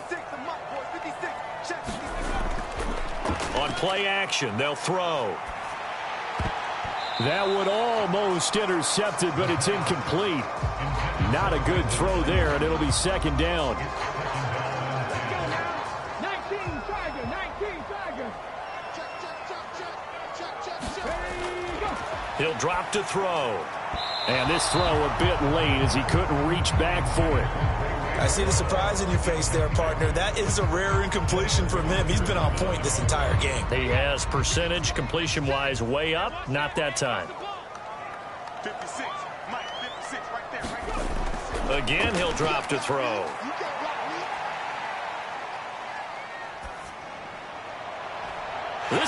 And now look at this. Big gain, but a fumble. And the Seahawks have picked it up. And he'll take it all the way up near the 30-yard line. All these years we've been watching the game, I start to get the sense that whenever it rains out, those guys who have to touch the ball and carry it, they're extremely resentful about that weather. Yeah, I'm just happy I'm not resentful that we have a roof over our heads. I know that much. Yeah, maybe we won't fumble our play sheets here as we just saw the fumble happen on the field. Coming to the line here to begin their next drive, the Seahawks offense. And last time able to get 3. It's not what they wanted. They wanted 6, but they got at least something. They mustered something out of the drive. They'll take it. And this is going to be intercepted. It's Jair Brown who's got it. And they will finally get him as he's all the way down near the 40-yard line. So they tried to take the deep shot there, but this defense up to the task. And a lot of times when you air a ball out like this, if it does get intercepted, there's going to be a lot of space out there to set up a return. And remember, you've got 5 big offensive linemen out there playing on their feet in open space. Not a skill most of them possess that allows for extra yardage on the return. Out comes Christian McCaffrey with the rest of the offense.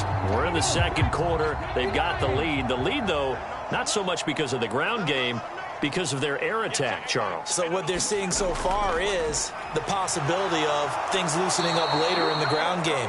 Through the air first, maybe they have to start respecting that even more as the game goes on, and then there will be running lanes to find later. Yeah, try to get him more involved here on this drive, maybe.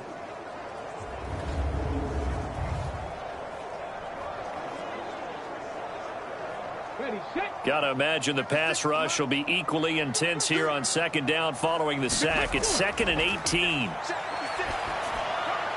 And this one taken in on the right sideline, but not in the field of play. They say it's incomplete. The throw led him a little too far. It brings up 3rd down.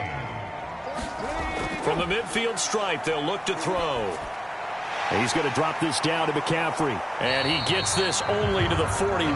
Not near enough for the first. A gain of 9, not enough, and it's 4th down. That's certainly playing down and distance very well by the defense, isn't it? Take whatever you want underneath, by all means.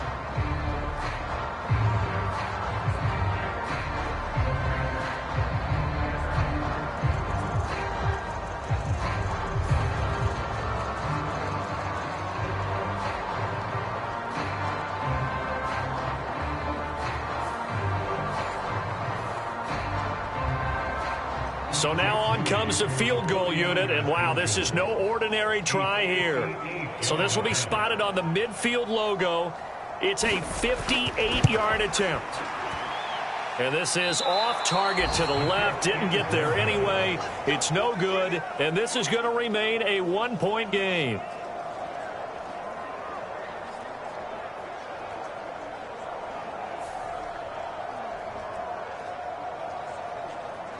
Here come the Seahawks now, set to take over on offense. And for this offense, Charles, you got to think kind of crucial here to put something together on this drive, because remember last time out they threw the interception on the very first play.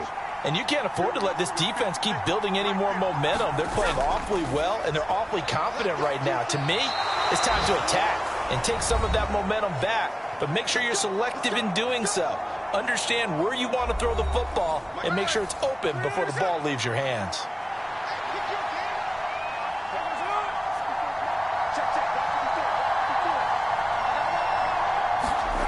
Smith on first down. Short throw to Disley. And he's brought down at the 24 after a gain of 4. Now the Seahawks call the second of their 3 timeouts as they get the stoppage with a little over 50 seconds to go in the first half.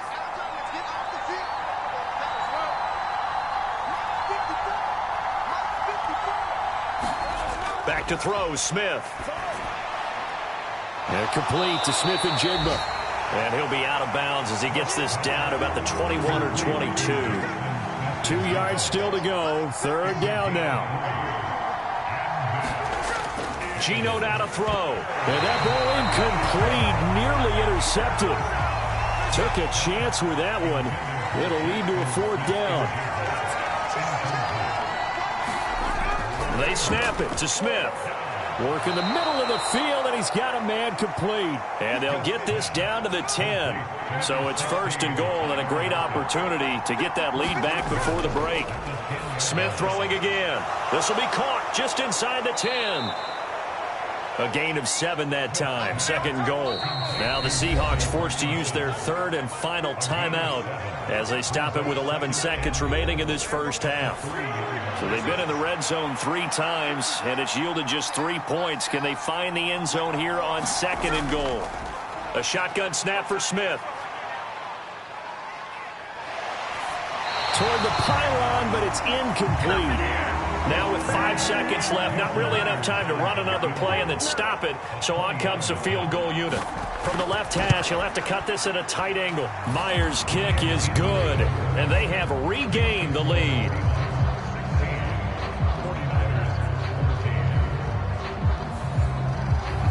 So he's been a busy man here in this first half. That's 3 field goals for him now. And not just 3 field goals, but 3 for 3. So even though the offense has struggled a bit putting it in the end zone, they've still been able to come away with points due to his leg.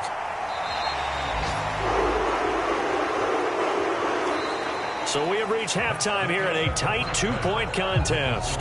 As we'll send you eastward to Orlando. Standing by with that EA Sports halftime report now is Jonathan Coachman. Take it away, Coach. All right, Brandon, thanks. And welcome in everybody to our EA Sports halftime report. Time for a look around the NFL here in week 3 of the new year. We'll start out west in the City of Angels with Arizona in town for an NFC West matchup. And it's the Rams who are out in front in that one. Cooper Kupp, over 100 yards receiving and a touchdown catch as well. From there, we'll take the trip east to Wisconsin to check on the Packers at home at Lambeau. And they were winners in that game over the visiting Detroit Lions.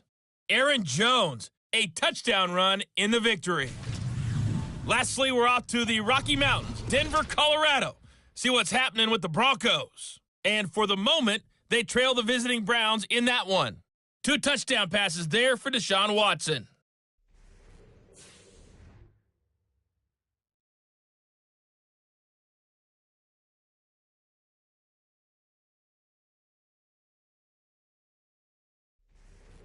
All right, Coach, thanks. Yeah, both teams likely to make some changes in what's been a closely fought battle to this point. Forecast calling for more of the same. The rain set to continue as we are underway in the second half. No run back here to begin the half, and we will start at the 25-yard line. Here comes the 49ers offensive unit as they'll have it first to begin this third quarter. Well, Charles, in that first half, we saw a fair amount of offense on both sides of the football, and now the team trailing here will start with it in the third quarter. And we both know this coach pretty darn well, don't we? Because his game planning is always on point. And now that he's getting the ball to start the second half, how about all the offense that you already referenced in the first half? He'll put that all together and come out with something really strong, I believe, to get things going here in the third quarter. Nice rhythm throw there on first down. He located his tight end, made it a nice, easy pitch and catch. Hoping he can break a tackle or two. Wasn't able to do that there, but still good yardage. 2nd and 5. Throw over the middle. He finds Williams. It's a first down, his 4th catch of the game after having 3 in the first half. He'll look to throw.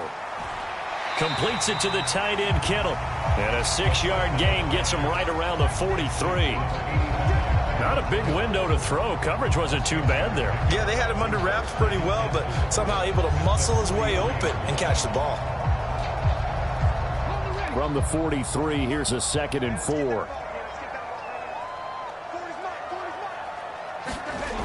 Back to throw again. He'll get this into the hands of Ayuk. And he's able to get this one out closer to midfield across the 45. 2 catches in the first half. Now he's got a 3rd here, and it's good for a 1st.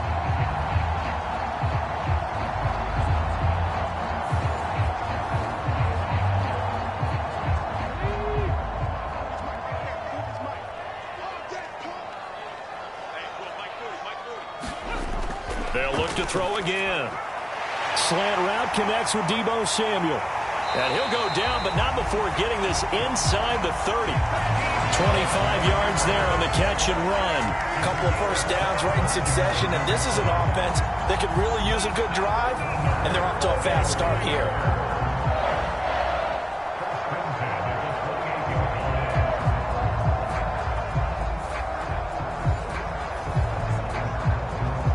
So from Seahawk territory now, it's 1st and 10 as they've got it to the 28-yard line. They'll stick with the passing game as he looks to throw. On target over the middle of the hill. And inside the 20 before he's brought down. So from the 17 now, here's a 1st and 10. They'll look to throw. His throw caught at about the 5. And the Niners are going to be looking at 1st and goal as they move this down to the 4-yard line. McCaffrey will get into the end zone for a 49er touchdown.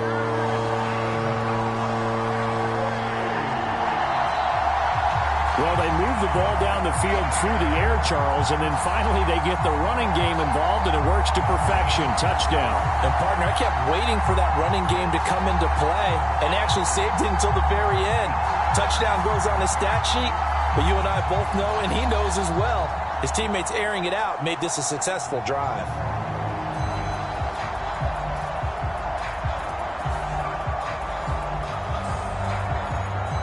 An extra point try now for Moody.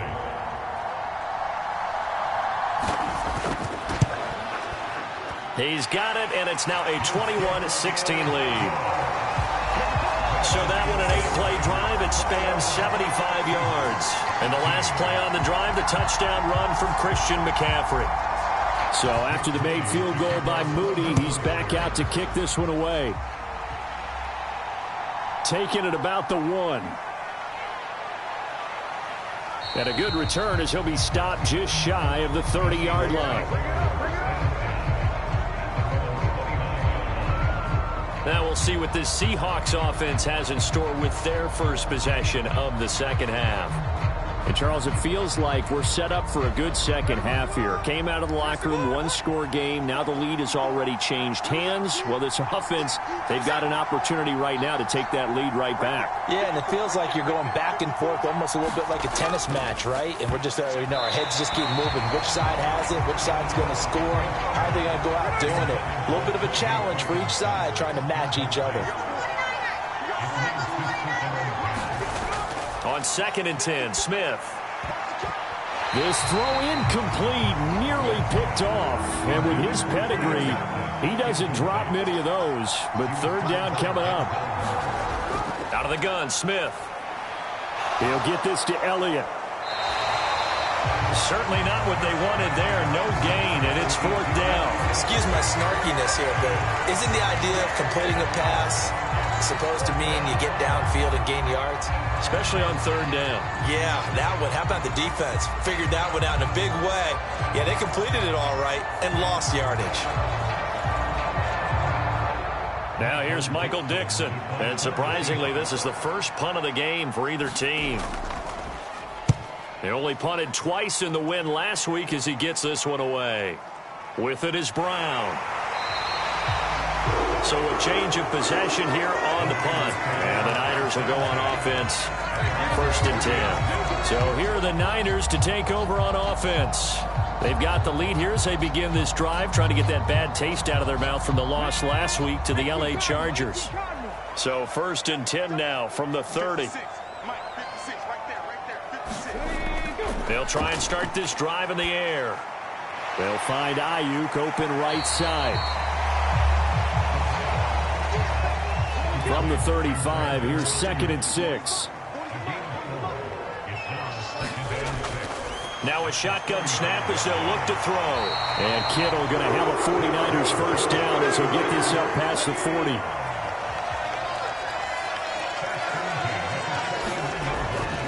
This is McCaffrey on the give. This will be stopped about 2 yards shy of the marker. 8-yard gain, 2nd and 2. That's the kind of run that gets everyone excited on offense. And, you know, oftentimes the guys who carry the ball are the ones in the huddle doing the chirping. Right now, I think it's the offensive line telling them, run it again. We are right there about to break a big one. And Kittle going to have a 49ers first down as he'll be taken down at the 46. They get 5 out of that one, and it moves the chains.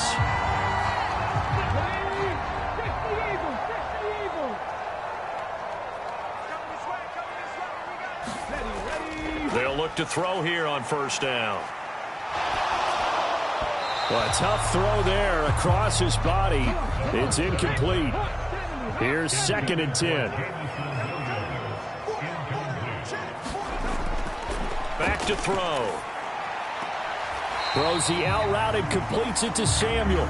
He'll get only 3 there, so it leaves him with a 3rd and 7 ahead. They like going to him in the slot. He catches another one. I think this comes under the heading of, until they stop him, why not go back to it? He has something going really well. Great working relationship with the guy throwing the ball, and they keep making the connection. And now on 3rd down, they'll need to get it to the 36 to pick up the first. He'll look to throw.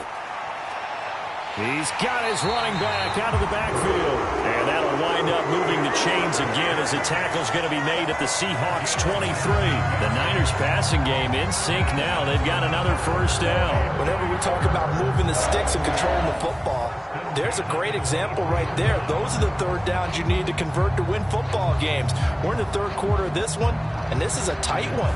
In order to maintain pace, keep the ball away from the other team, and put points on the board, those are the plays they need to continue to convert. They'll look to throw now on first down. Got a man over the middle. It's Williams. Here's 2nd and 3.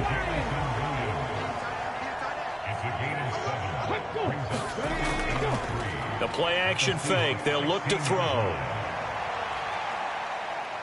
Now he'll escape to his right. And across the chalk into the end zone. It's a 49er touchdown. It's their quarterback with his 2nd TD of the game, his 6th on the year. And they're able to add on to their advantage. Moody good with the extra point, and it gives his guys a 12-point advantage. So that drive consumes 9 plays all told and was polished off by the touchdown run from the 16-yard line.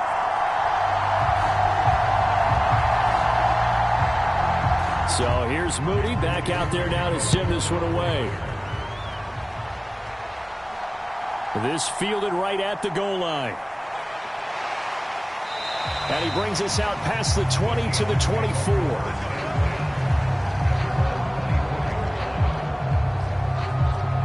And out now come the Seahawks. Defense got the better of them last series, forcing a punt. See if they make a few changes in the game plan here and try to get points out of this drive. 1st and 10. Now Smith and the Seahawks going to come up 1st and 10 at their own 24. He'll hand it off to Elliott to begin the drive. Another miss. Still on his feet. Still going. He's on his way. And all the way in, touchdown Seattle. Ezekiel Elliott, 76 yards. And the Seahawks have got it back to within a score. And that run massively increased his production in this game, and now he's over 100 yards. And break out your calculator, partner, because his yards per carry went up significantly, right? Big-time jaunt all the way to the end zone. Now Myers for the extra point. And this is back to a 5-point game. So they hit pay dirt on just one play. The long run, the scamper, and a very nice scamper into the end zone for the touchdown. And Williams going to sit on this one. It'll be a touchback. The 49er offense now making their way out onto the field. Pretty important 3rd quarter drive for them. Momentum has sort of shifted the other direction after that last touchdown as they nurse this small lead. They'll come out throwing here to start the drive. That pass caught. It's Williams. they get him down, but not before he takes it across the 40-yard line. That play going for 16 yards to start the drive, first down. As they began this drive, I was wondering how they were going to attack since they're playing with the lead. Would they continue to try and push the ball downfield? Well, after one play, it appears that the answer is yes. One play has him up past the 40 already, and another 1st and 10. From the shotgun to McCaffrey. And not a whole lot of room to operate there on the first down run. He gets maybe 3. 2nd and 7. Again, they run. Again, it's McCaffrey. Pushing forward for 3 up to the 48. Here's 3rd and 3.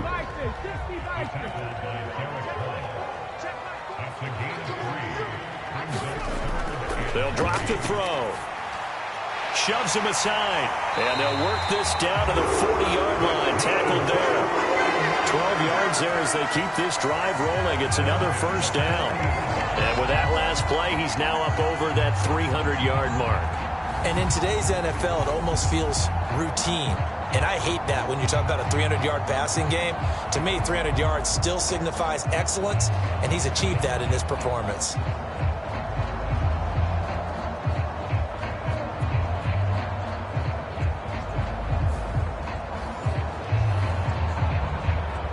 So from Seahawk territory now, it's 1st and 10, right at the 40. Off the play fake, he'll look to throw. Into the hands of Williams across the formation. And he is out of bounds, but not before he's inside the 30. 12 yards that time for number 12 as they move the chains. And time to give some credit to the big fellows, the offensive line here, because you've got to have good protection on crossing routes, because you've got to give your receiver time to work all the way across the field. That time able to scan the field, spot his receiver moving left to right, and make a good, accurate throw. Thank you, guys. Pretty good results here on the first down run as he takes this forward for about 6. From the 21, here's a 2nd down and 4. Back to throw here. That's to the right side, complete to Kittle. I got a kick out of that one, partner.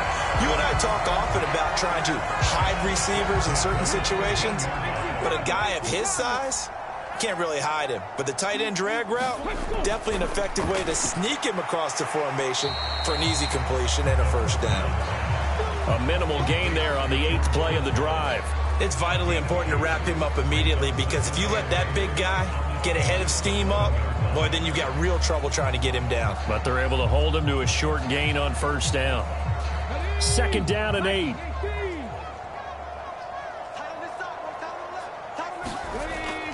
They'll set up to throw.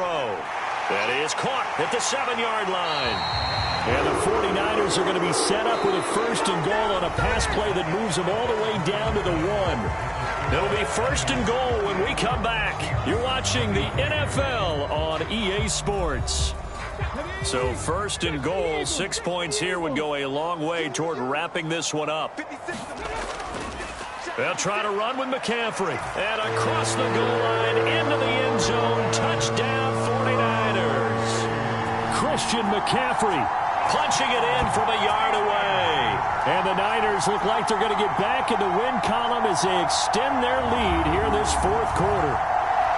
Well, nothing fancy there, Charles. You had 3 tight ends on the field. They were going to run the football. The defense knew it, but the defense couldn't stop them. And I haven't met an offensive line yet that doesn't get more satisfaction out of running the football into the end zone than pass protecting. They had determination on their side, and they got it done. Moody good with the extra point. And it gives his guys a 12-point advantage. A 10-play drive that time. And the last play on the drive, the touchdown run from Christian McCaffrey. So following the touchdown, here's Moody back out to send it away. And he'll just sit on this one as their drive will start at the 25.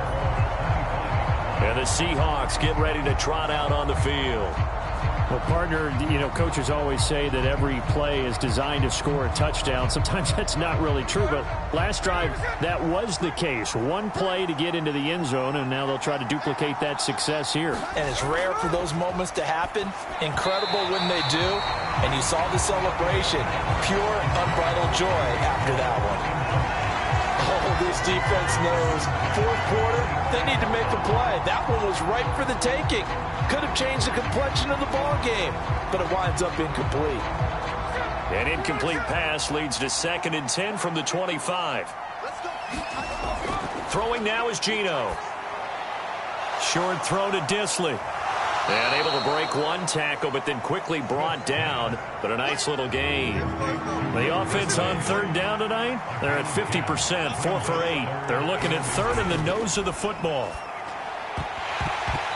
And he will not be able to hang on through the contact. It's incomplete. The coverage strong, and now it's 4th down. Oh, I thought he had that one, and that was nearly a big 3rd down conversion to give this drive some life. Instead, they're on the spot and help separate the receiver from the ball.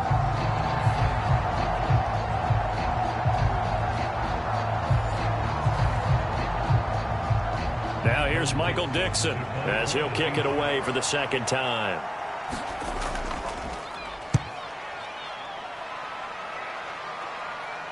The call for a fair catch, and it's made at about the 23-yard line. 37 yards on the punt with no return. And it will be 1st and 10 as they take over. And San Francisco gets set to go here. Well, there are 2 scores on the plus side. Still time here in this 4th quarter, but maybe you start thinking about playing keep away? Yeah, I think here's the situation. You're not thinking touchdowns anymore. You're just thinking 1st downs. To keep up with your theme there, playing keep away, 1st downs, they can't touch the ball. Now a 2nd and 6. They'll set up a throw. Complete to the tight end, Kittle, over the middle of the field. And they're able to get this one across the 35. I'll tell you, far from ideal conditions to play in, but neither offense has had much trouble. Plenty of points to go around. 1st and 10. Yeah, he's able to push his way forward somehow for a gain of about 2 yards. 2nd down now. They stay on the ground. McCaffrey again. And the defense on him quickly there as they stop him at the 40 for a gain of just 2.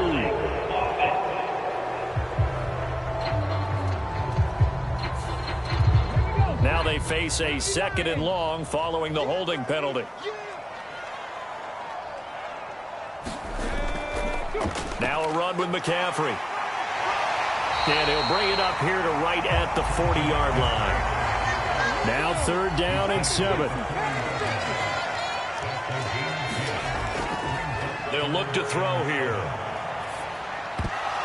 And that's going to be incomplete. The contact there enough to jar that ball free, and it brings up 4th down. Wisnowski on to punt as he sends this one away. 43 yards on the punt, return of 4, and it'll be Seahawk football, 1st and 10. The Seattle now ready to march onto the field. Their defense was able to force the punt. That's the good news, but this is still a 2-score game, and they need points on this drive and in a relatively quick manner. Now Geno on 1st down. He'll get that complete to Parkinson. Only able to gain a couple there, and that's going to bring up 2nd down. Now Geno. And his throw is incomplete. He was trying to get that to Colby Parkinson. And it's 3rd down.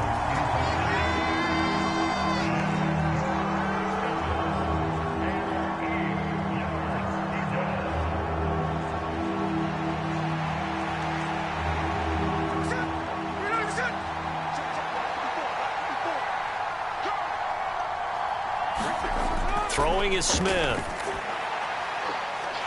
And incomplete on the deep ball. Now here's Michael Dixon as he's on to punt for Seattle.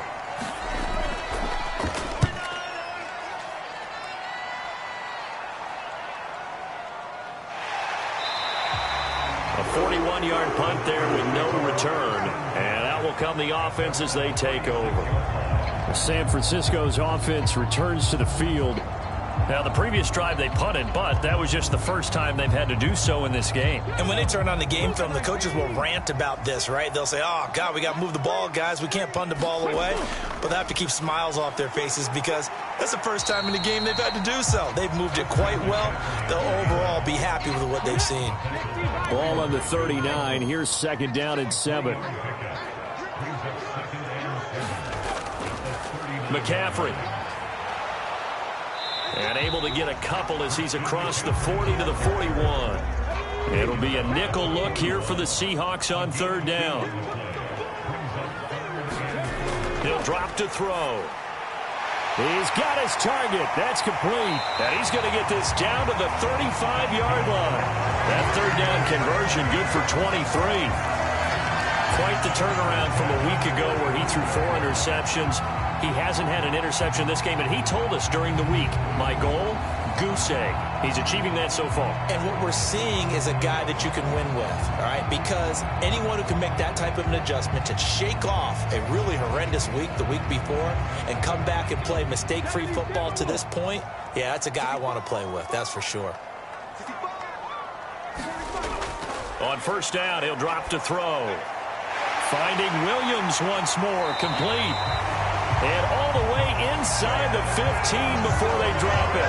Back-to-back receptions for him, and it's another 1st down. Partner, I like that they're staying aggressive on offense because, to me, this drive is what is known as a put-away drive. You score here, that might put this one to bed. I like the fact that they're playing with confidence and not playing with fear.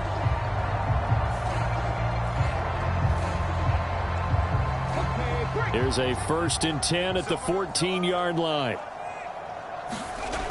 Looking to throw.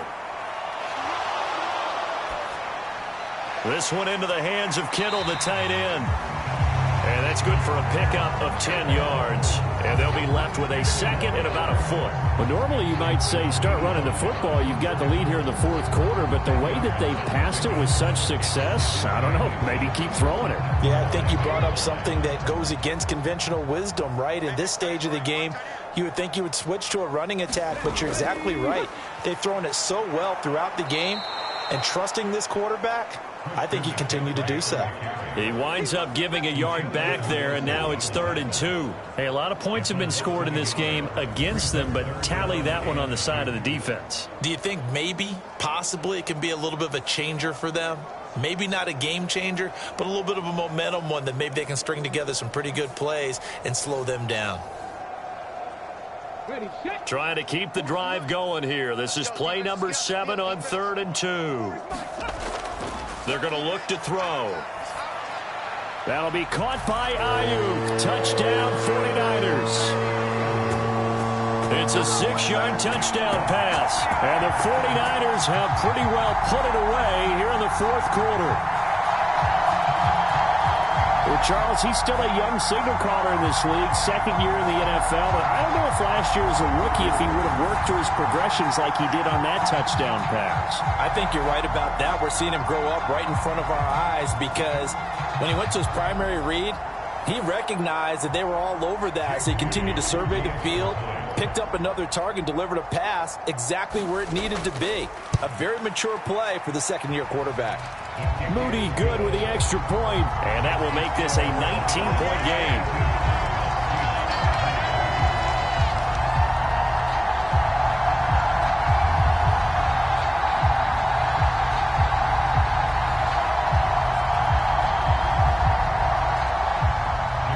So after the made field goal by Moody, he's back out to kick this one away. And this will not be brought out. It's a touchback. Here come the Seahawks now, set to take over on offense. Well, this game, it has had no shortage of offense. They've been able to put up a decent amount of points on this side, Charles. They just have not been able to keep pace with the other offense they're going against here. Yeah, it's a good way of pointing things out because now it's not a total loss because, as you said, they've scored some points, so there's some plays they can build on, moments where the game plan actually worked. But overall, though, they were just out-personnel. They were going up against a team that's playing at an elite level. On second down, here's Smith. Oh, it's tipped, but he still makes the adjustment. That'll put him close to 100 yards receiving. He's at 98, and he's got a first down. But when we see the ball tipped in the air, sometimes we get a little roll change, don't we? Because when it's in the air, sometimes the defensive back becomes the receiver. And in this case, the receiver looked like a defensive back, but ended up a receiver. He caught it as a receiver. Hey, it worked out. Worked out really well for them. But I'm telling you, the defensive guys, frustrated. Oh, frustrated. They're going to catch it in film. A 3-score game here late. You can probably rule out the comeback, but certainly some kind of a moral victory to be had if they can get a few more points to close things out. And to that end, a nice pass play there to push things downfield. Yeah, and we know in this league, a loss is a loss, and no one wants anything to count as a moral victory or, boy, something that feels a little bit cheap. But if they trim that lead down to just 2 scores, that's still a benefit to this squad.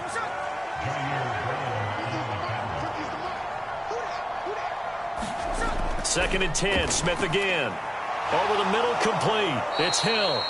And this will move the chains again as the tackle's going to be made at the 49ers 36. So from the 36 now, first and 10.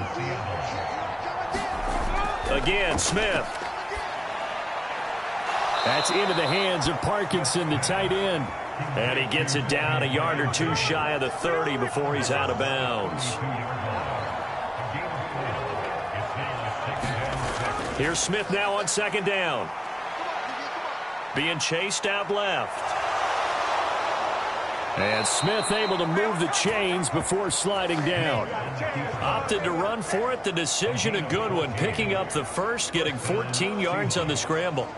He certainly isn't looking at the scoreboard out there because, to me, all he's concerned about is analyzing the field and making most of the time left in this game. Deficit's still there, but he's starting to hit them with some big plays. So from inside the 20, here's first and 10 at the 18. From the red zone now, Smith.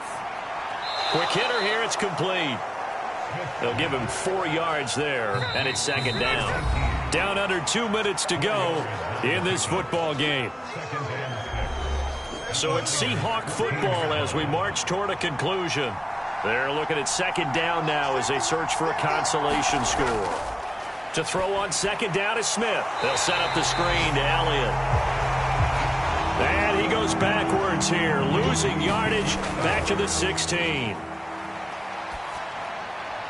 That is caught. And all the way to the 2-yard line there before crossing over out of bounds. They're able to convert on third down, and that sets up a first and goal. Clock management definitely critical here if they want to get back in this game. Absolutely agreed. They have to up the tempo in this case, down a couple of scores. Want to make sure they have a chance to win this ball game.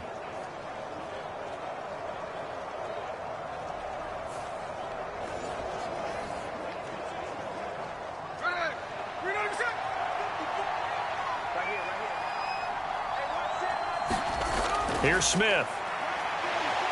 Hit as he throws, and the ball is out. It's a live football. And this is going to be 49er football.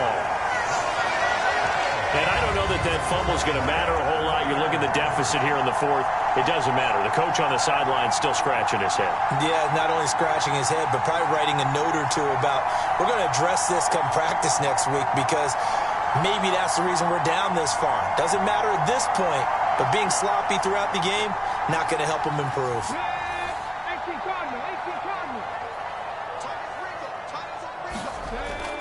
They'll try and burn some clock now with McCaffrey. And the result here, a pickup of 8.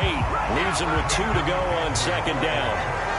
Good gain there on first down. It keeps him in a running situation probably. They did everything right on that play, didn't they? They got the leverage up front, good blocking, nice hole for him, ends up picking up nice yardage, stays in bounds to keep the clock rolling. They are in charge of this scenario right now. They want to stay that way. And not in any rush offensively. Well, that's not a run that's going to make any of the highlight tapes, but they've been moving it well all game on the ground. This is another one that keeps them moving forward. They'll try and pick it up with McCaffrey. And he's going to get to the 31, enough for the first down.